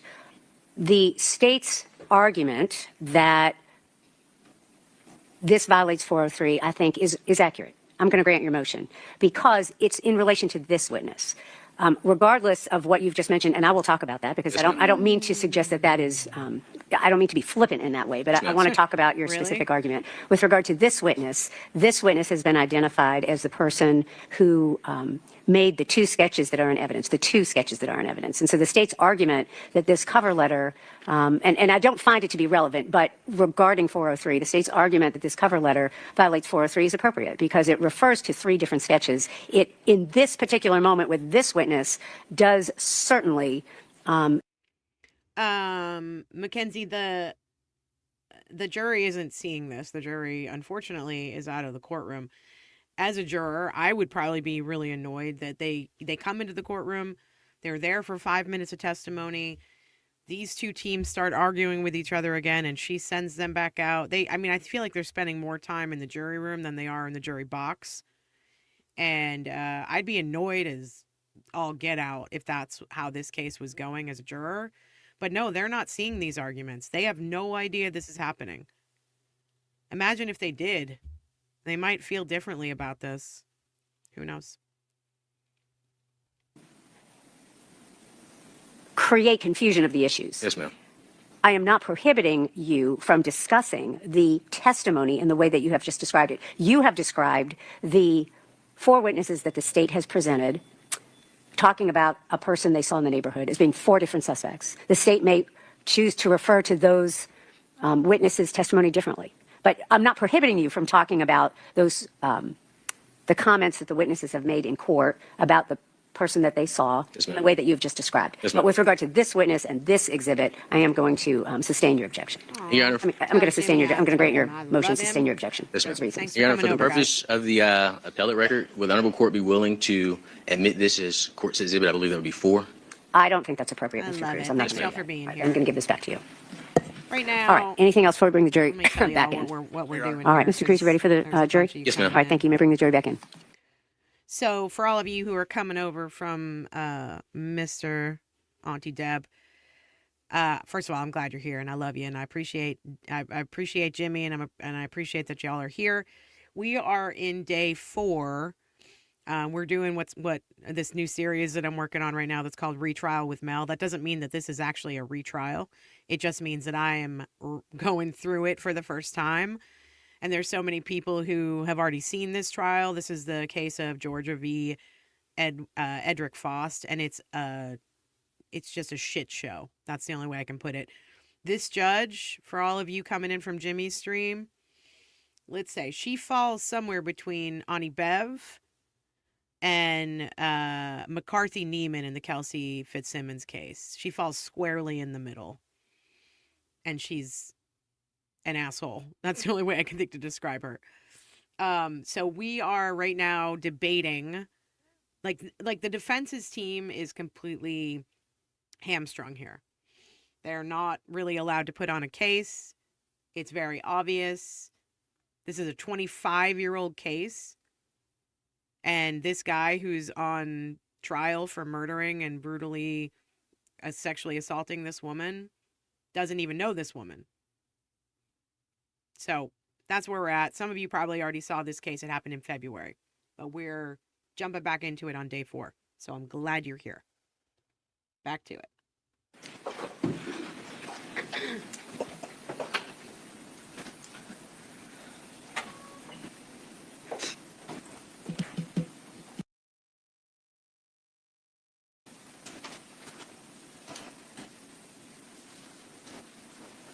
And we have this kooky old lady on the stand all may be who seated. is Thank you. the sketch Mr. Chris? artist. Yes, ma'am. Who drew a few black men. Even Ms. though Lawson, there I was want a to thank white you so man. much for your time. Those are all my questions. Oh, thank you. Thank you. Any She redirect, said, Mr. "Oh, Golden? thank you." May this witness be excused. Mr. Cruz, any objection? No, ma'am. All right, thank you. You are excused from any further service. Where is the hair? Mr. Bill, The did you care to hair call the is- next witness? Is this a witness that we can call and then take a lunch break? We could, Your Honor. All right, very good. Well- Wait just The hair is under here because the pod is a little bit cold today, so I had to put on the old hat. So that's okay if you can't watch it again, KK. I totally understand. There's lots of people who are very upset about this case, which is why I wanted to give it some some air, because I know a lot of you have already seen it, but there are so many people out there who still aren't aware of it. We have a tendency to cover trials of privileged white women mostly. So, and I always say the reason why we cover those trials like Karen Reed, like Kelsey Fitzsimmons, Corey Richards, all those, is because for me, if a general public is able to see what they're able to pull against privileged white women who have money to fight and have a defense, imagine what's happening to folks of color and poor people who don't have the money for a defense. And this is, luckily, Edric has an amazing attorney here in Ahmad Cruz, but he is in the state of Georgia. He is up against a community that, for all intents and purposes, seems pretty racist to me. And as many of you know, he gets convicted when this case shouldn't have even been brought against him. It's terrifying. He has been convicted, and he's sentenced to 2 back-to-back life sentences plus 45 years. So even if you guys have already seen this trial, if you've listened to it, I understand not wanting to have to go through that again. But if you could at least share it and tell people about it and like it and do all those things, that would be really helpful. Hype it. We have 3 or 4 videos that I've already put out. But we're going to follow this case through to the end and hopefully get some new eyes and ears on it. So that's where we're at. And it sounds like we might have another witness before they go to lunch. Oh, yeah, we can. All right, we're going to do that. And who is your next witness that you care to call? Kylie Traub? Could you please get Kylie Traub? Okay, so Kylie Traub is a latent print examiner, which I can't imagine she's going to have anything to add to this because everything was wiped down. Right. Yeah, no, there's no prints here. So this is going to be sort of a waste of time. To me, it seems like some of these witnesses, like when the state put on all those fire witnesses, like everyone in this case knows that a fire happened here and that a fire was created to get rid of evidence. And so putting on days of fire experts meant nothing. Ma'am, if you could raise your right hand, please. I didn't Do you even swear or understand affirm your it. testimony in the matter pending before the court should be the truth, the whole truth, and nothing but the truth, so help you God? Hey, Mary B, I hope You can you're have a feeling seat. better. Ma'am, if you could state your name and spell it for the record, please. My name is Kylie Traub, tell gay jokes here. Are you kidding me? Kyleetraub. Ma'am, how are you employed? I'm employed as a latent print examiner at the Georgia Bureau of Investigation in the Division of Forensic Sciences, and this is commonly referred to as the State Crime Laboratory. What are your responsibilities at the crime lab? My responsibilities include, but are not limited to, processing evidence for the presence of latent prints, photographing any latent prints that are developed on these items, conducting comparisons of latent fingerprints to known fingerprints, running searches on the FBI NGI database as well as the Georgia APHIS database, and Ashen, we are going to watch Chris Melton's testimony. Everybody is like, I need you to watch Chris's testimony. I need you to watch Liz's testimony. It's coming. I'm keeping this in order, though. So we're not going to get into it until we get into it. You know what I mean? This trial is devastating. Yes, it is. And where did this go? Prince of Wales. You get put in timeout if you're being a total dick. So don't be a dick. We just shut somebody down who came in here who very obviously was sent over here and had an agenda to talk about this case and was really disrespectful. So just don't be a dick. That's all I ask. Let's see. The trial is devastating. Yes, you can have fun here. There can never be enough eyes on this case, in my opinion. This is my next project, this trial. Glad to hear it, next witness. Oh yeah, Cynthia, I did have an appointment, but when I took my last break, my schedule got completely rearranged today, so I'm sticking it out with y'all until the end of this day of trial. And then I'm going to take a break. I might even take a nap today, which I don't often get to do. Yeah, this is a great point. I live for now. It totally goes to show the injustices that happen when so many people cannot watch this again due to it being so heartbreaking. Completely agree.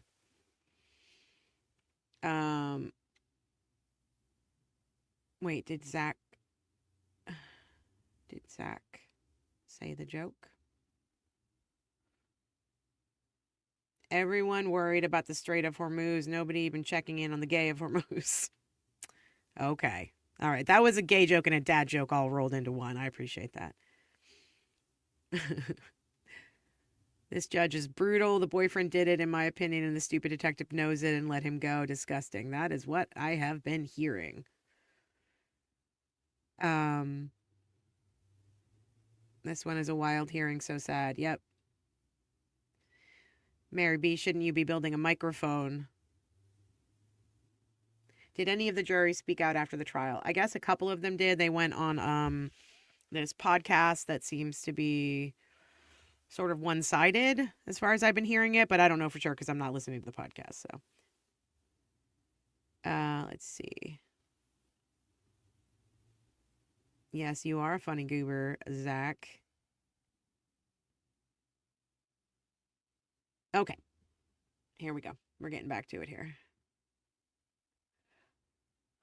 This lady is going to give us nothing, so I might just skim. Writing all of my conclusions in a report that I can testify to in court.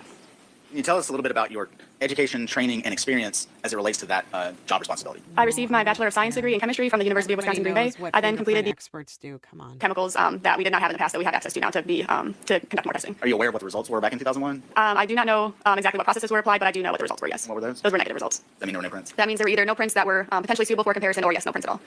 That's what we're hearing, Jess. They went on the podcast.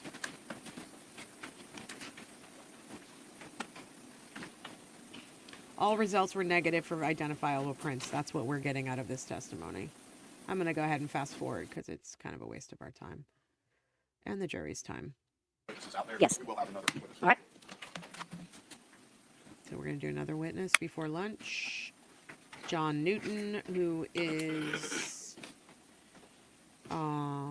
Athens County, former Athens County PD officer.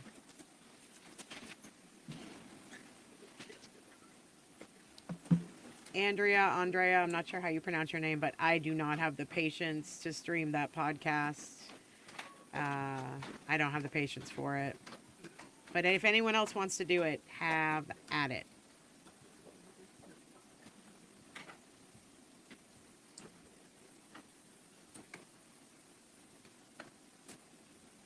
Have at it. What are we waiting on here, Judge? Another witness? Yeah. This guy goes on forever.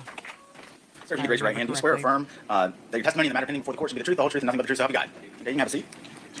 Wait, is this the hair sample guy? State your name and spell it for our court reporter, please. My name is John Newton, John Yeah, this is the hair Newton. sample guy. This should be interesting. Mr. Newton, going to refer you back to 2001. Where were you employed at that time, sir? I work for the Athens Clarke County Police Department. How long did you work for the Athens Clarke County Police Department? 12 years. Okay. And during that time, were you a post-certified peace officer in the state of Georgia? Yes, sir. And what is that? What does post-certification mean? Post is the standards council that creates the standards for police officers for what it means to be, I guess, an accredited police officer in good standing. Basically, a sworn officer, is that fair to say? Yes, sir. And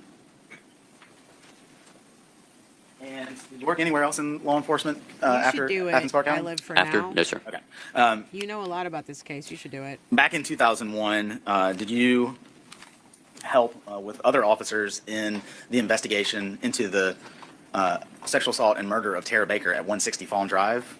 Yes, sir. And are you familiar with that, where that address is? I'm familiar with the general area. I don't think I could drive you to right where it is, but right off of Lexington Road, near the church and that neighborhood back in there. Is that in Clark Yes, County? Angelique, Yes, sir. yes. Now, I know you had a lot of involvement in that case, but I want to focus on just a few very specific things. In the days immediately following Ms. Baker's death, did you have an opportunity to collect head hair samples from certain persons in Tara's orbit? Yes, sir. Okay, did that include known hair samples of her roommates, Ashley Peavy and Valerie Lang? I believe so, but off the top of my head, I couldn't tell you. I would have to look at my report. Would that help refresh your recollection? Yes, sir. That would be wonderful.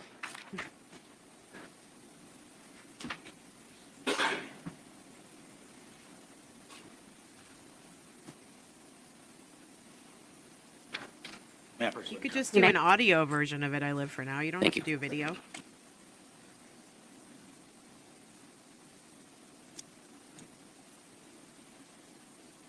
Yes, sir. I actually the same question. Did that include collecting collecting known head hairs from her roommates, Ashley Peavy and Valerie Hall? Yes, sir. Did it also include collecting head hairs from Chris Melton? Yes, sir. Let's see.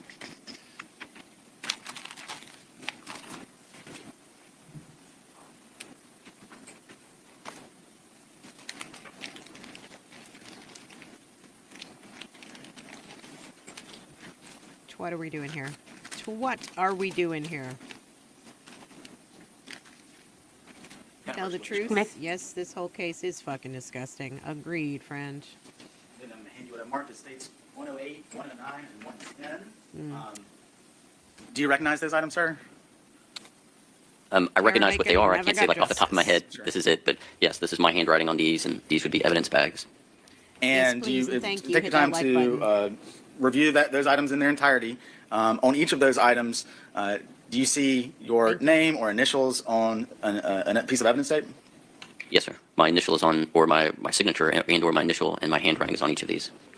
And what do they appear to be? One is the known head hair of Ashley Peavy. Is that 108?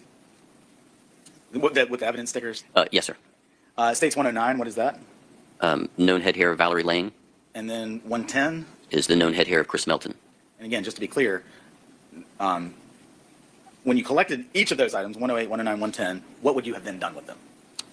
Put them in the bag, sealed them, put my initials on them, and placed it in an evidence locker. Okay. And from that point on, would you have any idea what may have happened to those pieces of evidence? I would have an idea, but I wouldn't do anything with them. I mean, I put them in there for the purpose of, further examination, but I wouldn't be involved in that. I would move to tender states 108 through 110 at this time. Any objection? Yes, ma'am. Lack of foundation, one, we don't, excuse me. First, lack of foundation, we don't know if anything is in the bag. I would ask that the witness is allowed to identify what's in the bag. Two, if the bag is what the state seeks to introduce with the writing of whose name it is, I would object to relevance, as the bag is irrelevant to any issue in this case. It's what's inside of the envelopes. So those are my two. Good point, Thank you, Cruz. Ms. Cruz. Ms. Rowland, care to respond before I make a ruling? No, Your Honor. All right. The foundation has been laid for the purpose of admission of evidence. I'm going to admit them over objection. I'll take those back from you. We don't really care what's inside if there's actually hair in there. We don't care. And then at some point later, in your participation, it's hard to say, in this investigation, did you have the opportunity to once again meet with Chris Melton in an attempt to obtain his pubic hair samples? Yes, sir. Okay. And as you sit here today, 25 years later, do you remember exactly when that might have been? Not without looking at my report, sir. My stomach's growling. Gonna have to get some lunch here soon.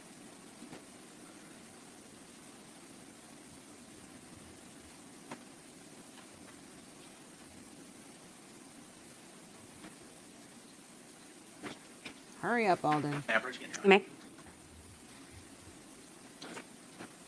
Take a minute and see if that helps refresh your recollection. Yes, sir. Having had a chance to review what I just said, does that help refresh your recollection as to when you would have collected known pubic hairs from Chris Melton? Yes, sir. It was on February 27th of 2001. Where did that take place? This is the GBI office in Gainesville.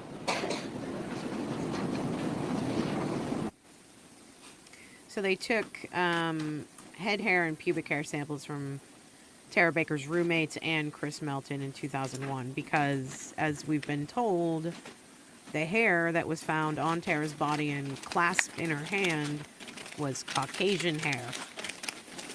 And all those folks are white folks. May I approach, Your Honor? May. One last thing. I would totally eat on 11, camera next witness, but I know that people have misophonia. Yes, sir. And, is that what it's called? do you recognize And my that? mouth sounds. Again, I recognize my handwriting and everything is on it. Right. It's a evidence bag with my handwriting and my initials and the date of February 27th, 2001. Agreed, darling. Does it have markings that would indicate what? Oh, I'm sorry. It's the known pubic hair of Chris Melton. I moved to tender states 111. Any objection, Mr. Cruz? Yes, ma'am. Lack of foundation to the item that's in the bag, and Rule 401 is irrelevant to the state is intending to just introduce the bags. Mr. Bolton, any response? Your Honor, it is relevant. Mr. Cruz has made chain of custody an issue in this case, so we're attempting to introduce the bag. The state will then go on to introduce what the contents of the bag. And so this is necessary for first step, so I think it is relevant. It would be really helpful if these people would stop being so fucking condescending. And again, kind of like before, Mr. Newton, when you collected those, how would you have them packaged them in Item states Exhibit 111. Right, we would take the evidence, put it in the bag, seal the bag, and put it in an evidence locker. And understanding, as before, you might Then have open the some bag. I idea want to about see what what's in happened it. from that point forward. Did you have any further involvement with States Exhibit 111? I did not. Sir, those are all the questions that I have at this time. Defense counsel may ask questions. Mr. Cruz, cross-examination. Good afternoon, Mr. Newton. Afternoon, Mr. Cruz. I did not know you were going to be testifying this fast, so forgive me. I did not know that either. I have a couple of questions for you. Is it okay? Yes, sir. Thank you. He's such a nice guy. On January 21st, 2001, do you recall capturing pictures of Mr. Chris Melton's hands? I apologize, Mr. Cruz, but I do not. I probably wrote a report, and if I could look at the report, I could tell you. But this long afterwards, I can't say that I have an independent recollection of what happened. Yes, sir. That is fair. I like this witness.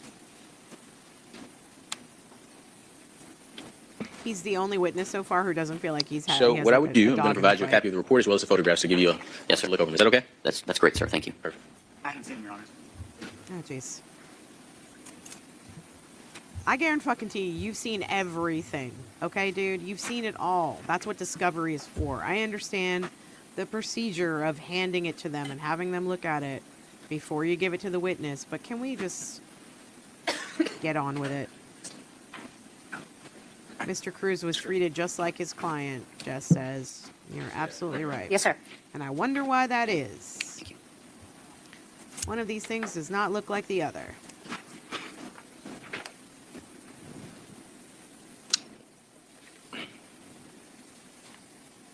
Yamalama ding dong. Irritates me so much. Ash and Sugar said.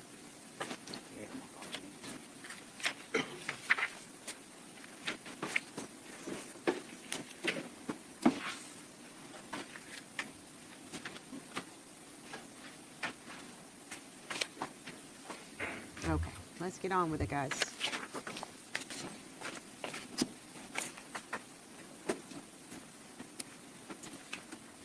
Yes, sir. Do you recognize those photographs?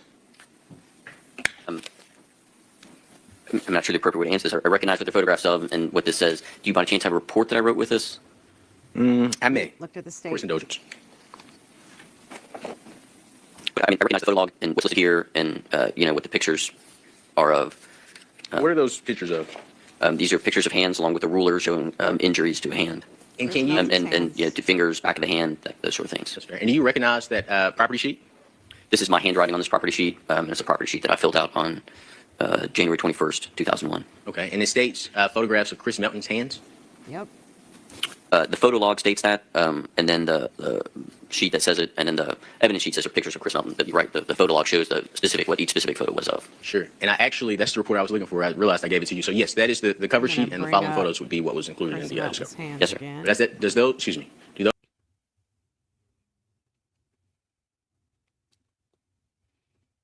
These are the photos that they're looking at right now. Those are Chris Melton's hands just a couple of days after Tara Baker was beaten, stabbed, sexually assaulted, strangled, and murdered.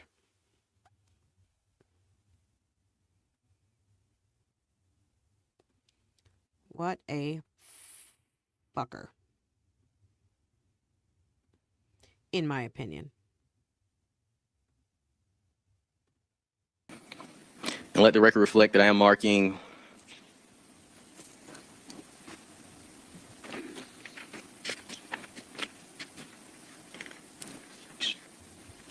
Yeah, if you thought Colin Albert's hands were bad, take a look at Chris Melton's 14 hands. photographs of Chris Melton's hands as defense exhibit 29. But he just punched some drywall, don't you know? Yeah, those are his hands, nefarious shenanigans. And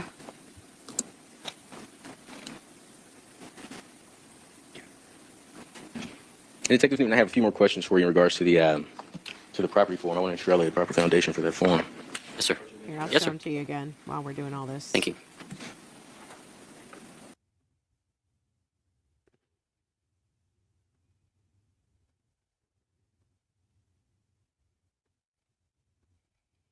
Chris Melton's hands.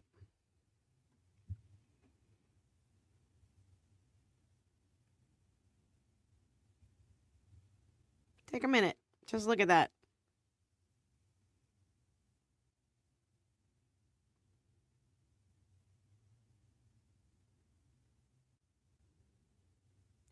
Yeah, he said he picked at plumbing glue, apparently. That's about as close as I can get it, guys. Sorry. This is a tweet.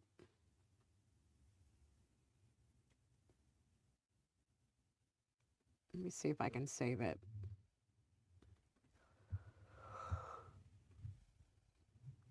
Let me see. Let me see.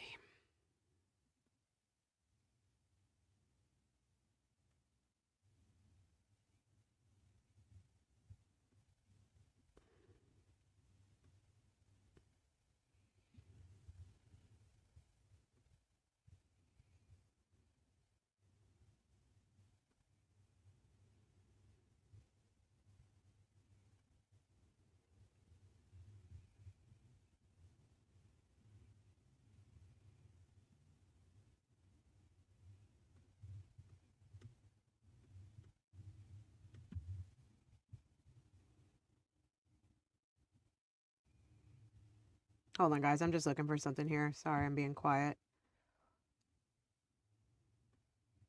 Seeing if I can open this up. Again.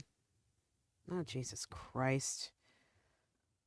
Yep, he's just moving. Let me see.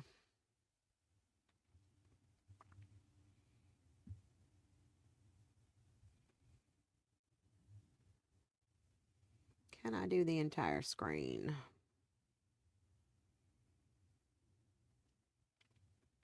It's not letting me. Let me see if I can open this up. There's a file. Image file. Okay. This is really as big as I can get it, y'all. I think. Let me see. Yeah, it's as big as I can get it. All right, let's go back to trial.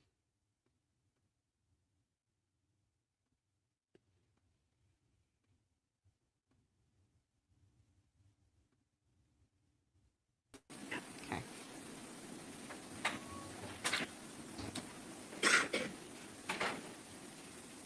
Oh, Susie hasn't watched any of this trial. Well, I'm glad you're here.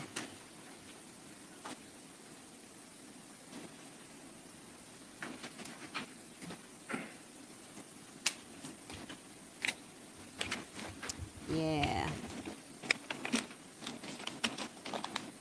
All right, we're going over some more docs.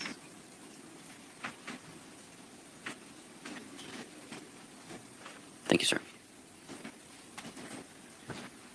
Let the record reflect that I provided you with a pen and a sheet of paper. Is that correct? Yes, sir. Blank piece of paper with lines on it, blue pen. And a pen. You're actually going to need these. Yes, sir.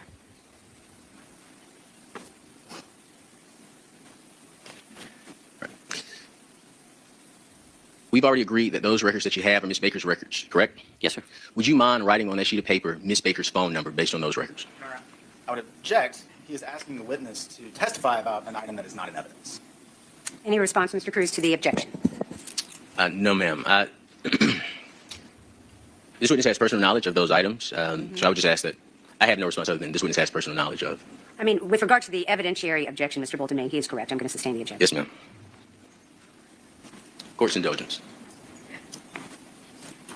Yes, sir.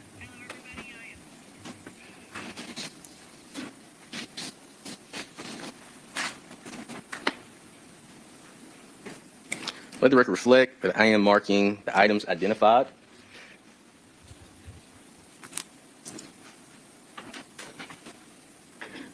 I know I've been calling you Mr. Newton. It just feels so natural to call you Detective Newton. Can I call you Detective Newton? Sure. Okay.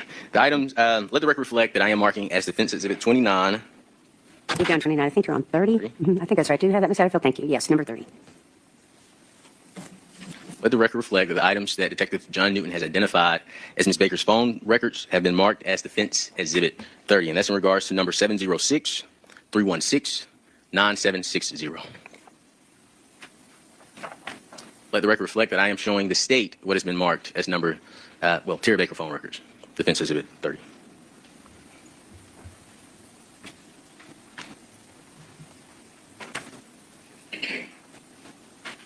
And do these phone records appear to be altered in any way? No, sir, they do not. And is this a fair and accurate depiction of the phone records as you remember seeing them 20 plus years ago? It's a fair and accurate representation of what we would receive as phone numbers. Again, I don't know that I have any independent recollection, but to the best of my knowledge and ability, those would be the phone records. Yes, sir. Thank you. Your Honor, I would move to admit into evidence Defense Exhibit 30. Any objection?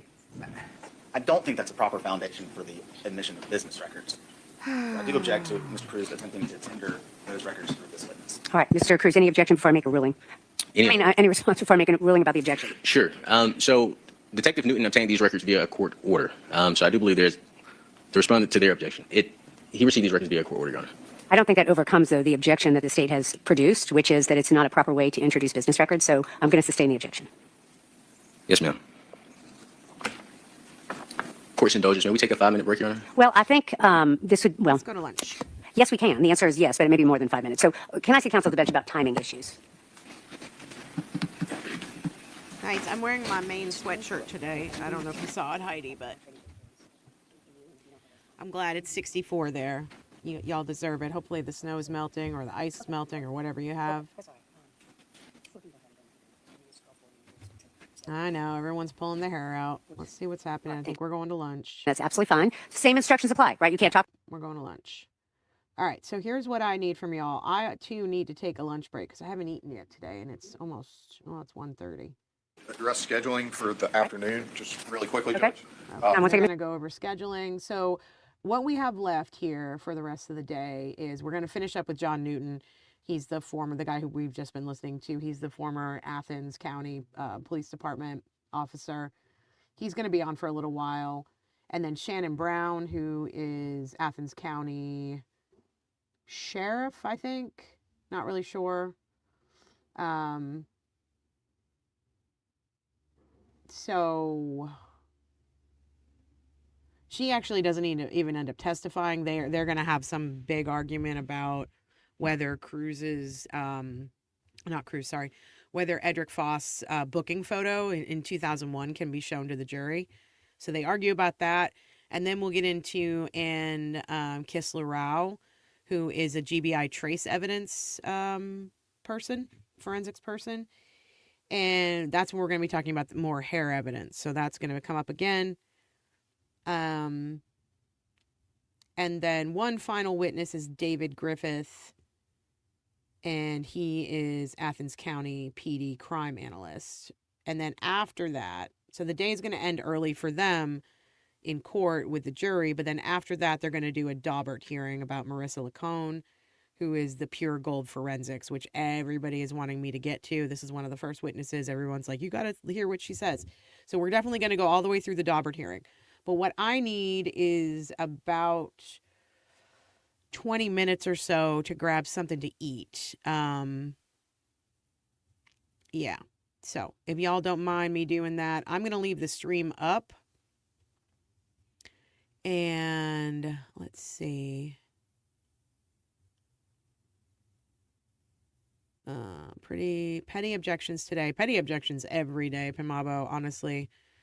I'm not a professional, but her phone records are important in this case. They absolutely are, especially because they detail the sort of falling apart of the relationship between her and Chris Melton. I'm definitely going to get a snack. Heidi said, I'm sorry, but after hitting a cement wall over 30 times, I would think the hands or knuckles would be broken. Maybe. Kind of like how John O'Keefe's arm wasn't broken when it was hit by a 3,000-pound Lexus. Okay. I'm going to leave this up, though. I'm going to leave the stream up. What I'll do is... Let me see here. I wanted to play...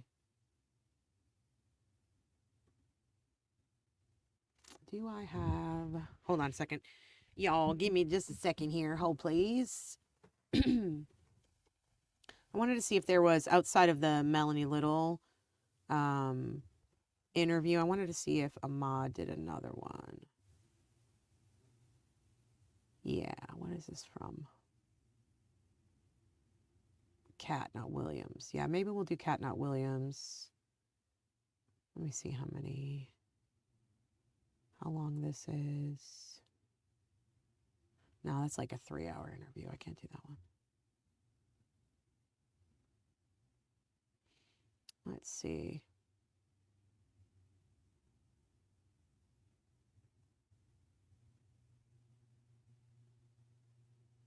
Facebook. I'm not a lawyer. Y'all bear with me for a second. You know, I love you. I'm just being a little quiet.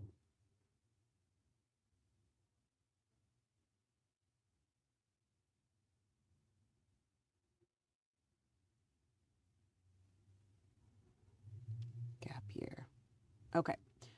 What I'm going to put up is, where did it go? Man, I just had it. I am so menopausal. So freaking menopausal. That's not it. That's not it.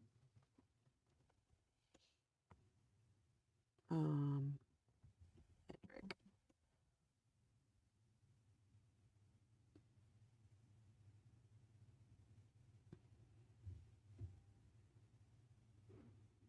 Okay, let me, you know what I'm going to do? I'm going to get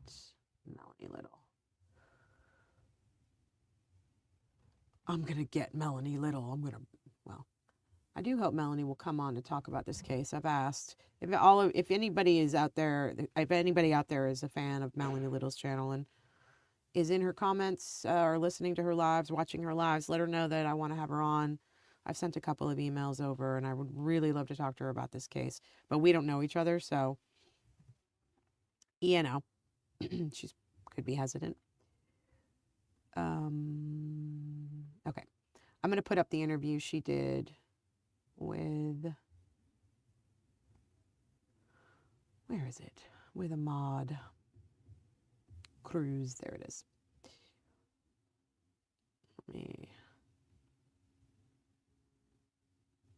I'm going to put this up. We'll play this throughout the break. And we'll keep it at normal speed.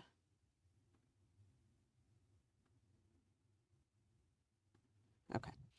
So if y'all want to hang around and watch this, you can.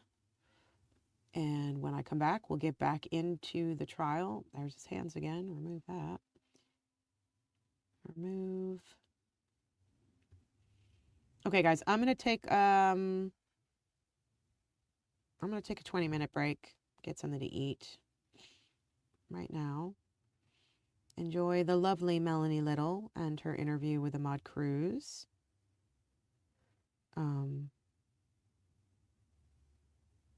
My uncle punched a telephone pole one time and broke his hand in multiple pieces. Mel just got back from holiday. Yeah, I know. She's been on holiday. She's been enjoying the sun. Okay. Okay. Let's play this for y'all, and then I will be. And as I told you, Melanie, I want to thank you, and I want to thank all the cupcakes for keeping Mr. Faust's spirits lifted. During the trial, as I was explaining to you, one of the things Mr. Faust would come in and say every morning is, "Oh my God, I received these messages from the cupcakes. Do you know who the cupcakes are?" And at the time, I think you may have had one or two in the courtroom, and it made his day. Every single day leading to the last few days of trial, he would come in the courtroom, and that would be the first thing he would tell us about. And I want to thank you, not only privately but publicly, for putting eyes on Mr. Faust's case. I think, I would have never imagined in a million years that, court proceedings, let me see the best way to say it, that I had an idea how court proceedings went. If I wasn't present, I don't think I would have believed anybody telling me what I experienced. And I think it also goes for me. If you all weren't present, I don't think anybody would have believed what was experienced in the courtroom. So it's very important work that you do. It's very important work that the cupcakes do because they are very hands-on. And we are thankful. The verdict didn't go the way that we would have liked and the way that we hoped that it would go. But it's still a journey that we're on, and we appreciate everyone's support. Well, you have an army behind you, sir, and Edric has an army behind him. And we are, as I'm sure you are, still devastated about the outcome, but we ain't got no quit. And so we are here. We are loud. They try to shut me up. It doesn't work. That doesn't work. Absolutely. We need you. We need you, Melanie. Well, thank you. We I've need pinned people like you. in the there's the QR code in the corner for you at home is the QR code for the appellate defense fund for Mr. Faust. If you have every dollar helps. Every dollar helps. I've also pinned the link in the chat. People want to know, and you can just tell us real quickly how you decided to become a lawyer. I saw an interview with you, so I know the answer. But if you want to tell people, what made you decide to become a defense attorney? So when I was a little kid, I used to see people get arrested all the time. This is a shorter version. I used to see people get arrested a lot, and I used to hear them say, "Call the lawyer, call the lawyer, call the attorney." And I thought lawyers kept people from getting arrested. And that's what piqued my interest in it. But obviously, as I got older and started going through school, I realized lawyers really help people. They truly, truly help people. The interesting thing about criminal defense, which I don't think I said on the interview. So when I graduated law school, I was lucky enough to, once I got back to Georgia, I was lucky enough to get a job with my legal hero. And I talk about him any chance I get, but Attorney Brian Steele. And, you're trying to figure out, all right, which direction do you want to go? And working with him, it is amazing, how much good you could do when you care about people and you care about the work you do. And you really put in the work, because law school teaches you one thing, but I remember my first assignment with Brian. The first assignment he gave me a binder about this thick. It was 25 years of case law. And I had to write a brief on whether or not a plea offer by a prosecutor was a contract. So if the defendant accepted, was it a contract? And that was the first time I've read that much law in my life. And it really set the tone.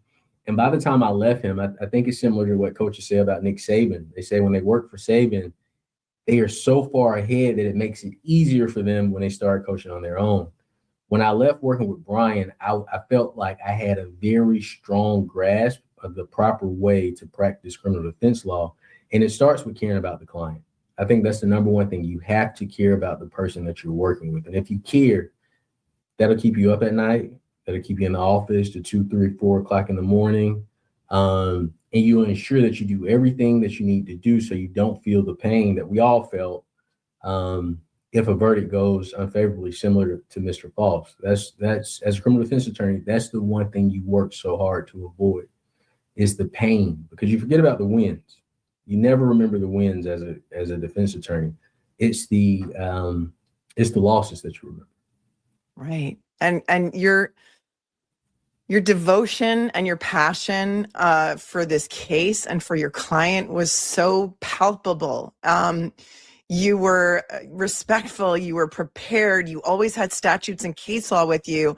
And what we watched, our perception of the way that you were treated in that courtroom, and I know that you can't talk about that, but we were personally offended for you because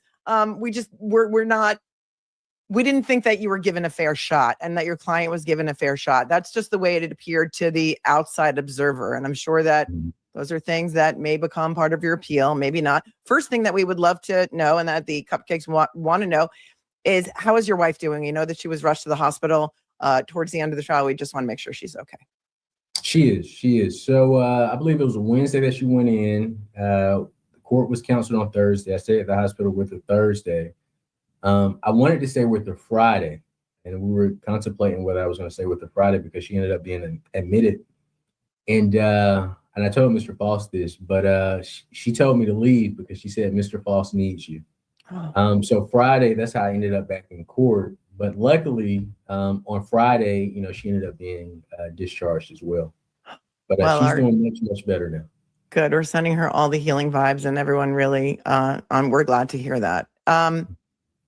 Talk to us a little bit about the things I want to talk about, or the things that were not allowed into trial that you were precluded from bringing into the trial that you really wanted to. Maybe we could start there, because I know that we have a hard stop at 4:30. So the most important things that you were, that you wanted to bring into trial that were precluded during pretrial. Sure. And I'll speak of it generally. But one, consent was a big thing for us. We wanted to discuss consent. We think that the consent issue was one of the biggest things that Mr. Faust was deprived of putting before the jury. Even if it was slight evidence, we were forbid from putting any evidence of consent before the jury. And two, we believed, and when I say we, I do want to say this. So it isn't just me. I know you all saw me trying the case, but I have an amazing law clerk by the name of Wilson. And I mean, he knew the discovery like the back of his hand. I could text him in court and say, Wilson, this witness is coming. Who is this witness? He'll say, all right, this is the person that, or this is what this witness would testify to. And also Abigail, she was amazing as well, Attorney Hill, and of course my wife.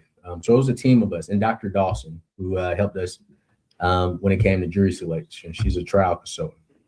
But when I say we, in regards to Miss Baker's whereabouts, the night before her death, we found that very, very, very important, because there was an assumption, because we knew the state was going to put forth that she left the library at, I believe, 9:45, 10 o'clock. And they wanted the jury to assume, we're assuming, that, all right, after she left the law library, she went home.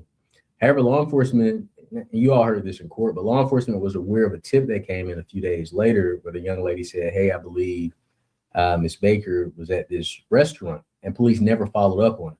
So we also wanted to talk about that to put into context, the potential DNA in the mouth, right? How that could come about. But we didn't have opportunity to talk about. Those are the two biggest things that we didn't have opportunity to talk about. The third thing that obviously I was held in contempt for was Chris Melton's reaction to a lot of the evidence that was presented to him in 2024 that he knew about in 2001. As it came out in the trial in 2001, Chris was advised that Ms. Baker had been sexually assaulted. Okay. As it came out in the trial, that's when he made the statement, oh, well, I was with her the Saturday before her death. However, in 2024, as Agent Bingham testified to, in 2024, law enforcement met with Chris Melton again.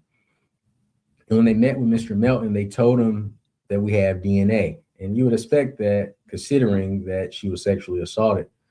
And we wanted to bring in his reactions. And I think when I made the statement in opening, that Chris Melton's statement was that, well, she must have been with somebody else. I obviously was held in contempt for that, so I knew I couldn't say that anymore. So and that was, they made that into a 412 issue, which, I mean, in my opinion, and yours, I think as well, it was not a 412 issue. It was a consciousness of guilt issue on the part of Chris Melton. Correct, because it didn't speak to the sexual character of Ms. Baker at all. Right. It was Chris Melton's statements at his Correct. 2024 interview. Correct. We found it interesting also that he called the investigators Liz and Jeremy as if they were on some sort of first name basis, which was odd. And also, we need to explain away your DNA. Help us, we need to truncate your timeline. Right, when the last time you were with Tara Baker. We saw so much reasonable doubt. And I think that's why so many of us were so shocked by the verdict. Why were you not allowed to argue consent? Was that a motion that you made before trial? Was that your 412 motion? No. So, that's a two-part question. So 412 related to Chris Melton. Okay. The judge's ruling was that consent was a 412 issue. Okay. Our position was that because rape requires without consent, it is not a 412 issue. It is a material defense to the charge, to the charge of rape.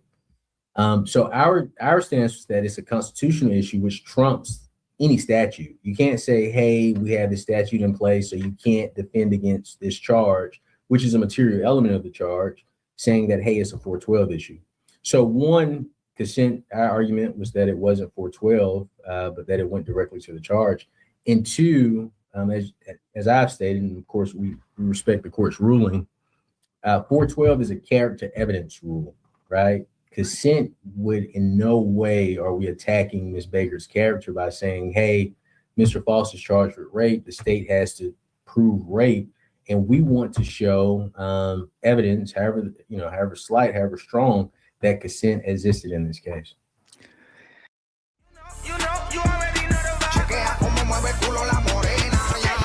Hoy salen los talles spicy picante, mucha movie, mucha baby maleante, la cubana forra completa en diamante, y hoy la calle es de nosotros que aguante. Tenemos la movie prendí en play, y en Miami andamos flow Scarface, y al que fuese de tu combo le estrellamos en el highway, le prendemos la fuleta y vuelan los cantos cheesecake, pero ya, hoy la baby andan buscando fuerte, y yo que ando botando billetes, hoy activo que ando en el cohete, no se asusten cuando le dé al botón y lo apriete.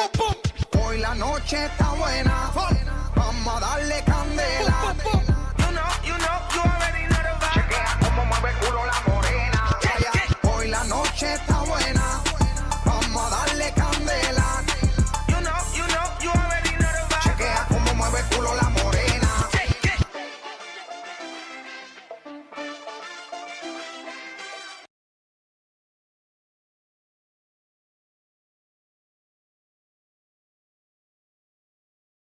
It's important to point out, too, to the viewers who might not know, but none of the DNA that was found was seminal DNA, correct? So, it's a nuanced answer to that, okay? Yeah. It was tested for semen. The test came back negative, okay? The test came back negative. There is no evidence that was presented in the case that there was seminal DNA. The reason I say that's a nuanced question is because the testing occurred in 2001. I always try to err on the side of caution and just say, hey, there may be new testing. But as far as we know in this case, there's no evidence of semen. They presented no evidence that it was semen. And Right. so what they did present was evidence from 2 oral swabs that they sent to California, right, for presumptive testing. Talk a little bit about that. And I couldn't believe that the young lady who came in from, no shade to her at all, from California, from Pure Gold, was qualified by the judge as an expert, because we in the Karen Reed trial and many other trials have seen potential experts subjected to days of Daubert hearings that have far more experience than this young lady. Talk a little bit about that and the Lugol's iodine test and whether that's ever been used in court before. Sure. So I'll say this. The young lady that came to testify, Ms. Lycombe, she was very honest. And as you know, from being in court, sometimes, you may get it, you may not. She was extremely honest, and I appreciate it because she was honest to her detriment. As far as Lugol's, as far as my knowledge, my limited knowledge, I have never, I couldn't find a case, and I've searched. I could not find a case where Lugol's had been admitted in a criminal trial or any trial. As she testified to herself, personally, she had never been called in to testify about Lugol's iodine testing because it's a presumptive test. We have epithelial cells in our mouths and all over our bodies. I'm not aware of a test that could definitively determine where an epithelial cell is from. Does that make sense? Yeah. So she was honest. Exactly what she said is the truth. She's never testified to it. As you know, I did ask, has it been admitted, or to her knowledge, had it been admitted in any other court in the country? And that was some evidence that we weren't allowed to get in over objection. And she tested, what was sent her? Just the oral swabs, 2 of them, or just 1 of them?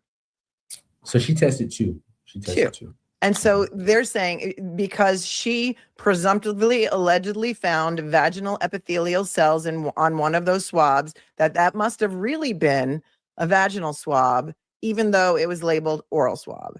Correct. And so the prosecution jumped to the conclusion that your client's DNA was found in her vaginal swab. Correct. Now, I will say this, Melanie. The state and the defense, we're always on opposite sides of the coin. We could look at the same evidence and come to 2 different conclusions based on the same evidence. I expected the state's arguments to be what the state's arguments were, right? Because they are trying to prosecute. But I do think it was a lot of doubt with the procedures, a lot of doubt with the quality of the evidence. And I'm sure you've watched a lot of criminal cases, more than me, I'm sure. And typically we've seen cases where we know, okay, this case is ironclad, it is solid. This case supports a verdict, whatever the verdict may be, guilty or not guilty, right? Right. This case was a case that I think truthfully, it had a lot of politics surrounding it, right? I believe Agent Bigham testified to the bill that was passed and the funding that was given. And then we had the elected DA on the case, right? And that adds a political dynamic to it. And he had to work with what he had. And a lot of this stuff, as you stated yourself, it was interesting. It was interesting. Is the word I would use. Houston Gaines was in the courtroom every day, from what I understand, and he was present in the courtroom, hugging the family. And I think some people might find that to be something that people have spoken out and said that the jury felt intimidated by him. I don't know that you can speak to that. But when you say that it was political, another thing is that as part of the Coleman-Baker Act, one of the requirements for reopening a case was that there couldn't be any suspect. And so the GBI had to move away from Chris Melton in order to have that case reopened. So I said this. So I wasn't on social media during the trial. I didn't learn about the Houston Gaines situation until after the trial was over with. Stupid ads. Sorry, guys. I don't know why that popped up. Must be on the wrong account. I have like 3 YouTube accounts for various things, and only one of them is without ads. But anyway, we are back. Let me bring up. Remove. How's everybody doing? Wow, there's still 100 of you here. That's amazing. And there's a lot of comments. Let me get through those comments before we get back into this. Did you say magical mystery fluid? Oh no, I can't even imagine what we're talking about here. Okay. Okay. Next witness. I hope that you get some content out. That sounds great that you're working on stuff. Love it. We are so happy you are here with us again, Lori. I know it's hard, but it's so important. We don't want this to get forgotten about as we fight for the appeal. Amen.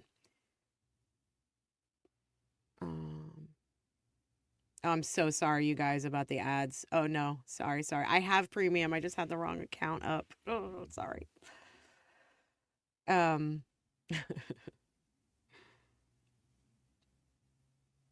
Say it louder for the people in the back. No semen. Well, I guess we could say that in certain circles.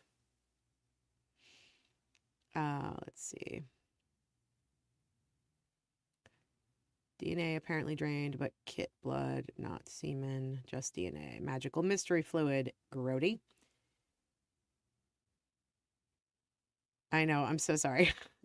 You guys were just sitting here watching ads for no friggin' reason. I'm so sorry. Did you have a dance break? Thank you. Yeah, everybody go subscribe to Next Witness. That's awesome. Okay. Where are we? What are we doing? What is happening in the world? All right, we are still on... Oh, geez. We're still on John Newton. We got a ways to go. Let's get back into this. I'm going to speed it up a little bit because we're falling behind. We're going to go to 175. Sorry if Misnomer is still here. I got to speed it up for a little bit. Whoa. Maybe that's too fast. You should apologize.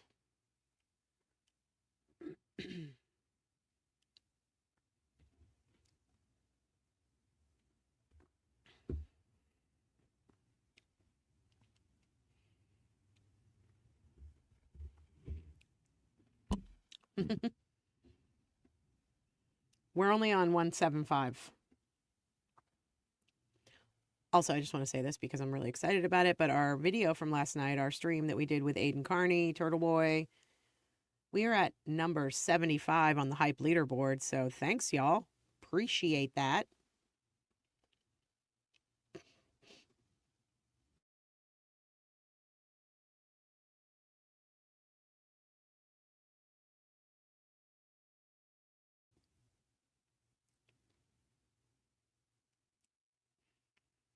Oh, thanks for the sub, Kendra.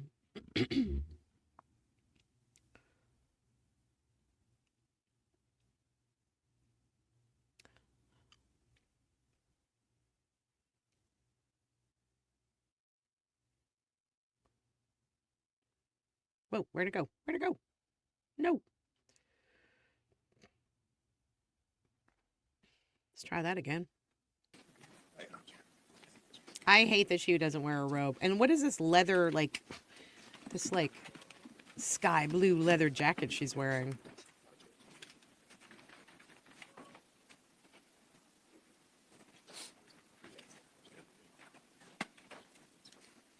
Everyone, you may be seated. Thank you. Mr. Cruz, you have the floor. We're back on the record. Sure, and I think before we broke, the state had an objection to the introduction of phone records.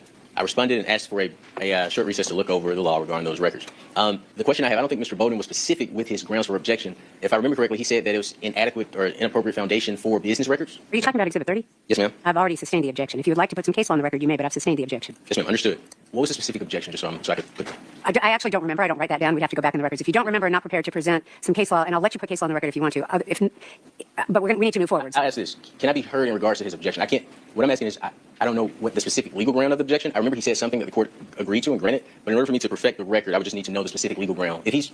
Well, I will just say this, counsel. I'm going to ask you to move on with this witness. I already gave both parties the opportunity to respond, and so I'm going to ask you to move on. Yes, ma'am. Jeez Louise.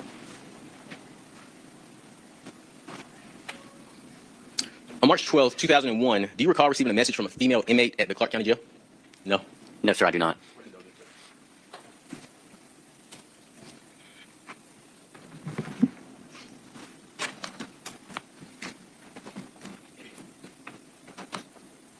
Oh, I found the picture.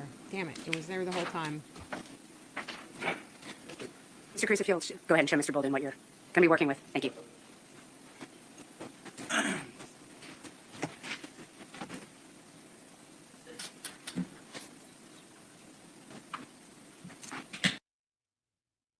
Okay, Mr. Bolden, will you bring that microphone towards you and just repeat your dissection? Same objection as before. This state's previously filed a motion. I don't think this is relevant under 401. I think it's 403. So I do object to this line of question. What previously filed motion are you referring to? The Saudi motion, Your Honor. Okay. All right. Based on our prior discussion of those kinds of objections, I'm going to send the jury out again. So if you'll go back into the jury room, please don't discuss the case. Thank you. This poor jury. Would go to potential alternate suspects, alternate perpetrators. The state did file its motion back in October, specifically related to these types of issues. We, at our hearing on January the 21st of this year, Mr. Cruz indicated that the only alternate perpetrator that he intended to identify was Mr. Melton. I think that's been very clear throughout this trial to this point. And so what I suspect he's attempting to do here is to run through every tip or piece of information that the police got relative to anybody over the course of this 25-year investigation, not all of them through this witness. But one, my first point is that the motion that the state filed back in November and that we heard arguments on the 21st, the court granted my motion, granted the state's motion, and except with respect to Mr. Melton.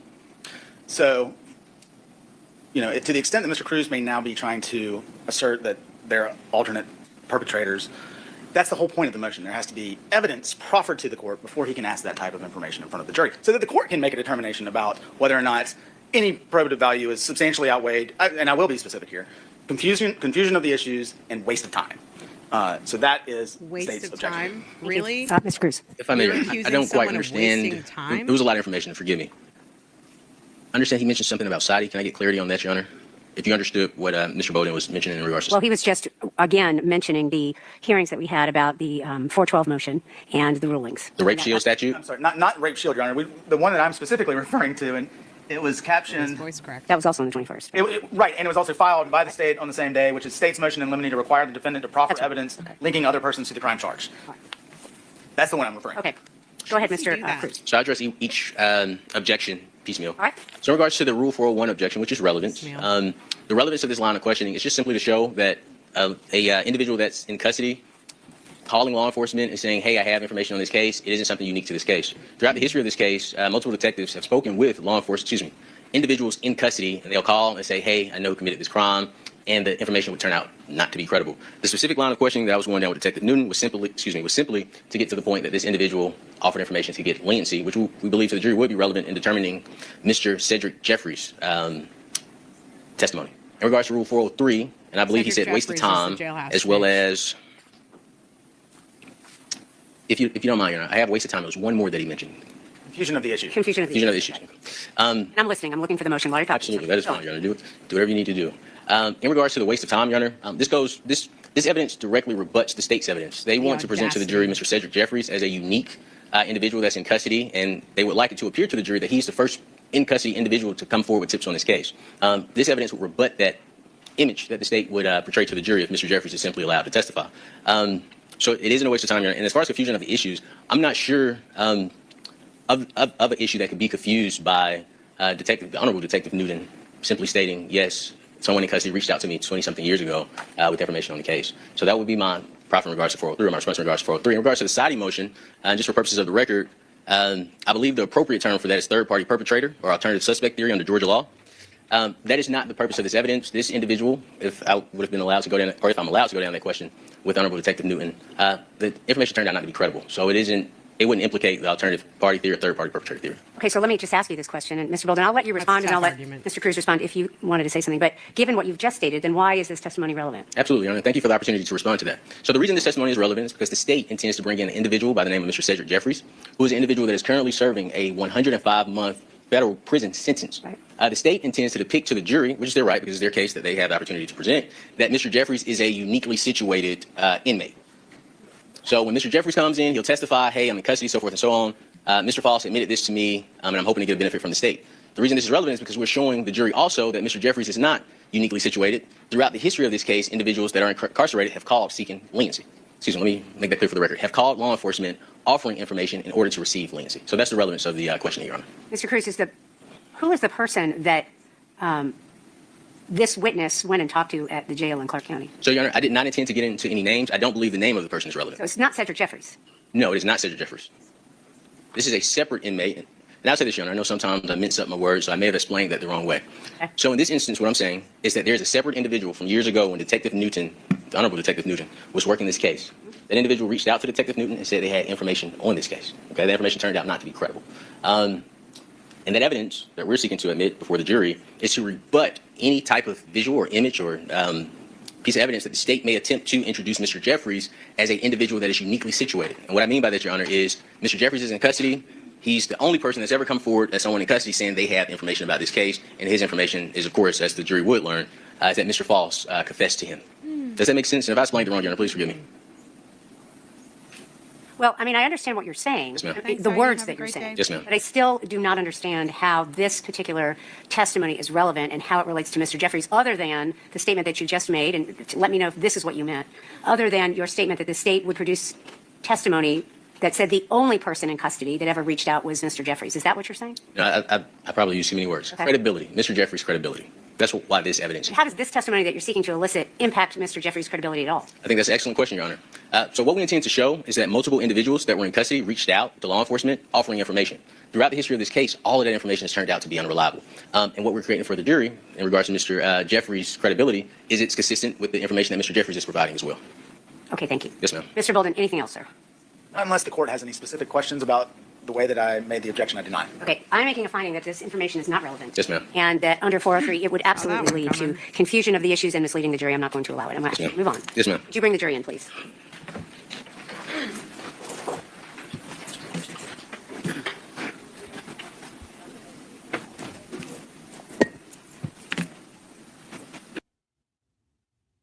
And on May 6, 2001. Wait, did we finish with the guy? Yeah, okay. No.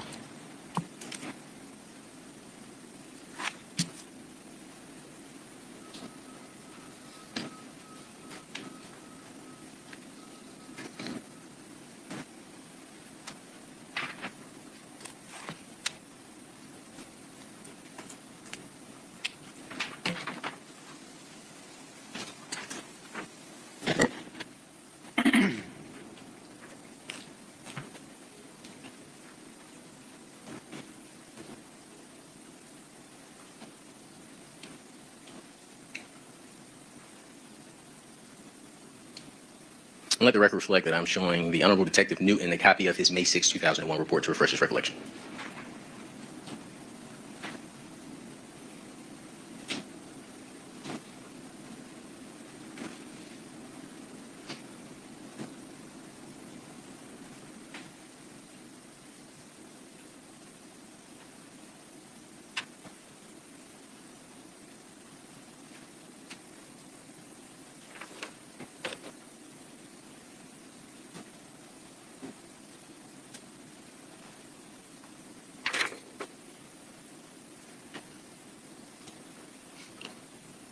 Yes, sir. Okay. Is your memory refreshed in regards to May 6, 2001?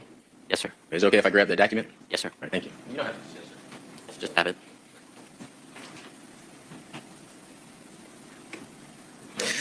Now, this is May 6, 2001, correct? Yes, sir. And when you spoke to, well, you understood that Chris Melton, at the time of this investigation, that Chris Melton was Miss Baker's boyfriend. Yes, sir. And I believe he described it as he was her borderline fiance. Is that fair to say? Yes, sir. Okay. But when you spoke to him on May 6, 2001, and asked him about the Thursday before his death, he didn't have any memory of it. Is that correct? If I recall, he didn't have a clear memory of it. I think that would be an accurate way to put it, right? There was a lot of confusion in his mind. Yes, yes, sir. Thank you for that.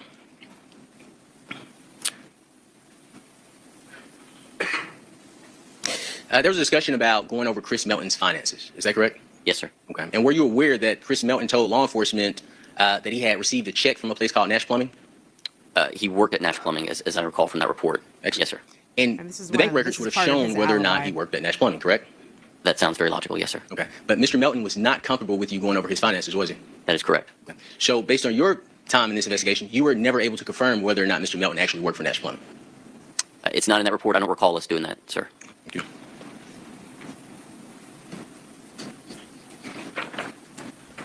Nash Plumbing said that he was at work at 7:15.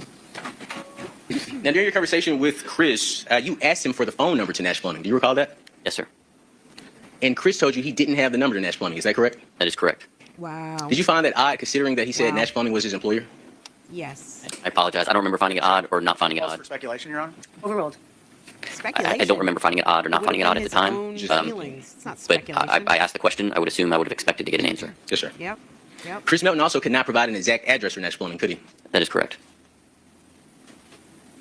The only information he could provide is that it is on 78 near Loganville and that it is a hole in the wall. Is that correct? That is correct. Do you ever recall going to Nash Plumbing? I do not recall, sir.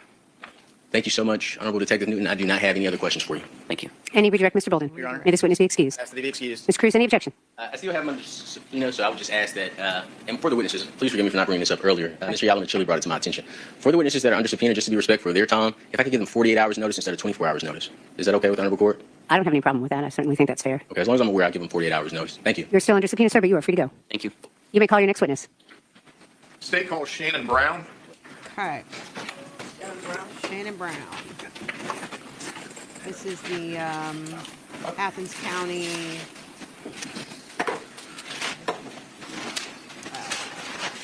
maybe sheriff's office. We'll find out. This is about the. Okay, let me just stipulate here. We're actually not going to.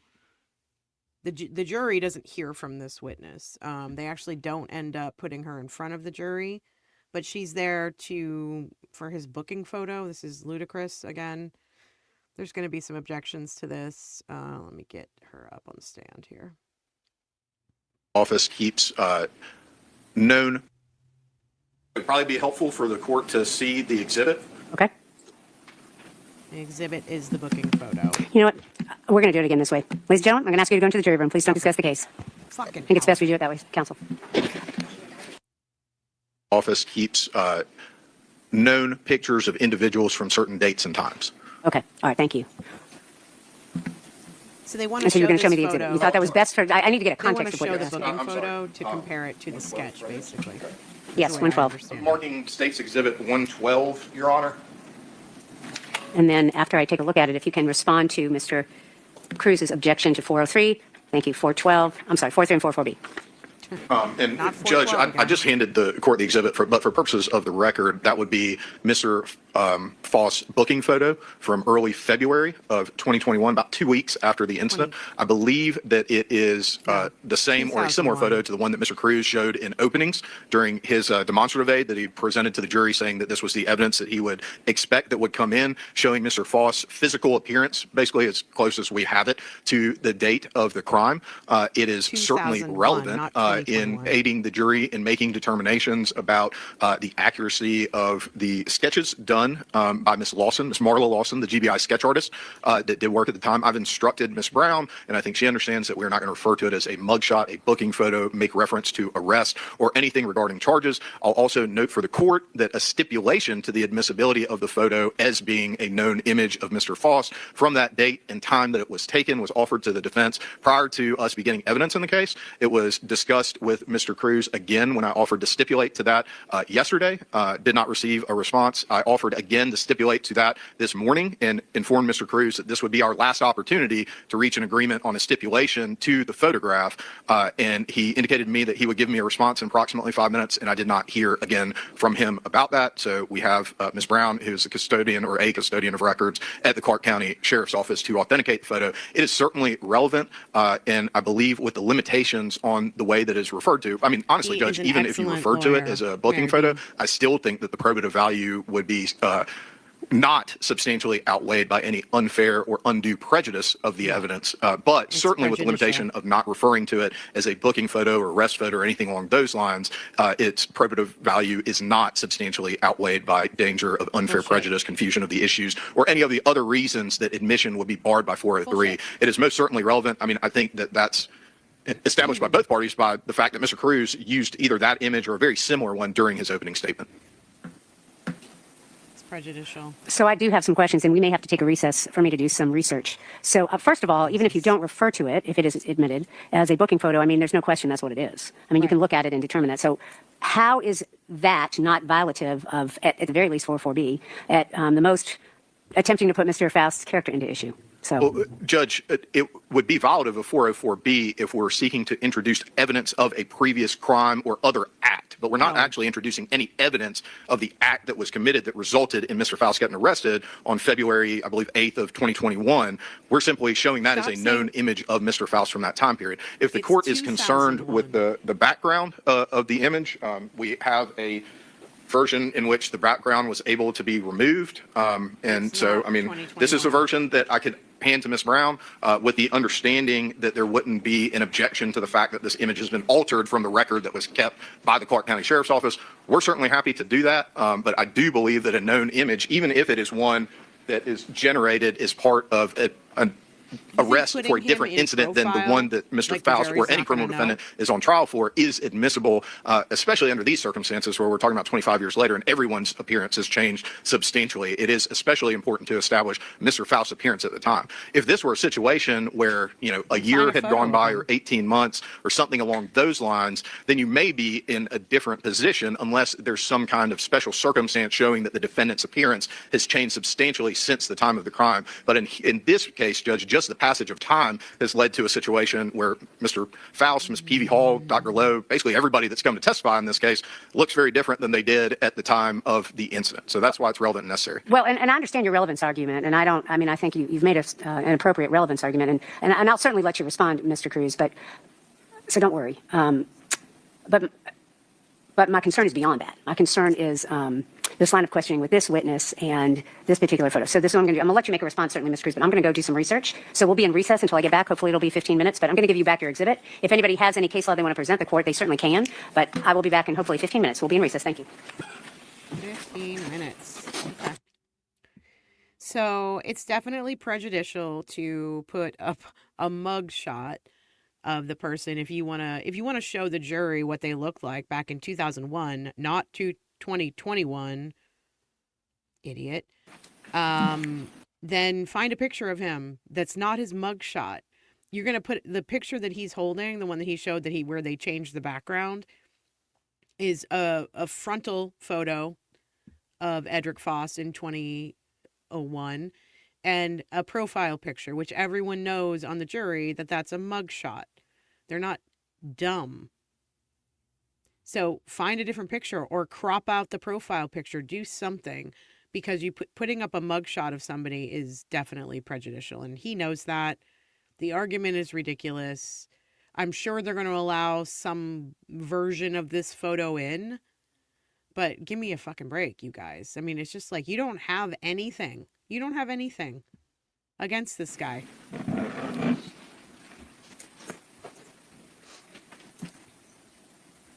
mean, we're on day 4. And you don't As have the court is anything. aware, within its wisdom, Georgia adopted the federal rules of evidence in 2013. And those rules of evidence were, just to be safe, I'll say excluding very few, but were pretty much a replica of the federal rules of evidence. And as the Georgia legislature has explained, that when it comes to interpreting the Georgia rules of evidence, we look to the decisions of the 11th Circuit Court of Appeals. And that's State v. Almaza, and that's A as in apple. You can just spell it. She can hear you. Yes, ma'am. That's A-L-M-A-N-Z-A. And that's 304, Georgia, 553.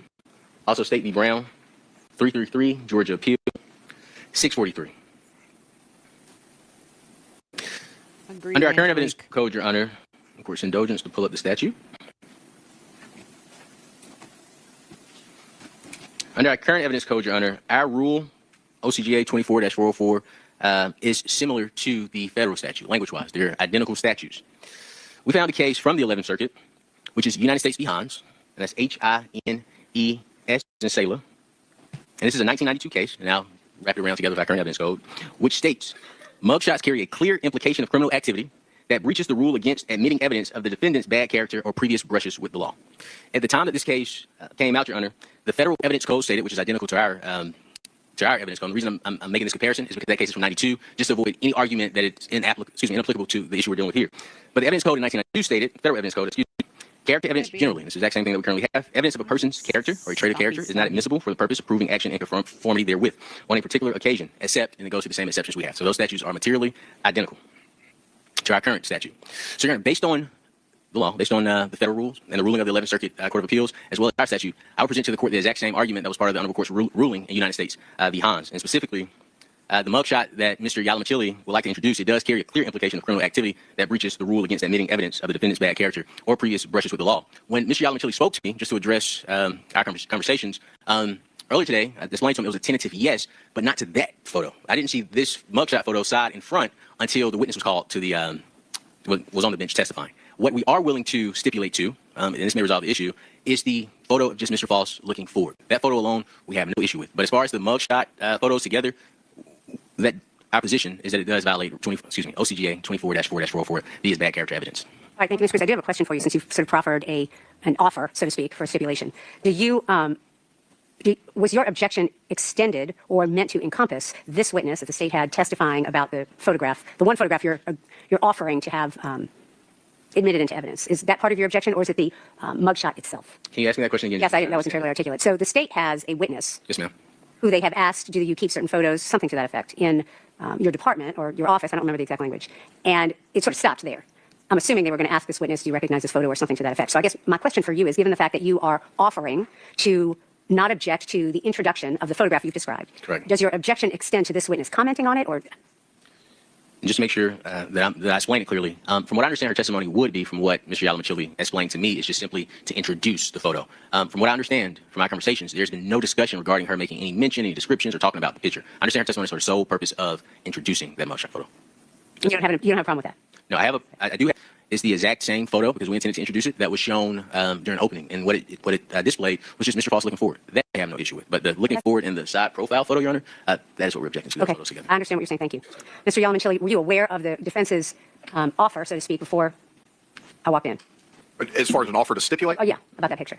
Well, that's not exactly what was said, Your Honor. At the beginning of the trial, as court knows, the state and defense had been discussing some stipulations for some period of time. Mr. Bolden started those conversations with Mr. Cruz probably 3 weeks before we started jury selection. I sent the written proposed stipulations, tried to follow up a couple of times. I talked to Mr. Cruz, who initially had told us that Mr. Faust did not want to stipulate to anything, and so there would be no stipulations. And then this morning he said, that's a yes from me, but I need to check with him, and I'll get you an answer in 5 minutes. And then I never heard anything before we started the evidence in the case. I would state to the court that the offered written stipulation before the start of the trial was that the parties stipulate to the foundation for the admissibility of the defendant's booking photo from February 2001, and that is a fair and accurate depiction of the defendant on the date it was taken. The state shall refrain from making any reference to the image as a booking photograph or otherwise indicating that the photograph is related to illegal acts committed by the defendant. If Mr. Cruz is one to stipulate to the foundation, I don't need to put it in through a witness from the Clark County Sheriff's Office, and I won't. It would need to be a stipulation that it is both an accurate image of Mr.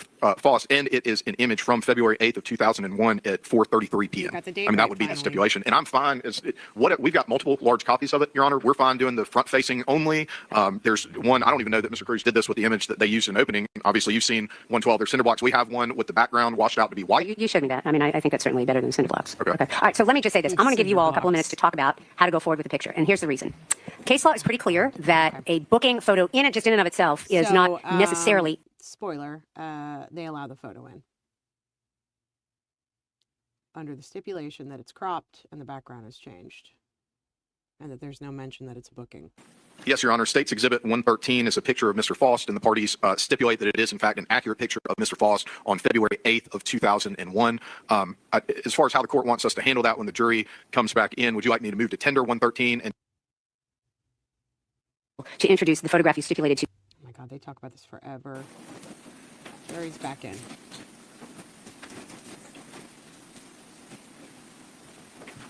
You all may be seated. Ladies and gentlemen, thank you for your patience. We are back on the record. Mr. Yelman-Chili. Thank you, Your Honor. The state has marked State's Exhibit 113.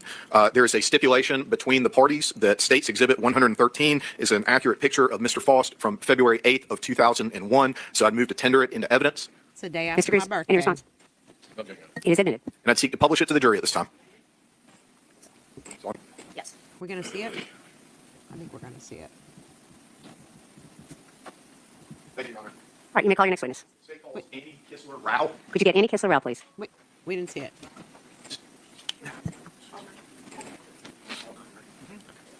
Okay, Amy Kissler-Rao. She's a GBI trace evidence section of the evidence section. Ma'am, if you would take note, do you swear affirm testimony you'll give to the court today will be the truth, the whole truth, and nothing but the truth, so help you God? Yes, This is about If you other could, please state and spell contaminated your name for the evidence. My name is Ann Kissler-Rao, Destroyed ANNEKISLER-RAO. Come over to this microphone. Ma'am, where are you currently employed? I'm employed with the Georgia Bureau of Investigation, Division of Forensic Sciences, also known as the State Crime Lab. How long have you been with the State Crime Lab? I've been there for 20 years. And what is your current title and role at the State Crime Lab? I'm employed as the technical leader of the trace evidence section. And as far as your educational background, starting with your undergraduate degree, do you mind telling me about what you received your undergraduate degree in? Yes, I received a degree in biology from the University of Pennsylvania. Did you receive any other postgraduate degrees? Yes, I have a master's degree in forensic science from John Jay College. And once you got to the Georgia Bureau of Investigation, was there any internal training that you went through as part of your GBI employment? Yes, I've gone through extensive training programs in each of the areas that I am qualified to perform examinations in. So this includes hairs, fibers, glass, paints and polymers, fractured materials. Okay. And as it relates to hairs, when the GBI receives a hair from law enforcement, wherever that may come from, are there any steps taken to prepare that hair for analysis? Yes, typically we will mount hairs on microscope slides. So we'll take a microscope slide, put the hair on it with some mounting media, and then put a cover slip on top to hold that hair in place and use it for further examination. All right. And let me ask you this. Once your examination is done with a piece of hair, is the typical practice to remove that from the mount and place it back in an envelope to go back to the law enforcement agency? No, typically we will then package those slides in a slide holder, and then we'll put it in a package and preserve it that way. Okay. So back in February of 2024, so about 2 years ago now, were you working at the GBI at that point? Yes, I was. All right. And did you, not you personally, but did the Georgia Bureau of Investigation's Crime Lab receive communication from Agent Elizabeth Bigham? Yes. Okay. And what was that related to?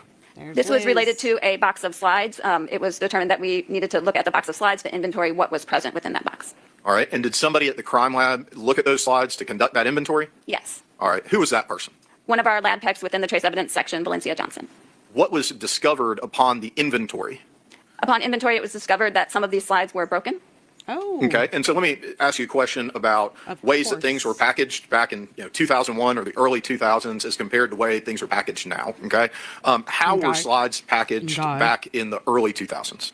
They might be packaged in various ways, but one of the ways would be to just wrap it in paper towels, or it might be otherwise packaged. Since then, we have acquired plastic slide boxes that are a little more sturdy that can prevent further damage. And so you mentioned preventing further damage. Have there been situations where the slide, in the old way of packaging things, not without the slide boxes you're talking about, gets damaged? Yes, that's possible. Okay. In this particular case, after the inventory was done, was there any damage to the slides? Yes, some of the slides within the box did have some damage. Okay. And so when a slide is damaged, what are your options at that point regarding remedying the damage? It depends on if further examination is going to be done with that slide. So if it was damaged enough so the cover slip was cracked and we couldn't really see anything, then we might have to remount those hairs on a new slide. But if we were just preserving the slide to prevent further damage, like in this case, we just used tape on a lot of the slides to just tape it together to make sure nothing further happened to the slide. Okay. And were you involved in that process? Yes. Okay. Were you the only person involved in that process? No, 2 other hair examiners were also involved. In the slides that were related to this case, was there any damage noted that compromised the hairs that had been mounted to the slides? No, there was no note of damage that compromised any hairs. All right. I'm going to hand you about 9 different plastic boxes here, so bear with me as we label these and show them to opposing counsel first. 9 different boxes. All right, let's let them go through all that evidence. They're on it. Okay. Okay. Okay. Okay. And do you recognize State's Exhibit 114? Yes, I do. Okay. And how is it that you recognize State's Exhibit 114? It has a label on the cover that I wrote with the unique case number and item number on it. Okay. And so were the case number or item number, would that have been altered at the time that y'all repackaged it or noted in your records in a different way? No, so it would be the same case number that it originally had. So the slides were originally marked with a case number on them. So we just copied the case number onto the outer container so we would know what's inside that box. And does that appear to be in the same condition as when y'all repackaged it or repaired it at the GBI? Yes. I moved to tender 114 at this time, Your Honor. Any objection? Yes, ma'am. I would ask that the state establish an appropriate chain of custody for those 3 slides, Your Honor. I'm sorry. Please give me. I do have an objection, Your Honor. Go ahead. My objection is I would ask that the state establish an appropriate chain of custody for those items under 221 Georgia Appeal, 472 Southeast 2nd, 461. And the case is Harper v. Dooley. And I'll just ask that the state meets its burden, showing the chain of custody before the honorable court admits its evidence. All right, thank you. Mr. Yellenchili, any response to the objection? Your Honor, I believe what will be borne out is that these are the slides, as Ms. Kessler-Rao has testified to, that were part of that DOFS case number, that these particular slides are the same hairs that Dr. Falzon submitted as part of the recovery in the autopsy. All right, thank you. Yes, sir. If he could establish a chain of custody, that's our objection. All right, well, in terms of the objection about admissibility, the state has, anything else? No, I was just Yeah. I'm sorry. Okay. In terms of the objection about admissibility, the state has laid a foundation that is appropriate under the law, and so I'm going to admit them over objection at this point. Certainly, if you all want to argue other things with regard to the admitted evidence, you can. But in terms of the foundation that has been laid by the state, simply for its admissibility at this stage, I'm going to overrule your objection. You may continue. Yes, Your Honor. As it relates to State's Exhibit 114, are you able to determine where the lab received those hairs from, or the trace evidence section, I guess? May I refer to my notes? Lack of personal knowledge, Your Honor. Mr. Yellenchili, any response to the objection? I think that this witness, in reference to her notes about where the items were obtained from in the crime lab in conjunction with Dr. Falzon's testimony, lays the foundation for that. Yes, sir. I may have misunderstood his question. I thought he was asking that based on those items themselves, could you tell where they came from? The reason I lodged the hearsay objection is because I took it as, and you correct me if I'm wrong, that she was simply going to read someone else's writing to determine where those items came from. But if she has it in her personal knowledge, the objection is irrelevant. Okay. So she has to look at somebody else's words to determine. That's what we're lodging our objection. Is your objection, Mr. Cruz, personal knowledge or hearsay or both? So it would try to be both if she doesn't have personal knowledge. All right. I'm going to let you ask the question again, Mr. Yellenchili. If you want to object, Mr. Cruz, I'll hear it. But go ahead and ask the question again, sir. What is State's number 114? What is that noted as in your notes about what the item is? It was identified as collected from the victim's left hand and the victim's buttocks. Okay. State's Exhibit 115, do you recognize that item? Yes. Okay. And how do you recognize 115? This also has a label on it with our unique case and item number and that I created. And where is State's Exhibit 115, where is that item noted as being recovered from? It is identified as recovered from the torso. Okay. And is that in substantially the same condition as it was when you repackaged it? Yes. Okay. Move to tender 115, Judge. Any objection, Mr. Cruz? Outside our chain of custody, no, ma'am. All right, I'm going to admit it. And State's Exhibit 116, do you recognize what that is? Yes, I do. Okay. How do you recognize that? This also has our unique case number and item number on the outside of the box. And where is that item identified as being recovered from? This is identified as from the victim's left hand. And does that appear to be in substantially the same condition it was when you all repackaged it? Yes. Move to tender 116 at this time, Your Honor. Any objection, Mr. Cruz? Other than our chain of custody objection, no, ma'am. Okay, I'm going to admit it. State's Exhibit 117, do you recognize that item? Yes. How do you recognize that item? This item also has our unique crime lab case number and item number on the outside of the package. And where is 117 identified as having been collected from? This is identified as from the torso and from a towel. And is that in substantially the same condition it was when you all repackaged it? Yes. Judge, I move to tender 117 at this time. Any objection, Mr. Cruz? Yes, ma'am. To save the court time, I'll just say to all of the ones we've mentioned chain of custody to, I'll just mention that now, but furthermore, no. All right, thank you. It is admitted. Go ahead, sir. I'll retrieve those. Can you show us these broken slides? I want to see them. Sorry. We're worried I'm going to break them again. I'll try to be careful. You have one. Thank you. So crazy.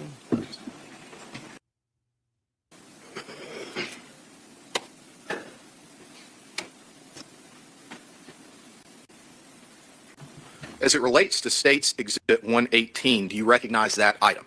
Yes, I do. How do you recognize that item? This item has our unique crime lab case number and item numbers on the label on the outside of the box. Where is that item identified as having been collected from? This item is identified as containing the known pubic hair of James Barker and the known pubic hair of Chris Melton.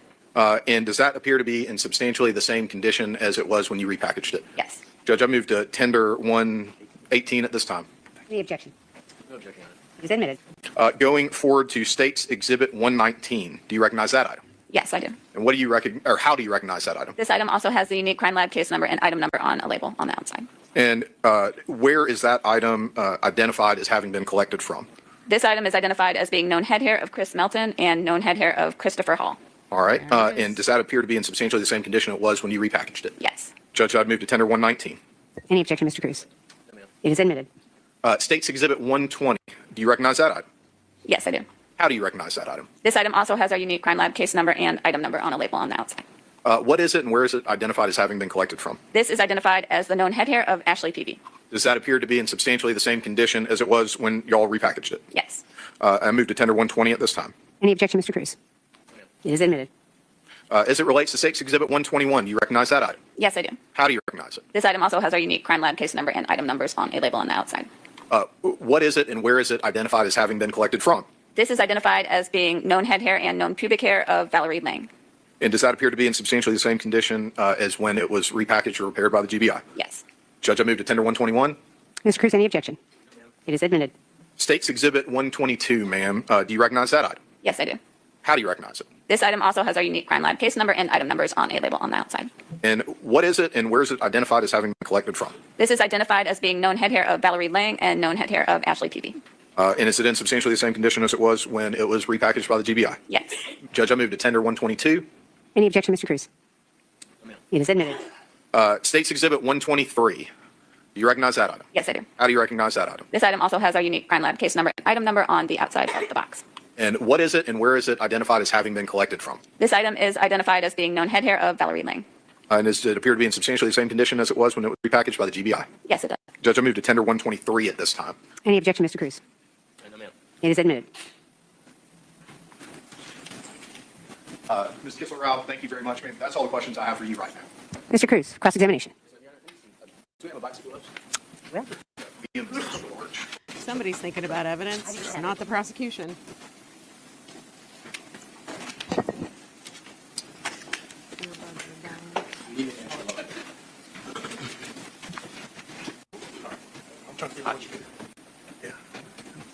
Forward.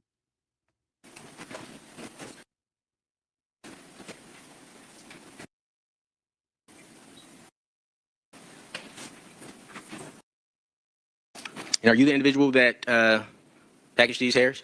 It was me along with 2 other hair examiners. Which ones did you package?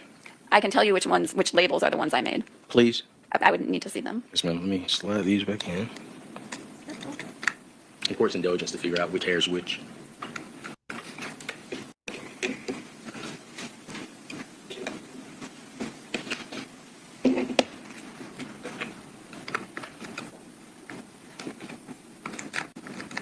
Nerve-wracking. Some evidence there. Policies, retention policies, storage policies to ensure that items aren't damaged. So again, when we are done with an examination, we will package the items away into a sealed, secured container. So, And your testimony is that you are not aware of any other hairs missing from these containers. I'm not aware of it. Sure, you have your report with you? I did not issue a report for this particular. Well, Ms. Kishler-Rao, during direct, you said you were using your report to refer to the hairs. No, I was using my notes to refer to the hairs. So you didn't issue a report on any, and if I phrase it wrong, please correct me, but you didn't issue a report to the work you did prepping these hairs? So I did not prep these hairs. It was just opened and inventoried, and then we might have taped some of these slides, repaired anything to preserve it for future efforts. So no actual analysis was done at the time. Repaired? I may have asked this question wrong. I'm sorry, we've got a lot of these boxes open, a lot of people are handling them. I just want to make sure all the slides go back in the boxes that they were taken out of. So if we could do it in a way in which we're talking about one box or opening one box at a time, I think that is the best way to do it. I'm sorry, I know that's not a legal objection. It's just, I think it's something that might be important. Are you Well, and I guess we didn't talk about publishing it to the jury. They are in evidence, but we You need to guys talk have about, are you envelope- trying to publish all of the slides to the empty jury? envelopes The relevant that are slides supposed to to the have jury, hair in Okay. them. I'm gonna have you put that on the record, which slides you want to publish to the Yes, jury. ma'am. Once I get, I think, Your Honor, the jury needs to, something needs to be passed to the court, maybe through the bailiff or from the jurors, but they're trying to address the court about something here. Why are you Thank you. speaking for Thank the you for jury, that. dude? All right, yes, sir. Can we display these on the Elmo, please? I understand there's some latitude about how to do it, but this is not a good way to do this. I think that would be best. Mr. Cruz, I'm going to ask you to retrieve that Yes, ma'am. piece of evidence. I can do that.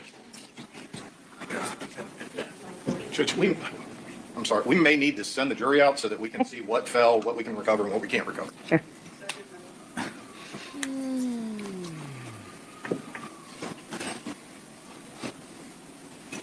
It's amazing to me, though, that the prosecution is worried about damage. All right, well, Mr. Yalmicheli would like to make sure that we have recovered everything. So I think probably that's the best way to handle this moment. Christ almighty. All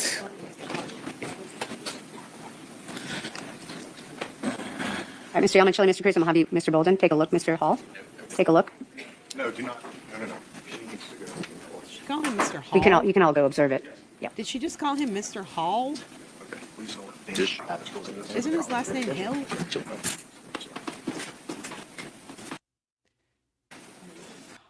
So we're all looking at the slides. Some of the slides may have gotten broken. What a mess.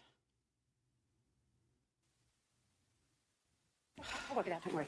There's a man's life on the line All right, here. let's go back on the record. We ready to proceed, counsel? Yes, Judge, state's ready. We have a motion, Judge. We may need a hearing on this. Okay. Go ahead. In regards to these items, we do need to have a chain of custody here. I know I've raised that objection multiple times, but I'm looking at the glass slides, and I can stand to be corrected.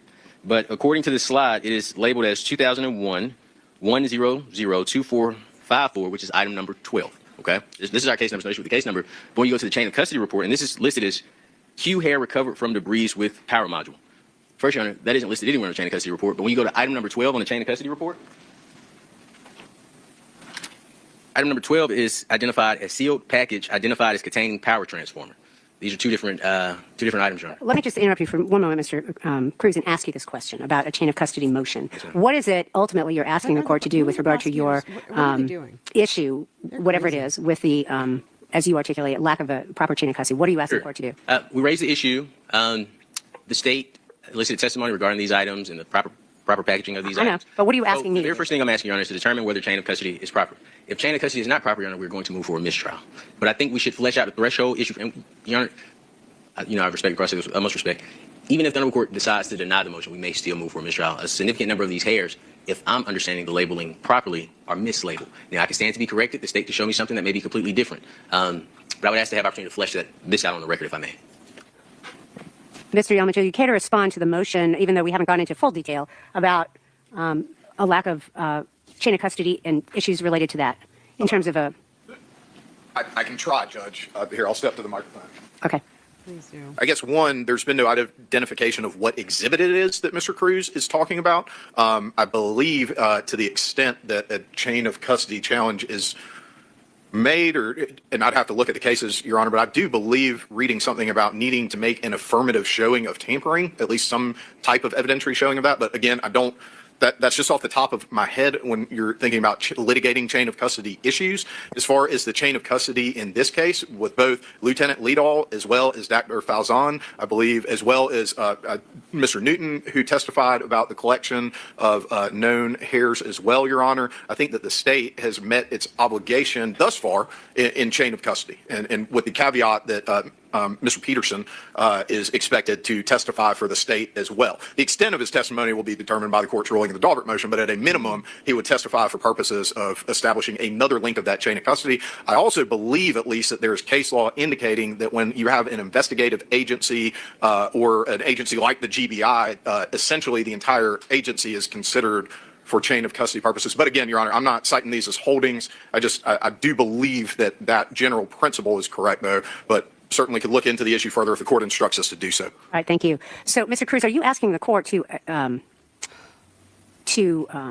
not allow certain evidence in based on a chain of custody argument? Is that what you're asking? So, Your Honor, that's what I was asking originally when we made the initial motion, just that the state lay a foundation for the chain of custody. Now I'm asking to flesh out, if the Honorable Court will allow, to flesh out the record in regards to chain of custody with the Honorable Court.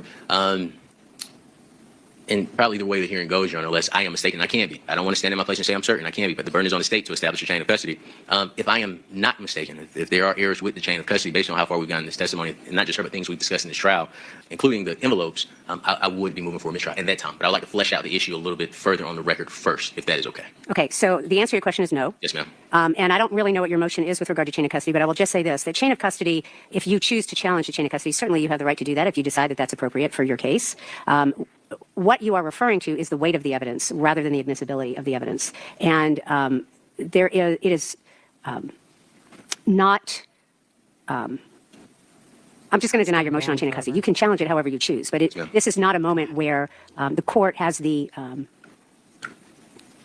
the court is in a position to exclude evidence based on your argument that chain of custody has been established or hasn't been established. And that is an argument you certainly can make however you choose to do it. You can always make that challenge, but what you're asking the court is not something the court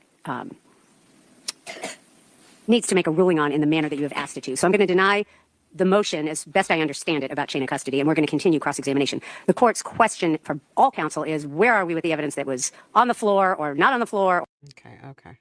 I believe the slide that you mentioned with... And Mr. Cruz, cross-examination. There's a broken slide here, I think that we're about to see.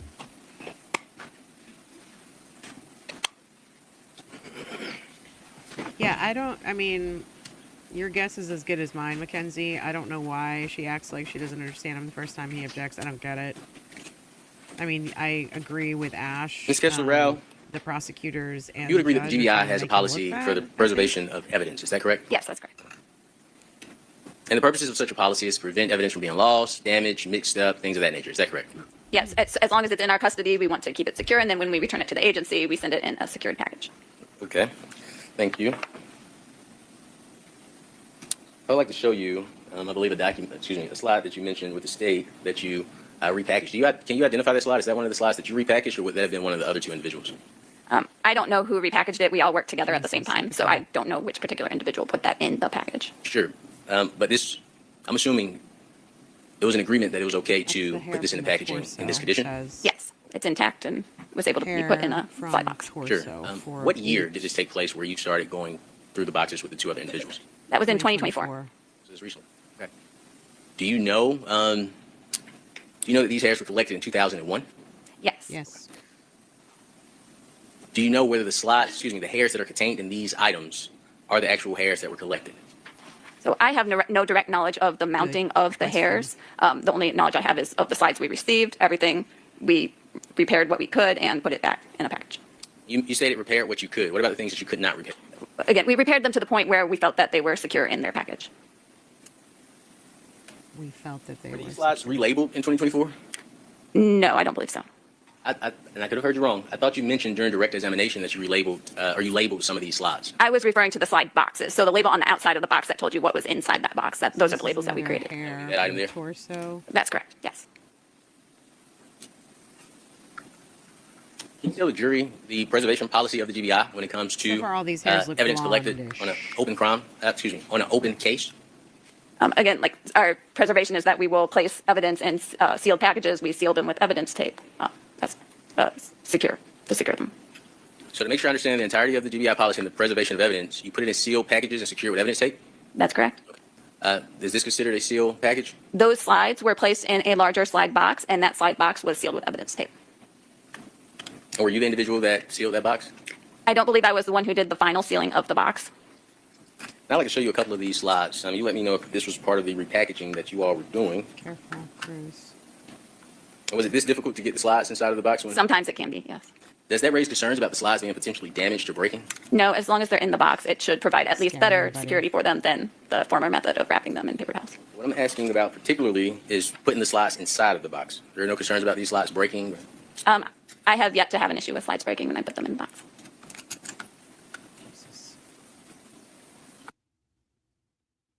So one of the slides was just misplaced and it's no longer. We're still doing it here. I don't. Do you want to give it to the witness? But if you have trouble putting it back in, choose one. I'd like you to put these slides in the box for the jury. Is it okay if I approach you? Sure. Would you like some gloves? No, that's okay. Why wouldn't you want to put gloves on?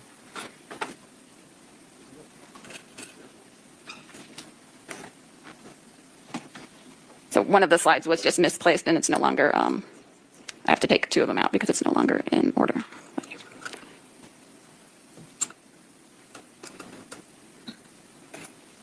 Scary. That's evidence, man. All right, now it's back in the box. Evidence of Caucasian hair is what it is.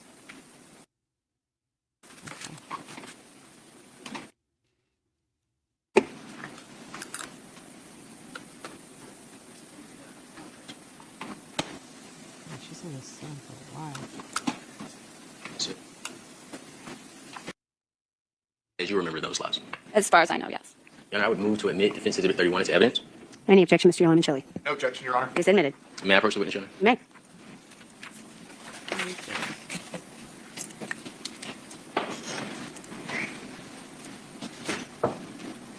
Now, you gave us a qualifier. You said not to my knowledge. Can you explain that? When I asked you, had these slides been altered in any way? They don't appear to have been altered by me. What does that mean?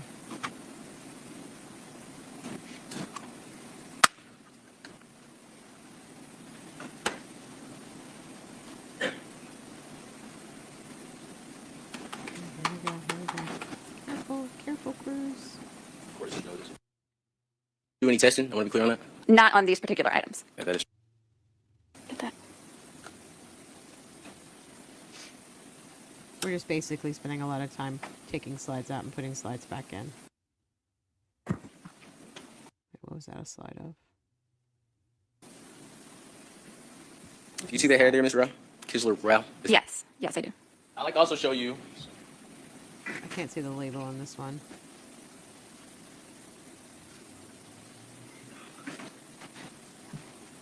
They look so old. My last question for you. This hair is a part of Defense Exhibit 31. Is that correct? Move it up. Yes. Move it up. Thank you. Cruz, move it up.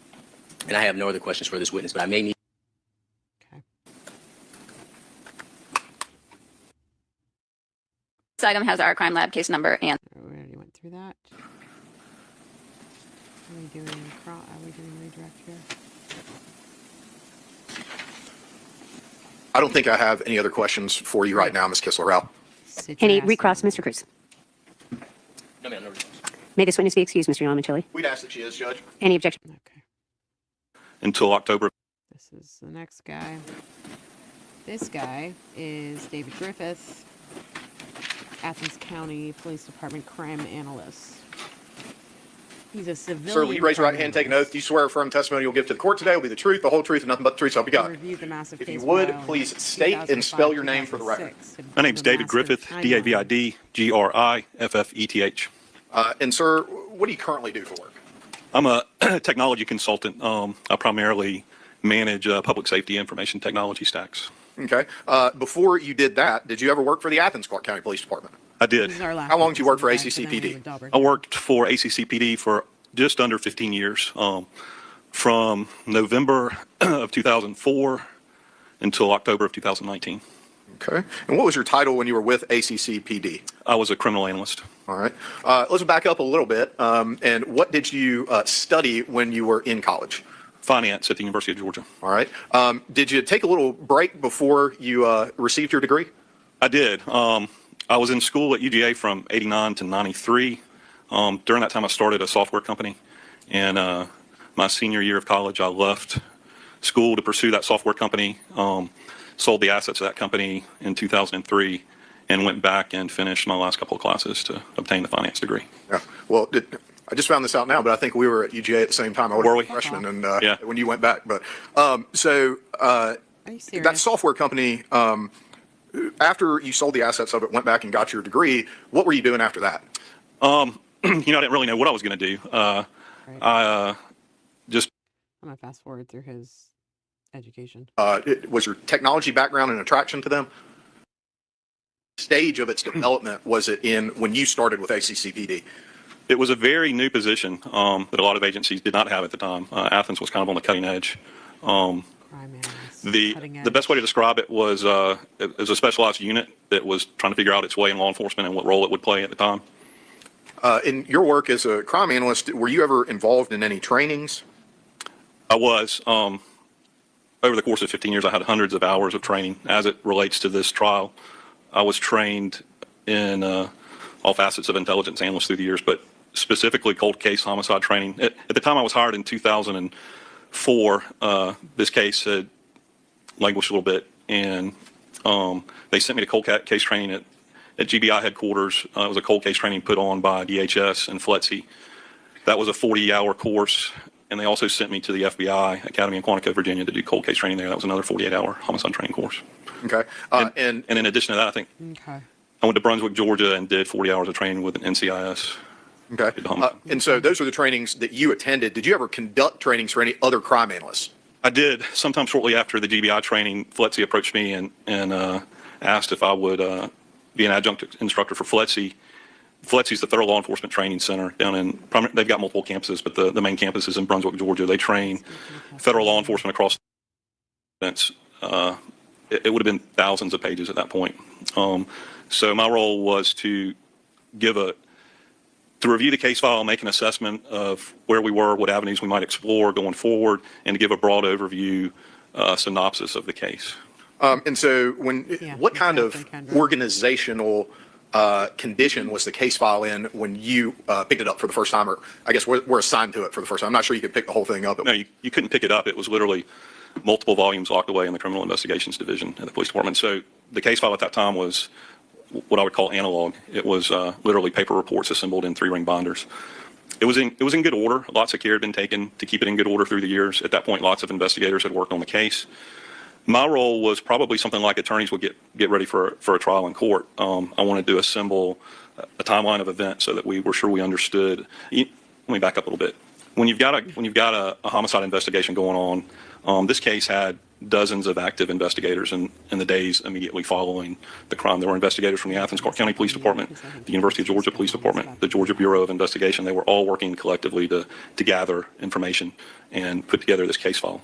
So what happens is those agents and case investigators go out and conduct interviews, collect evidence, and they write reports about what they've discovered or found or collected, and they're assembled in this case file. So my role was to go through that case file and to assemble a common book of facts, chronology. The software that we used to help assemble that knowledge was called Case Map. It's probably still used today.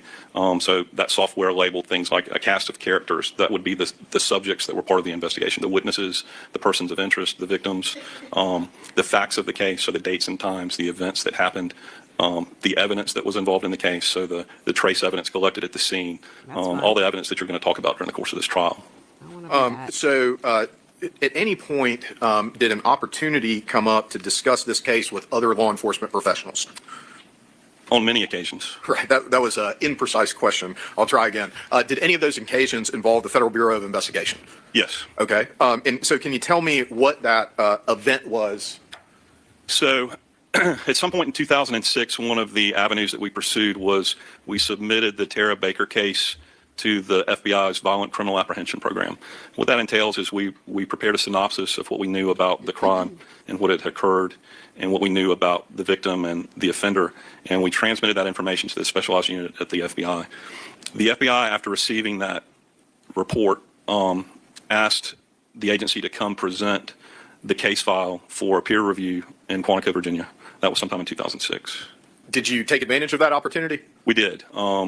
Myself, Sergeant Courtney Gale, who was with the Athens Clarke County Police Department, Jesse Maddox, who was a GBI agent. I believe he's probably the SAC in Athens at this time.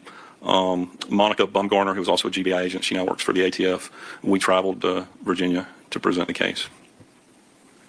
Can you describe, what does that mean or look like to present the case at the FBI Cold Case Symposium? I can.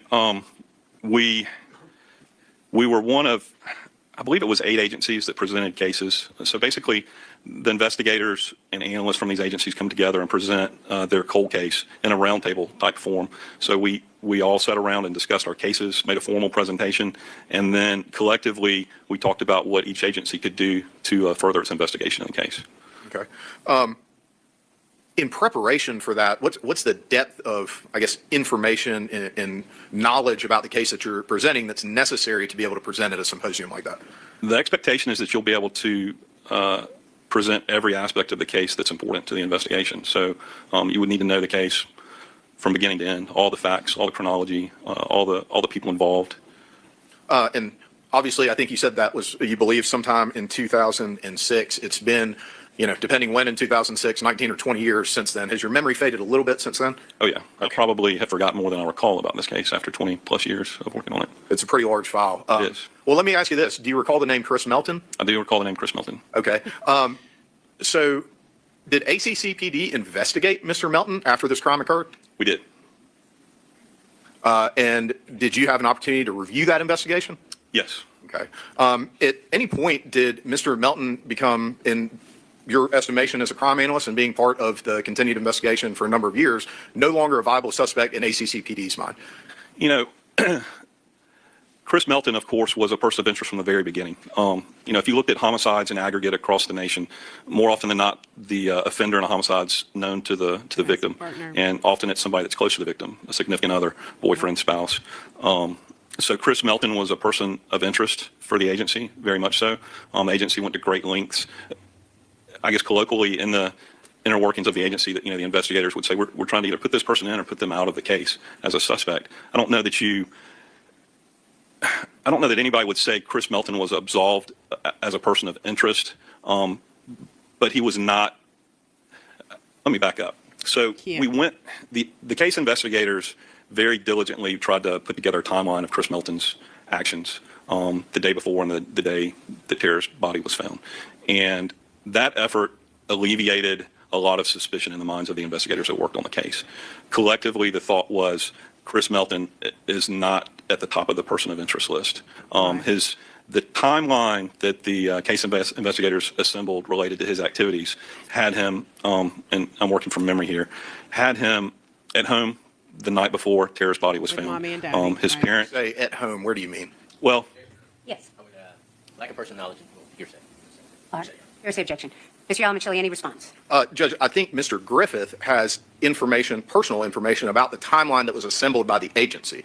Obviously, the state will be calling witnesses to establish Mr. Melton's whereabouts at the time that this murder occurred. But I do believe that this witness has personal knowledge of the agency's timeline. I'm going to overrule the objection. You may continue. So, Mr. Griffith, you were talking about the steps that the agency took in order to establish a timeline. Can you talk a little more about what witnesses or were witnesses interviewed in order to establish that timeline? Sure. The agency interviewed Chris Melton, Chris Melton's parents, a coworker of Chris Melton's, I believe his name was Josh, and interviewed bank employees related to a banking transaction that occurred the day that Tara's body was found. And you said interviewed was the timeline that the agency put together, established that there were individuals who said Mr. Melton was with them during the time. This timeline that they're trying to establish Oh, here I go yawning. Oh, it's been a day. Okay.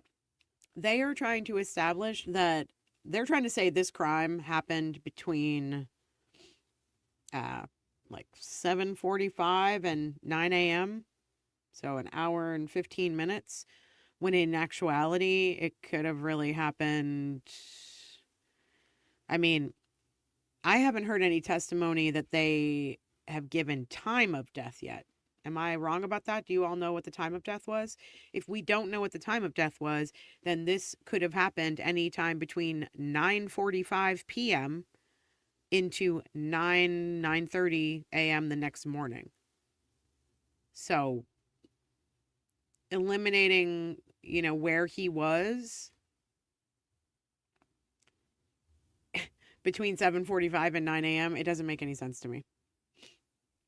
Especially when mommy and daddy are his alibi. That Miss Baker was murdered? Based on the collective statements of all of those people, it would have been virtually impossible without some magic technology to move you from here to 60 miles to the west for Chris Melton to have killed Tara Baker.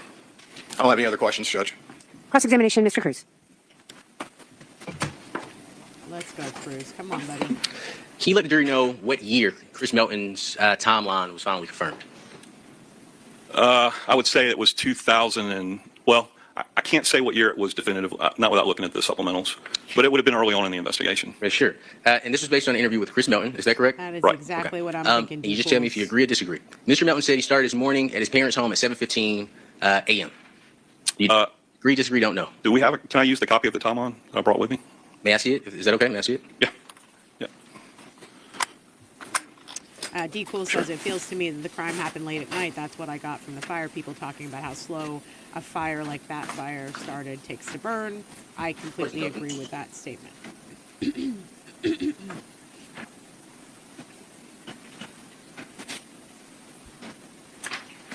This is a good point, though, Kendra.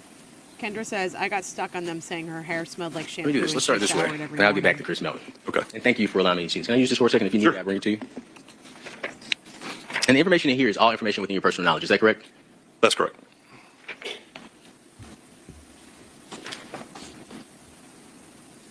I just understand that that document was prepared by We are me still more than here. 20 years ago, so. That's fair. This is our last witness, and then we have a Dauber hearing.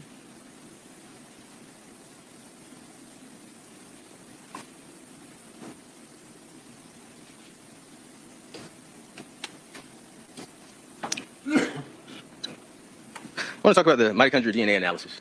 Okay. What I understand is on page 5 of 36 of My volume's the low. report, the cold case, FBI cold case form, it states a request has been made to have mitochondrial DNA analysis done on one Caucasian pubic hair, which has not matched any elimination hair submitted. Is that correct? That's correct. Okay.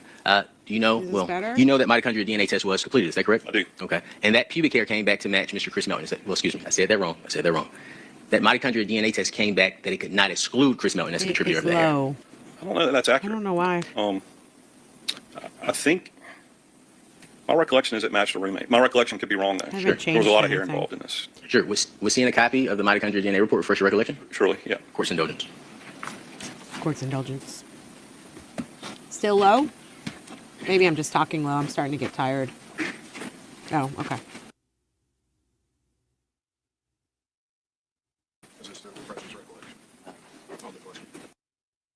Exhibit 32. And Your Honor, thank you for the 5 minutes. You're welcome, sir. Let the record reflect that I've already shown the state was been marked as defense exhibit. No, it's my 32. new Can I approach you? microphone. It's Absolutely. very touchy.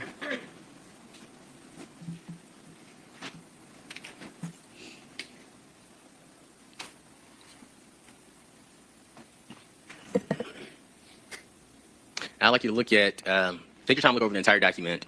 But the particular page that I'm going to ask you about in regards to your response to my prior question is page 4, the first paragraph, and the last sentence in the first paragraph of page 4. And, Your Honor, just to be clear, I understand this is being offered to refresh Mr. Griffith's recollection. That's correct. Yeah, okay. Yes. That was established. Pay attention.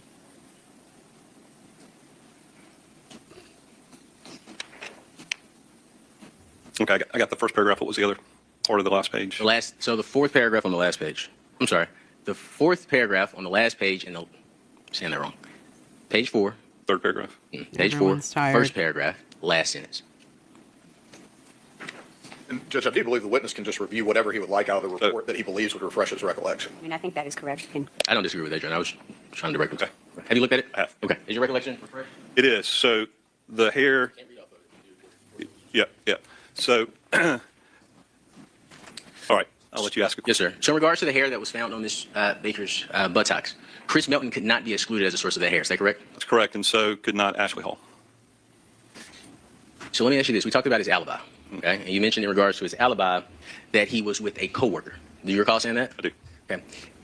Did you obtain any employment contracts to ensure that those two worked together? I did not. Okay. Did you go to any place of employment that them, excuse me, did you go to any place of employment that they may have worked on January 19th that confirmed that they were coworkers? I did not. I did not personally interview Mr. Melton or the coworker. Oh. Court's indulgence, Your Honor. Were you aware that Mr. McCourty and Chris Melton stayed less than a mile away from each other? I have a recollection that they lived in close proximity to each other. Okay. Were you aware that those gentlemen went to high school together? I don't know that I was aware that they went to high school together. Okay. Were you aware that Chris Melton left, excuse me, were you aware that Josh McCourty drove Chris Melton to Athens? Yes. Okay. Were you aware that when Chris Melton gave his alibi to law enforcement, Josh McCourty left the police department? I don't know that that would have been relevant to any of my analysis. Okay. That would, well, the statement that you made is that Chris Melton's alibi has been confirmed. And I want to go through the steps that you all have taken as an agency point, to confirm his Cruz. alibi. So Not right now we've confirmed. established that you did know that, or you may have known that Josh McCourty stayed less than a mile from Chris Melton, but you did not know that they went to high school together. We agreed on that fact, correct?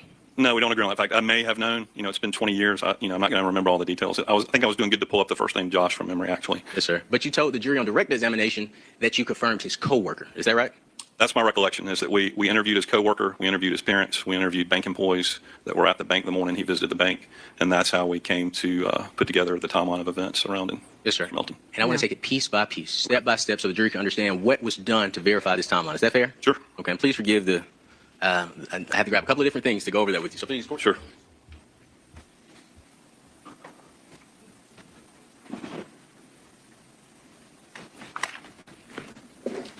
No, and they didn't confirm anything about regarding his work. It seems like next witness, and it also seems like there was some confusion about. Would you agree that claiming that he during was a ACCPD's plumbing investigation, you all were supply unable to store speak while with his any supervisor coworker said they that went to confirmed Josh and Chick-fil-A? Chris were at Nash Plumbing between the hours of here 7 it a.m. is. and 9 a.m. on January 19, 2001? I can't say. I don't recollect. And that would be a fact that you were, I know it's been 20 years. I'm just asking this to put it on the record. 25. Listen, would you agree that fact would be significant? My recollection of Melton's timeline not an answer. is essentially this. Josh showed up at his house. They drove to the bank to withdraw some money. They went to a truck, to a company to have some work done on his truck, if I recollect. Those are all the details I can pull from memory off the top of my head. Sure. So if you don't know, you could just say, I don't know, okay? Okay.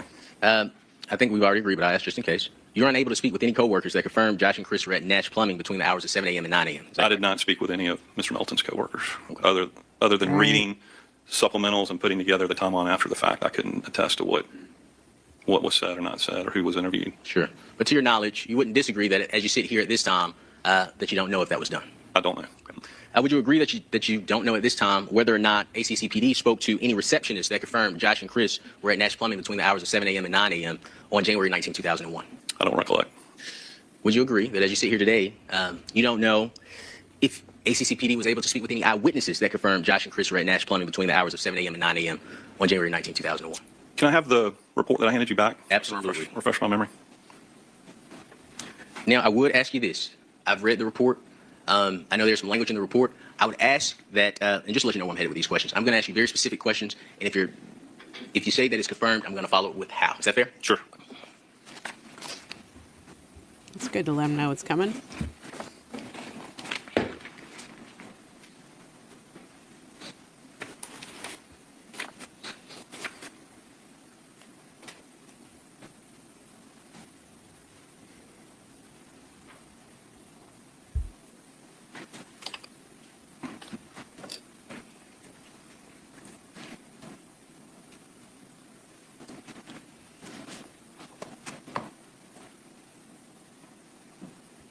Let's get through this. To see Detective Ricketts' report to refresh your recollection? Sure. Court's indulgence.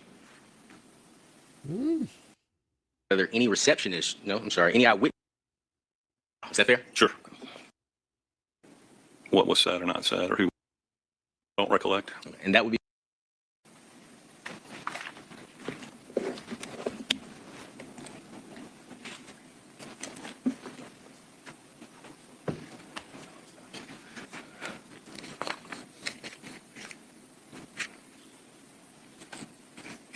Would you agree that during ACCPD's investigation, you all were unable to speak with any supervisor that confirmed Josh and Chris were at Nash Plumbing between the hours of 7 a.m. and 9 a.m. on January 19, 2001? I can't say. I don't recollect. And that would be a fact that you were, and I know it's been 20 years. I'm just asking this to put it on the record. Listen, would you agree that fact would be significant? My recollection of Melton's timeline is essentially this. Josh showed up at his house. They drove to the bank to withdraw some money. They went to a truck, to a company to have some work done on his truck, if I recollect. Those are all the details I can pull from memory off the top of my head. Sure. So if you don't know, you could just say, I don't know, okay? Okay. I think we've already agreed, but I'll ask just in case. You're unable to speak with any coworkers that confirmed Josh and Chris were at Nash Plumbing between the hours of 7 a.m. and 9 a.m. I did not speak with any of Mr. Melton's coworkers, other than reading supplementals and putting together the timeline after the fact. I couldn't attest to what was said or not said, or who was interviewed. Sure. But to your knowledge, you wouldn't disagree that as you sit here at this time, that you don't know if that was done? I don't know. Would you agree that you don't know at this time whether or not ACCPD spoke to any receptionists that confirmed Josh and Chris were at Nash Plumbing between the hours of 7 a.m. and 9 a.m. on January 19, 2001? I don't recollect. Would you agree that as you sit here today, you don't know if ACCPD was able to speak with any eyewitnesses that confirmed Josh and Chris were at Nash Plumbing between the hours of 7 a.m. and 9 a.m. on January 19, 2001? Can I have the report that I handed you back? Absolutely. Refresh my memory. Now, I would ask you this. I've read the report. I know there's some language in the report. I would ask that, and just to let you know where I'm headed with these questions, I'm going to ask you very specific questions, and if you say that it's confirmed, I'm going to follow it with how. Is that fair? Sure.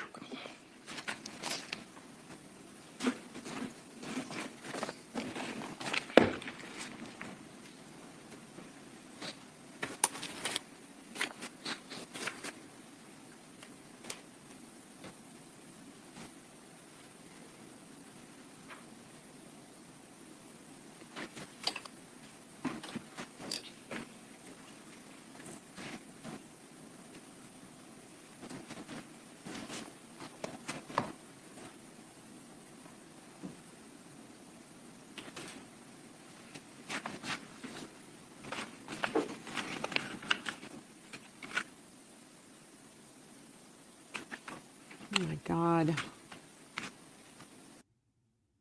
Related to this investigation. My note says that Chris Melton and Josh McCurdy visited Nash Plumbing from approximately 7:45 to 9 a.m. on the morning of the 19th.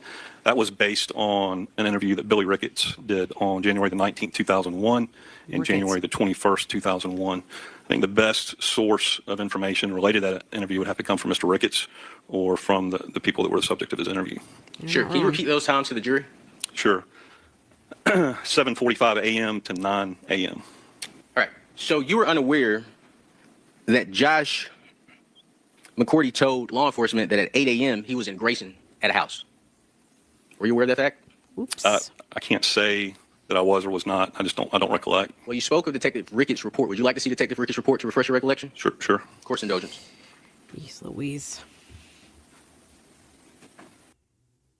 You were unaware that Josh McCordy told law enforcement that at 8 a.m. he was in Grayson at a house.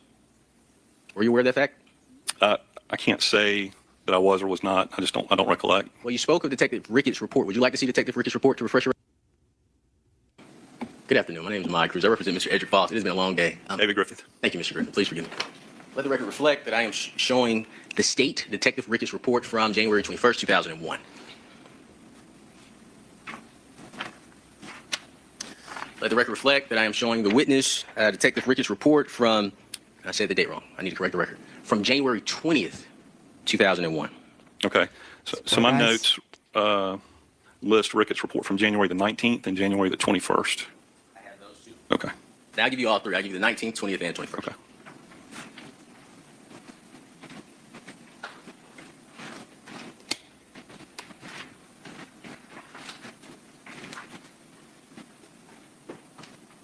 Hey, mouse isn't working.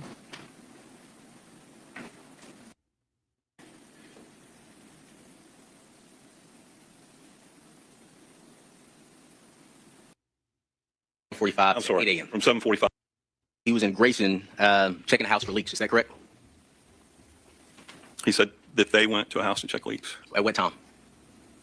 8 a.m. But you just told this jury that from 7:45 to 9 a.m. they were at Nash Plumbing. Well, the jury that I was, this is my recollection of what happened. It's based on these notes here. Understood. Right. Will we agree at this time that there's at least one error in the notes? So, Yes. sir, this is a supplemental report written by a case agent. Hopefully, at the time that we prepared this, we went back and listened to the interviews directly. But I can't recollect what we did 20 years ago. But the case synopsis that we took with us to the FBI in 2006, we collectively made the analytical determination that from 7:45 to 8 a.m., Melton was at Nash Plumbing. So the time has changed from 7:45 to 9 a.m. to 7:45 I'm to sorry, 8 a.m. from 7:45 to 9 a.m. Okay, excellent. May I approach? Sure. How did they eliminate this guy as a suspect? It's so insane. I'm going to fast forward this a little bit. It's a little too slow. And just to make sure that we're clear on what we established that Josh said that he was in Grayson at 8 a.m. Would you agree with that? Yes, that's what the supplemental report that I read says. Okay, and the one that you mentioned that your notes were based off of, is that right? No, my notes were based off reports from the 19th and the 21st. Okay, so we'll go to the 19th. Showing the state, Detective Ricketts' report from January 19th, 2001.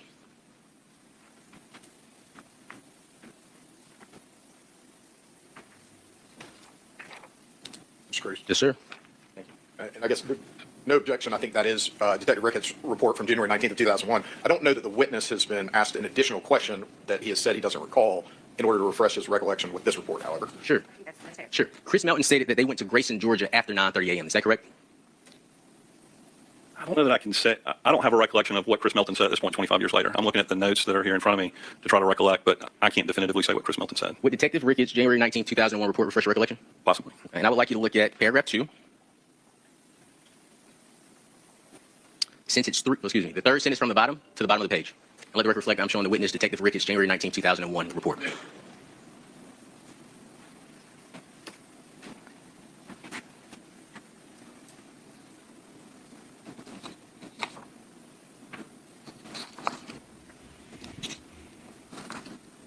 Okay.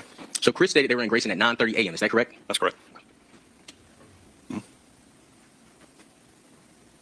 just to make it clear for the jury, so Josh McCourty's alibi for him and Chris is at 8 a.m. We're in Grayson.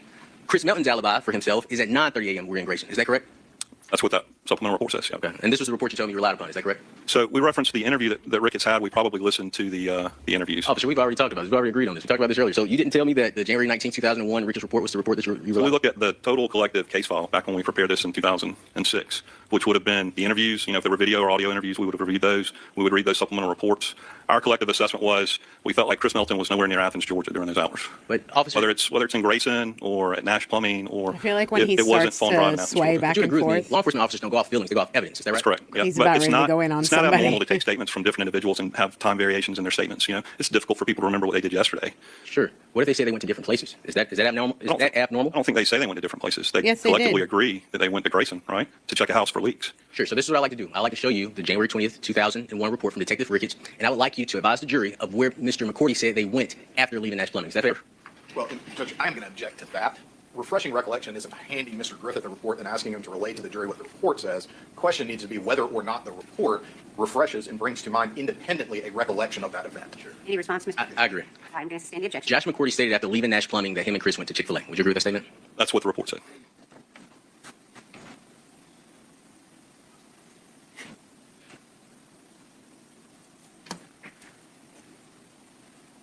So Josh McCourty said they went to Chick-fil-A. Chris Melton said they went to Truck Customs. Would you agree? I think they did both, probably. Well, we'll get into that. We're going to get into that. But Chris's next stop was Truck Customs. Is that correct? Right. Okay. And Chris says that they were at Truck Customs around 9:30 or sooner. That's possible. I don't remember, what exactly his statement was. Sure. Was he in the report? Refresh your recollection? All I'll be able to tell you is what that report says. So if that report says, well, I'm trying to move the ball on me. What you need to to recognize is that's a summary of an interview that was conducted with this individual. And it's a summary that's paraphrased. So that wouldn't have been the best evidence for us at the time. Looking at this case file, we would have listened to the interview. Hopefully, I don't recollect if Ricketts recorded it or not, but that was the expectation at the time, is that you would record your interviews. We would have listened to the recorded interview. So I want to make sure that you and I are on the same page. So it's not Ricketts' reports that you relied upon, it was the recorded interviews that you relied upon. So we looked at the totality of the case file when I started looking at this case, which included audio semantics, recordings, video they're recordings, insane. supplemental reports that case agents and investigators wrote. The totality of the case file as it was when we picked it up in 2005. Sure. So I asked you a couple of questions. If you don't remember, we'll play the audio recording for you. Is that fair? Okay. Play it. And Judge, I mean, I am going to object. I think the witness has testified that all this will do is give him an opportunity to say what is in the report or what is in the recording, not develop an independent recollection of his own. I think that was his testimony the last time that a report or anything else was offered to him. So I'm going to object to that. Ricketts I anticipate he's going to testify in this trial. So I'm going to object at this point to using cross-examination as a method to just read in portions of a police report. May I respond? The state opened the door to this line of cross-examination. This witness, nowhere in the discovery file, mentioned a statement that we confirmed Chris Melton's. Let me rephrase that. The anticipated testimony for this witness based on the state's discovery file had nothing to do with confirmation of Chris Melton's alibi, or non-confirmation of Chris Melton's alibi. When the state elicited an answer from him stating that we confirmed Chris Melton's alibi, it would be impossible for Chris Melton to be in Athens at the time, and he relied on these reports in making that decision. The state opened the door to this line of cross-examination. That's one, but I think that misses the issue of the state's objection. In regards to the state's objection, Mr. Griffin stated that he relied on these reports as well as recorded audio and coming to his decision, Your Honor. A totality of the evidence. Let me ask you this question, Mr. Cruz. What is it that you're trying to do right now? Confront the statement they made that Chris Melton's alibi was confirmed. It was not, Your Honor. We have evidence to show that. I'm going to sustain the objection and ask you to move on. Yes, ma'am. Are you fucking kidding? Officer, What? I have no more questions for you. Okay. Any direct Mr. Yalman of this witness? It wasn't confirmed. What is her, what? I just want to clarify, because there were a couple questions that Mr. Cruz asked you that I think the tail end of your answer may have been cut off. Just want to clarify a couple things. Mr. Cruz asked you if Josh McCurdy said. Objection, Your Honor. You just stated that we could not go down that line of questioning, so I would ask that the same restrictions placed upon the state. Okay, well, that's not exactly what I said, but what is your specific objection? Relevant, Your Honor. Okay. Mr. Yalman, how is that relevant? I'm simply asking the witness to clarify the answers he gave to two questions that Mr. Cruz directly asked him. All right. Anything further, Mr. Cruz, based on that? I would just simply ask the same restriction that's placed on us, that we can't get into that with this witness. I would ask that the same restriction is placed on the state. As I mentioned, Your Honor, they opened the door to this line of questioning. I was confronting the answer. If I can't ask about it, and I stopped as soon as he made his objection on the court stated that I couldn't ask those questions. I would ask the state not to make. Let me rephrase that. I would ask that the state is the same restriction placed on the state that's placed on the defendant. So that line of questioning. If I could respond briefly. You may, sir. This is a question that Mr. Cruz did ask and received a response to with no objection. So I don't understand that argument. And I believe it is something that's proper in redirect to ask about specific responses to questions asked on cross-examination and the answers that were admitted in front of the jury. Right. Yes, sir. He's just trying to skirt around the court's ruling. Your Honor has made it clear that that line of questioning is not appropriate for this witness. If he didn't object to it, he can't open the door, allow the questions, object. The honorable court says, no, those questions are not allowed, and then get up and follow up on the questions that I understand the honorable court is saying are improper for this witness. So I would ask that the state not be allowed to ask those type of questions. All right. Thank you. All right. So with regard to the actual objection, I think, Mr. Cruz, you're misstating what the court did. I have said this before. The use of the word restriction is not appropriate. The court made a ruling based upon the law and the analysis of the objection and what it entailed. It is not actually called a restriction. The state made an objection, the court ruled on it, and I sustained that objection. With regard to this particular moment, the state is asking to redirect based upon two questions that the defense asked that were permissible. I'm going to allow it. You may proceed. So I want to start first with a question that was asked to you. I think Mr. Cruz asked you a question of Mr. McCurdy said he was in Grayson at 8 a.m., I believe was the question. Your answer said they were. What do you mean by they? So Josh McCurdy said that that's what the supplemental report said, they. So, I think the best way to, let's back up and talk about what I know. Collectively, at the time, we were reviewing all of the interviews that had taken place previously in this case, where we looked at Josh's statement, Chris's statement, the parent's statement. Collectively, they all put Mr. Melton to the west. Now, all of a sudden, you remember? There may not have been couldn't recall before in the minute-by-minute recollections of where people were. But at the end of the day, there were multiple people that put Chris Melton over at his home, near his parents' home. Well, and I'm sorry, and I just want to stop you because I think I might have asked my question poorly. But Hang on one second, Mr. Yalman. I think Mr. Cruz has an objection before you continue. Go ahead, sir. Yeah, I have an objection. To cross-examine this witness on a statement that the witness just made before the jury. He will certainly get the opportunity to cross-examine. I don't know. I'm not going to respond to the opening the door at the moment. I don't know that that's necessarily an objection. But if you need to recross this witness, you certainly may do so. Go ahead, Mr. Yalman. And I'm sorry, I'll ask it more precisely. They is a plural pronoun, correct? I take that to mean, based on my collective knowledge of the case, that Josh and Chris Okay, that was Well, my only question. that's And I'm you sorry, I should making have an asked it in a more assumption. precise You didn't manner get that to the way. bottom of Mr. it. Cruz asked you about some mitochondrial DNA results, and he said this result indicated that Chris Melton could not be excluded in the report. And your answer referenced one other person in addition to Chris Melton. Who were the people who could not be excluded as contributors of that hair? One of Tara Baker's roommates and Chris Melton. Okay. I believe it was Ashley Hall. That's it, Judge. Just those two questions. Recross, Mr. Cruz. Absolutely, Your Honor. And I just want to follow up on a specific question that the state asked you. He asked you what did he stated that on cross-examination.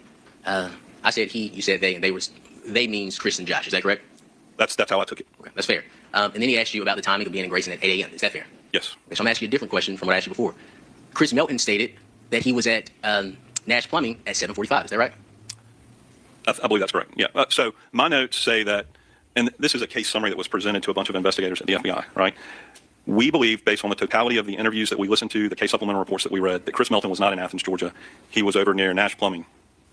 But officer, you already said that you all didn't confirm, or you're not aware of you all confirming. Exactly. Chris You're being at just Nash going Plumbing. off of what he I told said you. I couldn't confirm, but I'm Your looking at this case report file was multiple years based down the on road, looking back at the interviews that were done in 2001. alibis. As I sit here today, 20 plus years later, I may not recollect accurately what we You looked at. certainly had no problem But my recollecting understanding it of when the case DA was is asking you. We felt collectively at the time that Chris Melton was not, that it would not have been possible for him to have been in Athens, Georgia and killed Tara Baker. Okay. And that was based on, I think we agreed, On just what? your collective Based feeling. on Is that what? correct? No, not our collective feeling, our collective review of all the evidence that had been collected to date. So let's talk about the evidence. You would agree that You law didn't enforcement confirm spoke to his Chris Melton's alibi. parents 4 months after Ms. Baker's death. I couldn't tell you when they spoke to them. Here, 20 years later, I don't know what day they spoke to his parents. Mr. Griffin, we can't have it both ways. We can't say we're sure that we confirmed Chris Yeah, Melton is over in Athens, seriously. Georgia, and then we ask about the specific. I don't think those are my words. Hold on. I'd ask they that were. Mr. Cruz ask questions to the witness, not make comments about the witness's response. Yeah, I think that's correct. Oh my That's the God. question. Oh my Yes, ma'am. God. But you would Why agree don't you that, have the I believe DA it was- ask the I won't say that, questions but for in May you, of 2001, Cruz? law enforcement went to interview Chris Melton's parents regarding his alibi for the first time. I cannot tell you when they went to interview them for the first time. Sitting here today in 2026. That is fair. Did you look at any report that discussed when they went to interview? I'm sure I did. Was seeing that report refresh your recollection? All I would be able to do is read back the report to you at this point. And I'm not trying to be belligerent or difficult. You are, I can't tell actually. you what we did 20 years ago to a certain date. But officer, you just told the jury what you all did 20 years ago. We just want to understand the foundation of it. Is that fair? Again, Judge, Mr. Cruz is to ask the witness questions, not make comments about the witness's He responses. said, is that So fair? take He it ended it That's with a correct, Mr. Cruz. Ask the question. if you want to. He did. I do want to, Your Then Honor. go ahead. Please forgive me. He did ask a question. And I'll say, please forgive me, Mr. Griffin. Let's take it step by step, okay? You relied on Detective Ricketts' January 19th and January 21st report. Is that fair to say? Ask and answer. I'll allow it. Go ahead. Is that fair to say? Yes. And the only reason I can say that is because I have it in my notes that that's what we relied on. Okay, excellent. And we've agreed that from 7:30 to 7:45, Chris Melton stated that he was at Nash Plumbing. My notes say that from 7:45 to 9 a.m., Chris and Josh McCurdy were at Nash Plumbing. And that this is a summary of a lot of interview that took place. So It's as I sit here today, all I wrong. can So tell what you you're is saying is it's wrong. we didn't believe they were in Athens, Georgia. And you now guys- okay. The best way would be talk to Chris Melton, Well, right? And Josh McCurdy. I just want to follow your steps. So let me ask you this. I just want to. Okay. Let me take a deep breath, y'all. Sorry. This goes back to the reason why the GBI was able to reopen this cold case is because the local officials, this guy who was a crime analyst working within the department in the Athens County Police Department, they quote unquote eliminated or exhausted Chris Melton as a suspect. That is the only reason this cold case was approved under the Baker Act. I can't remember the first person's name, and I'm sorry. The Baker Act, in order for the GBI to open this cold case and start reinvestigating it, is the local police had to say they had exhausted all of their suspects. They had to either eliminate or exhaust all of their suspects. So they wanted to get rid of this case and hand it off to the GBI because they have bigger budgets and more people, and that's all well and good and great.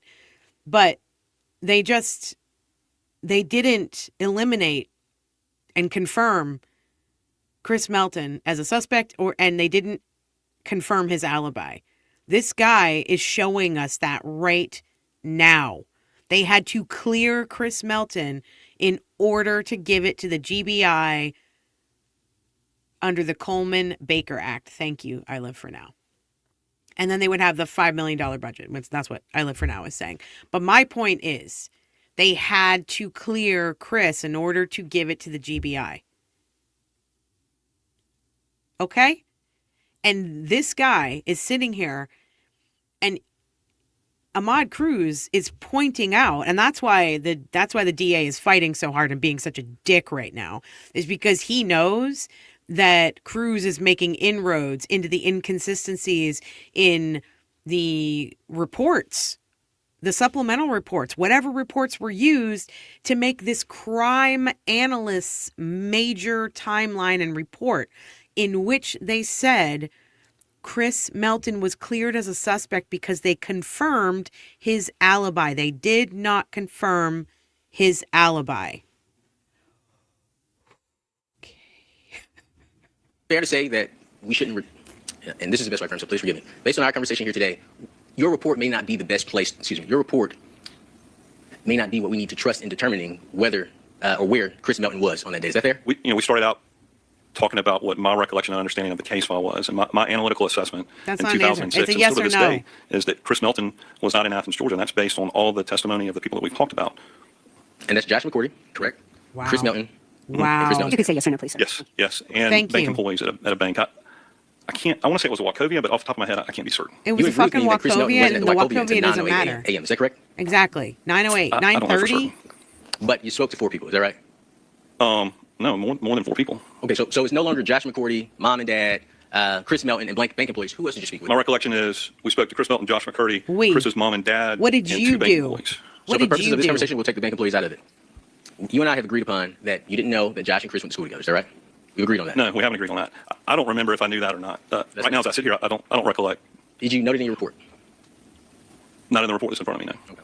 And I'm not sure why it's relevant. What does that have to do with anything that we're talking about? well, we could talk about it after court, but as of right now, the report The has same reason said his I don't parents ask gave him questions. an But here's the question, alibi. What's that? The question is it in your report that Josh and Chris went to school together? No, and I don't believe that I would have included it in my report if I'd done it. So your report does not include all the details relevant to this case. Is that fair? I think it includes the key details that were important to our investigation at the time that I prepared it. But officer, you told the jury that Josh and Chris were employees. Would you agree that that gives a different significance from high school? Yes. High school classmates, I'll say that. Absolutely. The totality of the relationships between all the people involved are for the jury to weigh. Absolutely. And were you aware that Chris Melton was his parents' only child? I believe I was. And is it fair to say, do you have children, officer? I do, yeah. And parents will do a lot for a child. I don't even have to ask my next question then, officer. Ooh, there it is. In regards Helping to him out, Nash huh? Plumbing, that's really what I want to focus on. I want to focus on the Nash Plumbing. I want to make sure that we're on the same page. We've gone from, I believe, Maybe he's correct, starting to stay on the same realize page. We've that gone they did from a shoddy 70 investigation. How's this? Give me the times that you state Chris is at Nash Plumbing. So on this timeline, we have Ugh. from 7:45 a.m. to 9 a.m. At Nash Plumbing. And we've established that Josh McCourty said at 8 a.m. they were in Grayson, Georgia. Right. Okay. And we've also established that Chris Melton said after 9:30 a.m. they were in Grayson, Georgia. Right. Okay. So you agree this is one contradiction in the alibi? And like I said before, there are going to be contradictions when people are trying to recollect minute by minute. Well, That if is there fair, are right? That is contradictions, fair. then you need to Would you track agree those that after leaving Nash contradictions Plumbing, down and Chris confirm Melton the stated alibi. that they went to, I think it was Truck Customs. correct. However, Josh McCourty stated they went to Chick-fil-A. Is that correct? That's what the supplemental report has in it. Which is Yes. what your And this is report's the question supposed to be I based wanna ask you, on. okay? You would agree that Josh McCourty was asked if he went to the bank with Chris Melton. Would you agree with that? Yes. I feel certain that was a question that was asked of him. And Mr. McCourty said he didn't remember. I don't recollect what I can't tell you what he said. Would he in the recording refresh your recollection? The same objection as before, Your Honor. This witness has indicated repeatedly that all the reports or recording would do would prompt him to say what is in the report or recording because he didn't interview. Anyway. Sustained. Yes, ma'am. Yes, ma'am. You don't really have any want to get to the bottom of this, do you? State of course I Georgia. don't. Judge Lott. Chris stated that they went to, well, excuse me. Do you recall Chris stating that they went to Forsyth and met with a contractor named Mike? Do you remember that? I don't remember those details. Do you remember anyone at ACCPD ever speaking to a contractor named Mike that could confirm that Chris was in Forsyth? I can't say with certainty whether or not a contractor in Forsyth was spoken to. And I ask you this, and I'll let this probably be my final question. When it comes to the questions I asked you, there's no certainty, but you'd agree when the state asks you if Chris... Ah, yes. Sustained. Exactly. Is it fair to say we aren't... Outside of the 3 individuals you spoke to, excluding the bank, is it fair to say we don't have any other evidence of where Chris Melton was between 7 a.m. and 9 a.m. on January 19, 2001? Mr. Cruz, what I can tell you with certainty is that as I sit here today in 2026, my assessment of Chris Melton's timeline in 2001 as an investigative analyst that's investigated hundreds of violent crimes is that Chris Melton has substantial testimony from other people that puts him away from Athens, Georgia at the time Tara Baker was killed. And our assessment Not in the analytical unit at confirmed. the Athens Clark County Police Department was that Chris Melton could not have killed Tara Baker. Not based on those- That's based on the confirmed. totality review Based of on the a case file at feeling? the time that we looked at it in 2005. Based on what And that's what we they presented told in you? Quantico, Virginia at the FBI Academy. Sure. And even the FBI advised you all to investigate Chris Melton's hard drive. Is that correct? Yes. I recollect that there was a suggestion to look at his hard drive in an email from Christine Cloister. I don't know that Chris Melton had a hard drive to look at. Well, this is what I follow up with. If ACCPD was so certain that Chris Melton was away from Athens, why would the FBI request or instruct you all to look at his hard drive? It goes back to something I said before. We did not eliminate Chris Melton as a person of interest. He was not at the top of our list of persons of interest. So He should have from an been. analytical standpoint, we had to look at, could we absolutely eliminate him? I would not absolutely eliminate my mother from the crime. If somebody came and said that my mom could possibly have been involved, but it made it, the totality of the statements that we reviewed made it seem very implausible that Chris Melton was in Athens, Georgia at the time Tara Baker was killed. Now, if you presented some significant evidence, if Chris Melton was seen on video in the neighborhood with a timestamp of 8 a.m. on January the 19th in 2001, that might change my assessment. But can I ask you this? Sure. You'd agree that Mr. Faust wasn't seen on video at 8 a.m. in the neighborhood. Is that correct? I didn't say he was, but I was talking about what might change my mind. Now, if we saw a video of Mr. Faust in the neighborhood, that would be a clue, right? But you also didn't see any video of Deer Park. Is that right? I don't think I saw any video from Deer Park. And outside of the bank, so we're not talking about the bank. We're going to assume that the bank is at 9:08. Between 7 a.m. and 9 a.m., you all didn't collect any video where Chris Melton was located. Is that correct? The only video that I recollect being collected, or I don't think it was collected, I think it was seen, was Chris Melton in a bank. That's fair. And to conclude my questions for you, FBI stated search the hard drive. That wasn't done, was it? I don't believe there was a hard drive to be searched. So that's a no?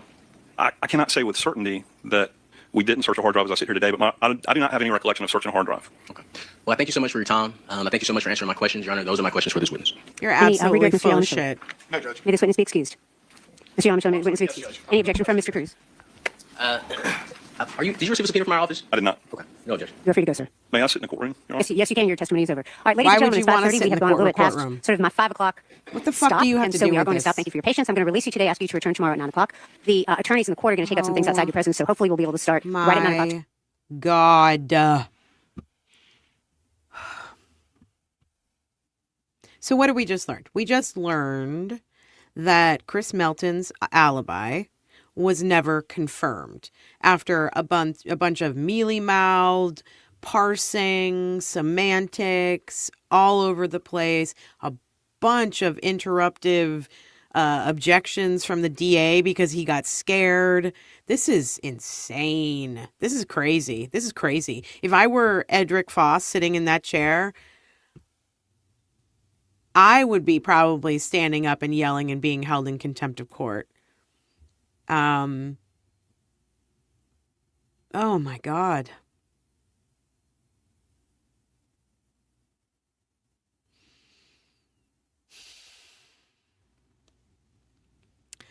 I think that, so what we have left of today is the Daubert hearing, and I'll just go over what the Daubert hearing is, and I think we're going to actually go over the actual Daubert hearing on Monday, because right now I feel a little bit amped up and anxious and angry. But let me talk to you guys a little bit about what a Daubert hearing is. If you don't know what it is, a Daubert hearing is basically it's a proceeding that takes place outside of the jury, of the presence of the jury, and it's for the judge to determine whether an expert witness's scientific testimony is reliable and legally admissible in court.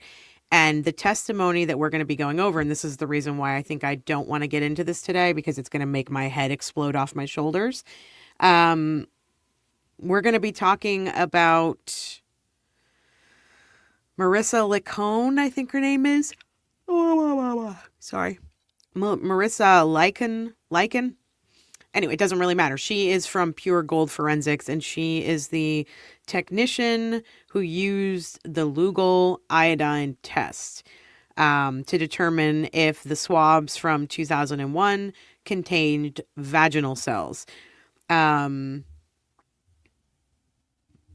of course, the defense is going to argue that this test is speculative, it's prone to false positives, it's never been explicitly admitted in a Georgia criminal court, apparently. And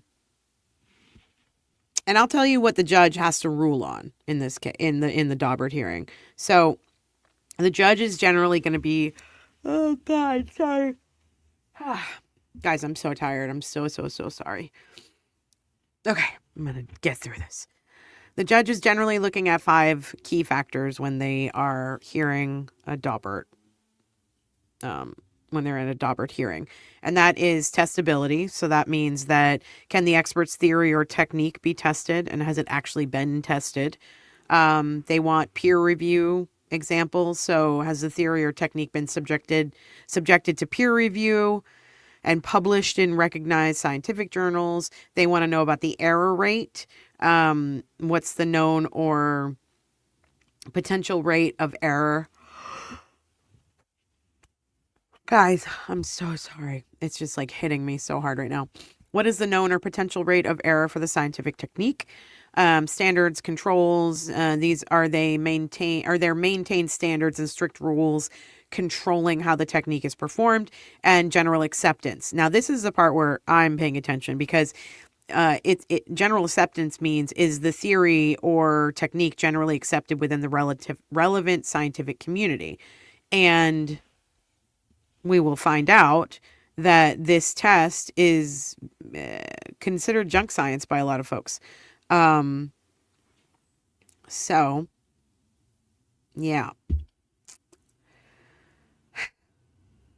I don't have the patience right now for this tomfoolery that's about to happen. I know what's going to come. I haven't seen this yet. I haven't seen the Daubert hearing. I haven't seen this witness. You all have been mentioning her to me. I also know about the iodine test, so I get it. I'm so tired. I'm so angry. I'm so angry and tired. But you know what? I do want to say something. I do appreciate you all being here with me today. We've been on for 6.5 hours. We could go for another like hour and a half, but I don't think I can right now, because I'm too angry. So what I'll say is, on Monday, so Rebecca and I normally, Monday. Yeah, we normally record, but I think we're doing it in the evening on Monday. So I will I'm going to come back on Monday to cover this, and we're going to start with this Daubert hearing when I am refreshed and able to speak coherently and articulately, and not like just scream profanities and yawn and yeah. Oh my God. But I appreciate you all. Thank you so much for being with me again. And, please go like and share, and do all the things that help the algorithm. What else can I say? Please, please get eyes and ears on this for Edric Faust. He got a raw deal here. And I'm definitely going to go take a nap. I can't function right now. But I really, really appreciate you. If anything happens over the weekend, I'm sure we will pop on. But for now, I will see you again on Monday. I hope you have a lovely weekend. Take care of your people. Give everybody you love a hug. Tell them you love them. Don't do murder. I'll see you Monday.